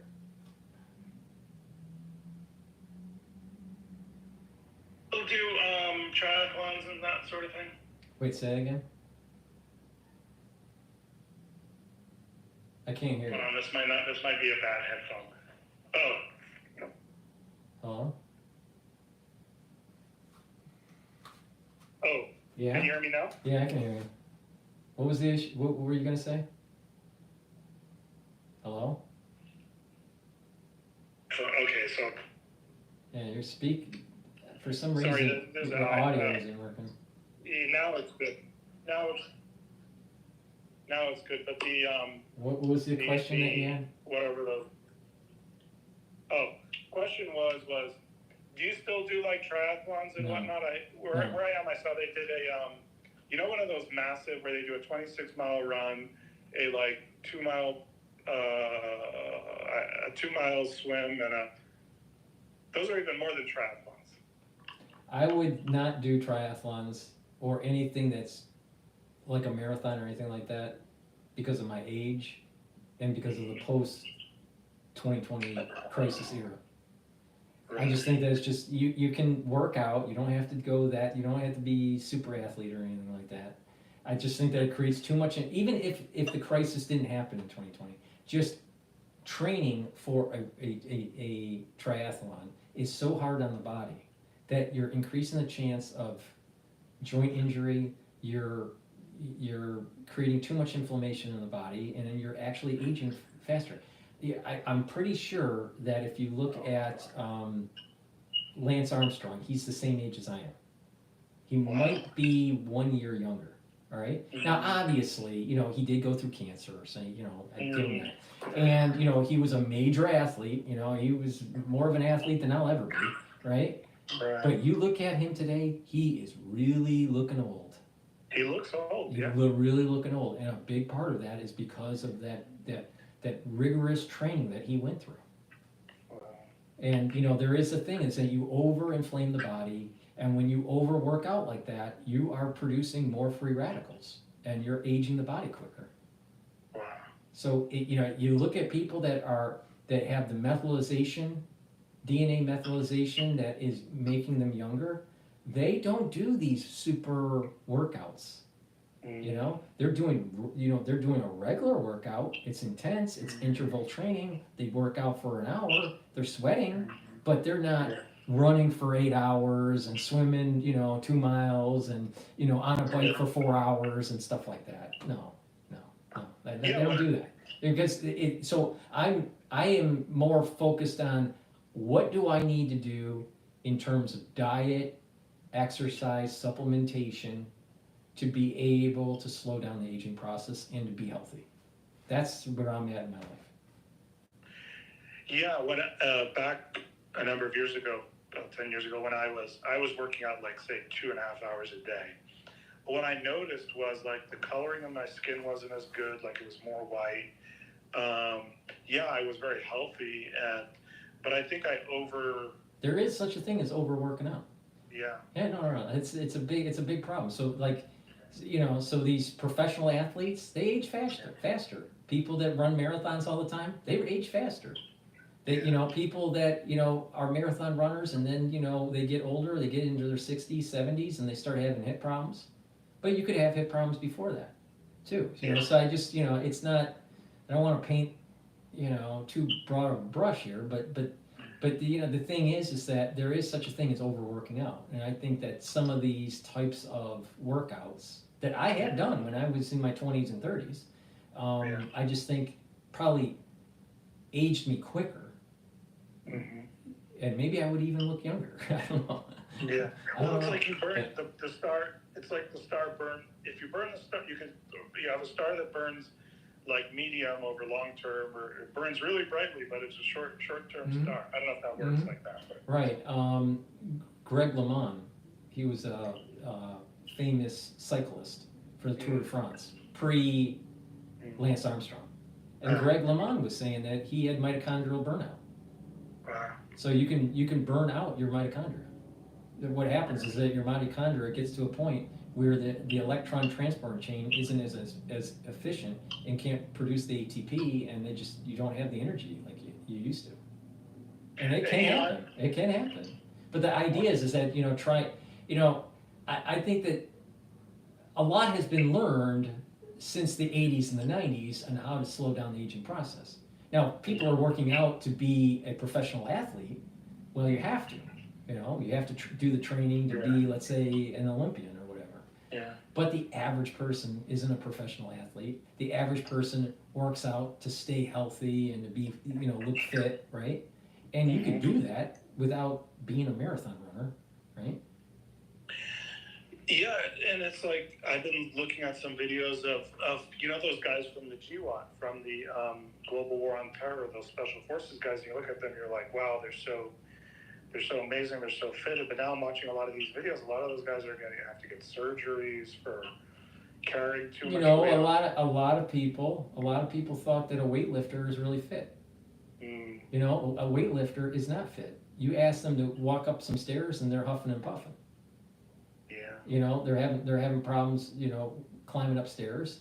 They usually have heart valve issues, right? Wow. A lot of them are taking steroids, so they're hurting their body. But even the ones that aren't taking steroids, just this heavy duty weightlifting stuff, it can hurt the body. It's not good. It's not good for it. It doesn't seem natural. Like if you think back to the way humans evolved, what we evolved into, it's not.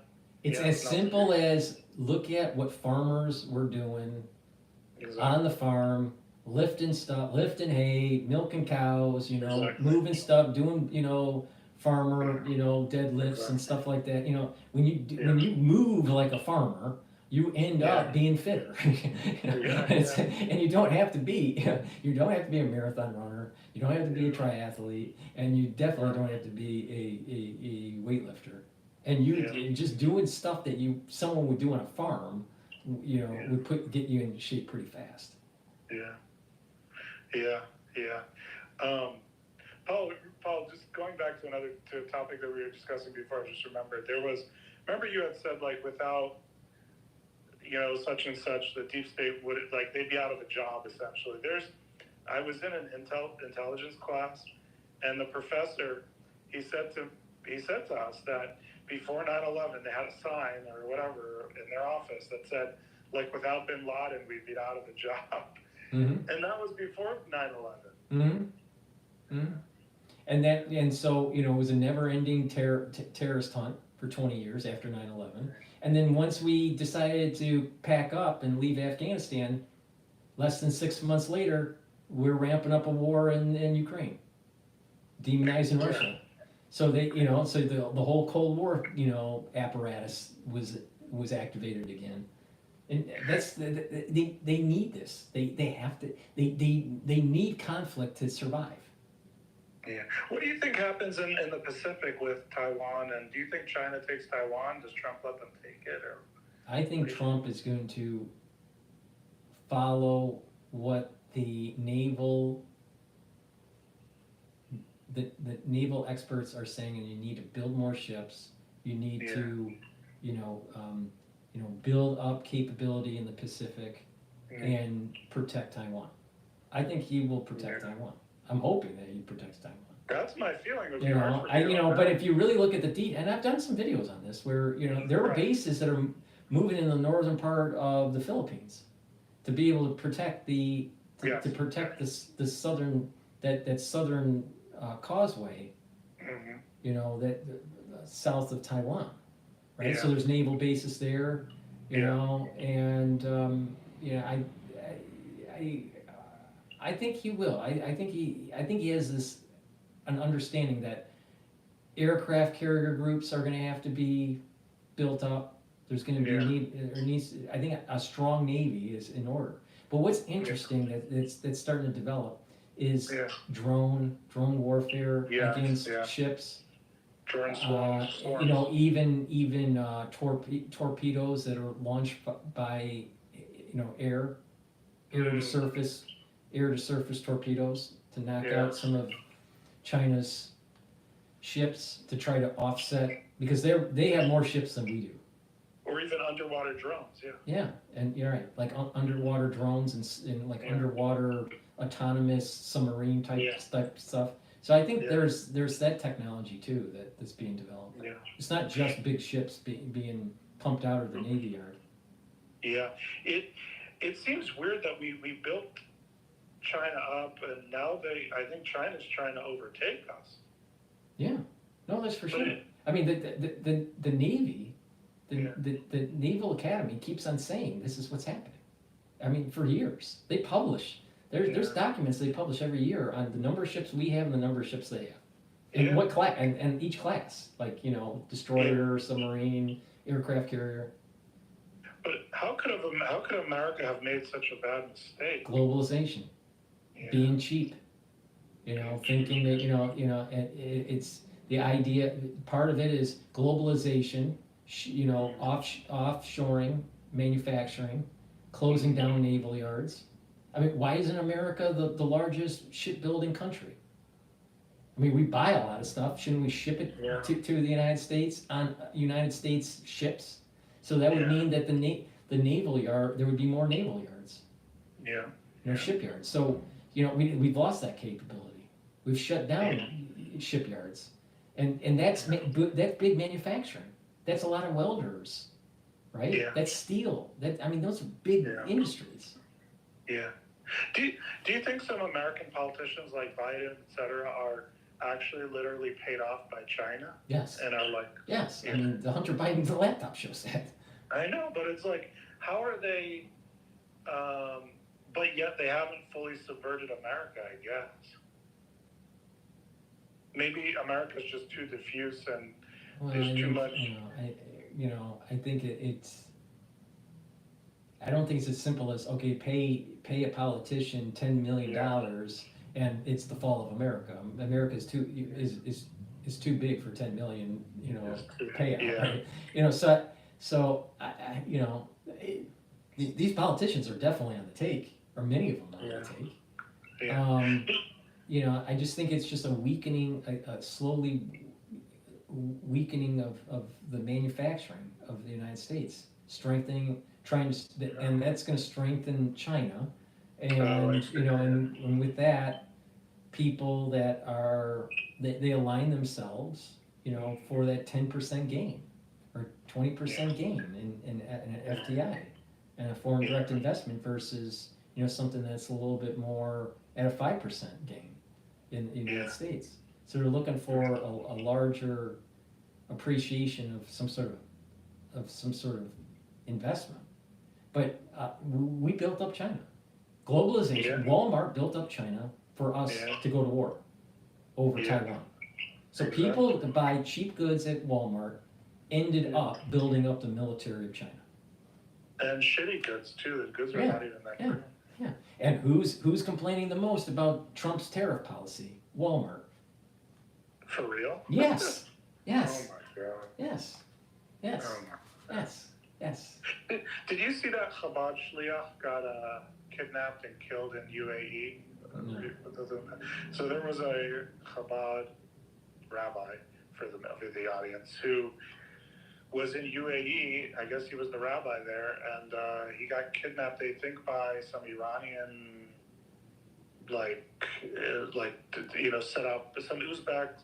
I don't know if they've figured this out, but this was some new stuff I was reading saying some Uzbeks, but they were sent by Iran to go kidnap the guy. They killed him. That's interesting. Mm-hmm. I bring that up to say, like, I'm just thinking about the different things that are going on in the world and what we'll be facing. And the document that I read, you remember the book that I mentioned about the future terrorist attack, big 9/11 in America, the second, like, on 9/11. Right. That book, the same people that wrote that wrote a report on October 7th, the thing that happened in Israel. And they said that, like, Iran was involved. And in other words, I think if that thing is true, then,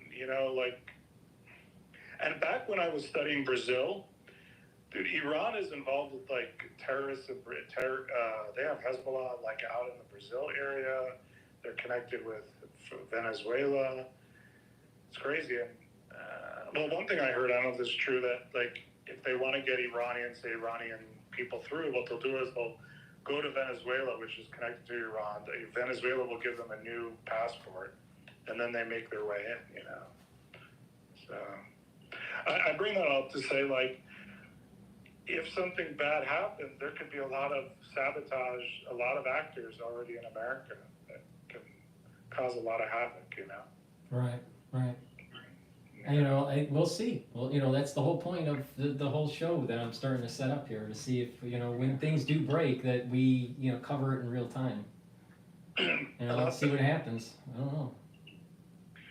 Yeah, that'll be amazing because, kind of crowdfunding, not crowdfunding, yeah, but kind of crowdfunding or, people that are aware of certain things come out and different people are reading different news articles and, I want the call in through spaces to be, more robust with, more people, participating. Yeah.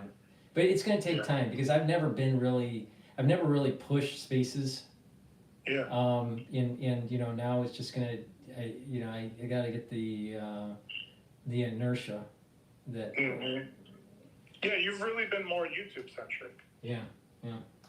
Or at least, like, I know I might have you subscribed on Rumble, but really I follow you on, I'm subscribed to all your YouTube channels, and that's how I follow you. Mm-hmm. Yeah. Mm-hmm. Probably even some of the old ones that were nuked. Well, I still get notices for, like, the same video from multiple channels, and right. But I do that on purpose because I know. People don't get the notification. Some channels get the strike, some channels don't. The moment that I get the strike, I take it down. Wow. But I just, so it's like almost like sometimes some channels are a little canary in the coal mine to see what's going on. Yeah. Yeah. I'll tell you, I have had to be very creative to survive. No, you're good. You're good at it. It's pretty interesting to watch.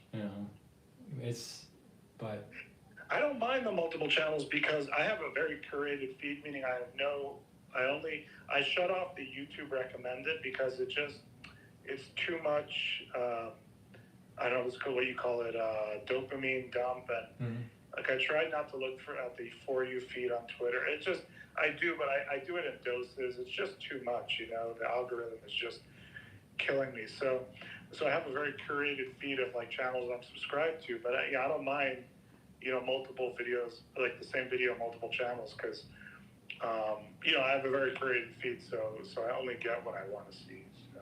Right. But okay, I gotta shut it down here because I have another recording with John later tonight. John Hogue. Excellent. Well, thank you so much, Paul. It's really a pleasure and an honor to talk with you. I've admired you from afar for so long, and it's really a pleasure. It's really a gift that I got to be able to talk with you and just put out all my thoughts there, and it's really awesome. You're an awesome person, and I can't be the only one that thinks that way. So. Well, I appreciate it. I'm sure that others, think similarly, but I think others also don't think similarly. but forget about the charlatans. Yeah, well, but the thing is that the other ones that are listening, I'm going to be doing these live spaces, and I'm going to do live feeds on YouTube on 2 channels, and please participate if you want to. By just raising your hand, going forward. But I thank you for participating. Appreciate it. Yeah, and I'll go on mute so you can end it and close it out. Yeah. Okay, very good. Thank you.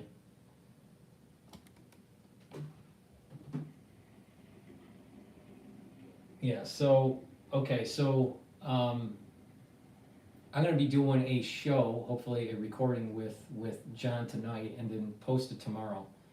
This thing's been going on for a while. I wasn't able to cover too much of the news, but I think we had a good conversation.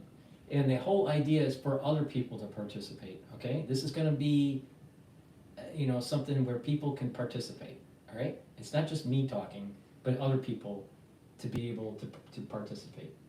I want that to happen in the future as we, do these shows. Before I close it out, please help support my work, okay? I offer a lot of different supplements. I can't go over all the supplements, but I'm going to go over a couple or a few of these supplements before I close it out. I have a supplement called Lichtman's, all right? This is very important to help you with your immune system. It brings down inflammation, and it also helps to soak up free radicals because it's an antioxidant. By doing this, you're going to help to boost up that immune system, and when you have a healthy immune system, obviously, you're going to be able to fight infections, pathogens, right? And also, people develop small cancer cells. And when you have a good immune system, your immune system a lot of times can eat up those cancer cells. Sometimes it can't. But you want to have a good immune system, so at least the immune system is trying to fight it. If you have a weakened immune system, you have a problem.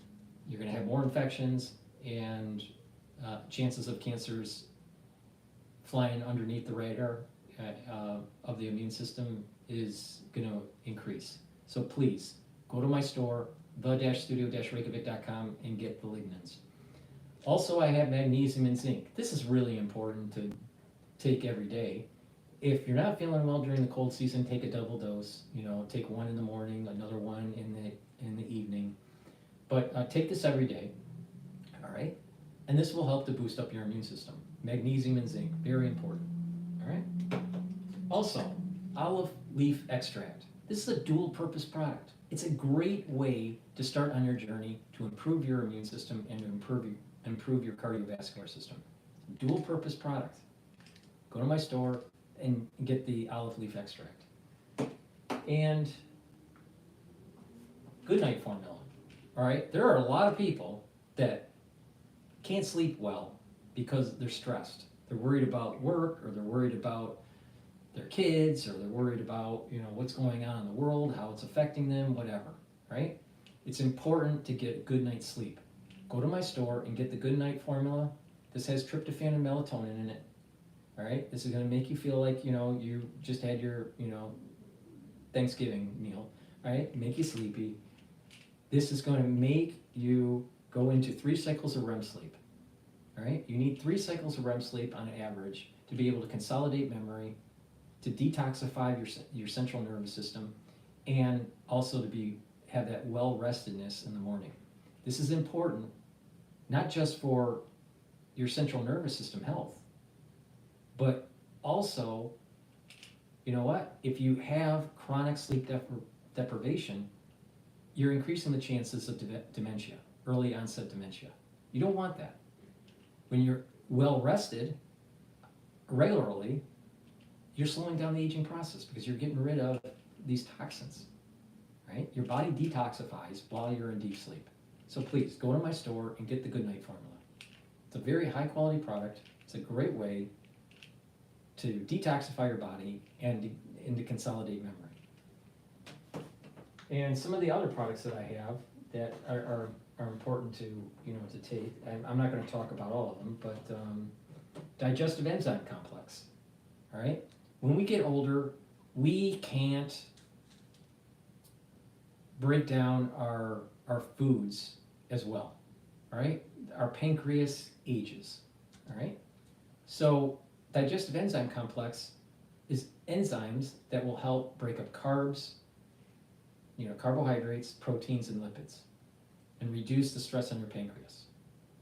In addition, that will help for you to soak up nutrients so you have energy, right? And also, if you work out, you should be taking digestive enzyme complex to be able to fuel your body with the energy you need for recovery. So if you work out, take the digestive enzyme complex. If you're a little bit older, 45 or more, you should be taking the digestive enzyme complex to reduce the stress on your pancreas. Very important product. And it'll help you with your digestion, right? In addition, this is fibrinolytic, has bromelain in it. That means it helps to break up clots. And also the proteolytic enzymes that are in digestive enzyme complex was important to take during the 2020 crisis. Why? Because they break up glycoproteins. And we know all about proteins and spikes and stuff like that, right? So please go to my store, help support my work, help by sharing the links, subscribing to all the channels. All the links are in the description of this video and all my videos. In addition, please help grow the channel. And you can do that many different ways. Make sure that you subscribe to all my channels, 4 channels on YouTube, Brighteon, Bitchute, and Rumble, but also ask your followers, your social media to follow me, all right? There is an algorithm in YouTube that prevents me from growing my channel. I'm not the only one they're doing this to. So what happens is that I will get new followers, but then every time I post, they will take followers away from the count. And I bleed about anywhere from 5 to 10 followers every maybe 3-4 days. All right?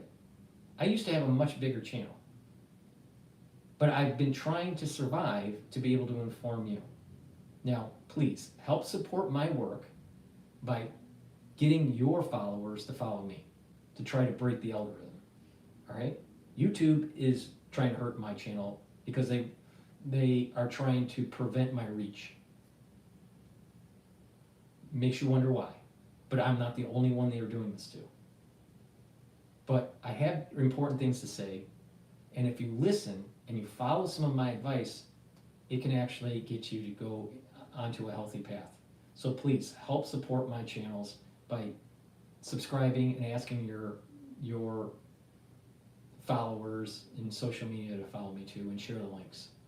Thank you for listening.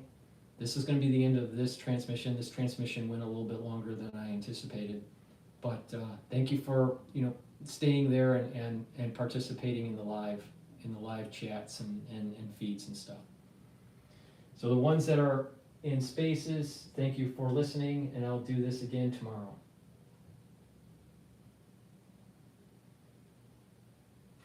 Okay, and I gotta shut down these different systems here, so hold on. This gets complicated when you do these multiple streams.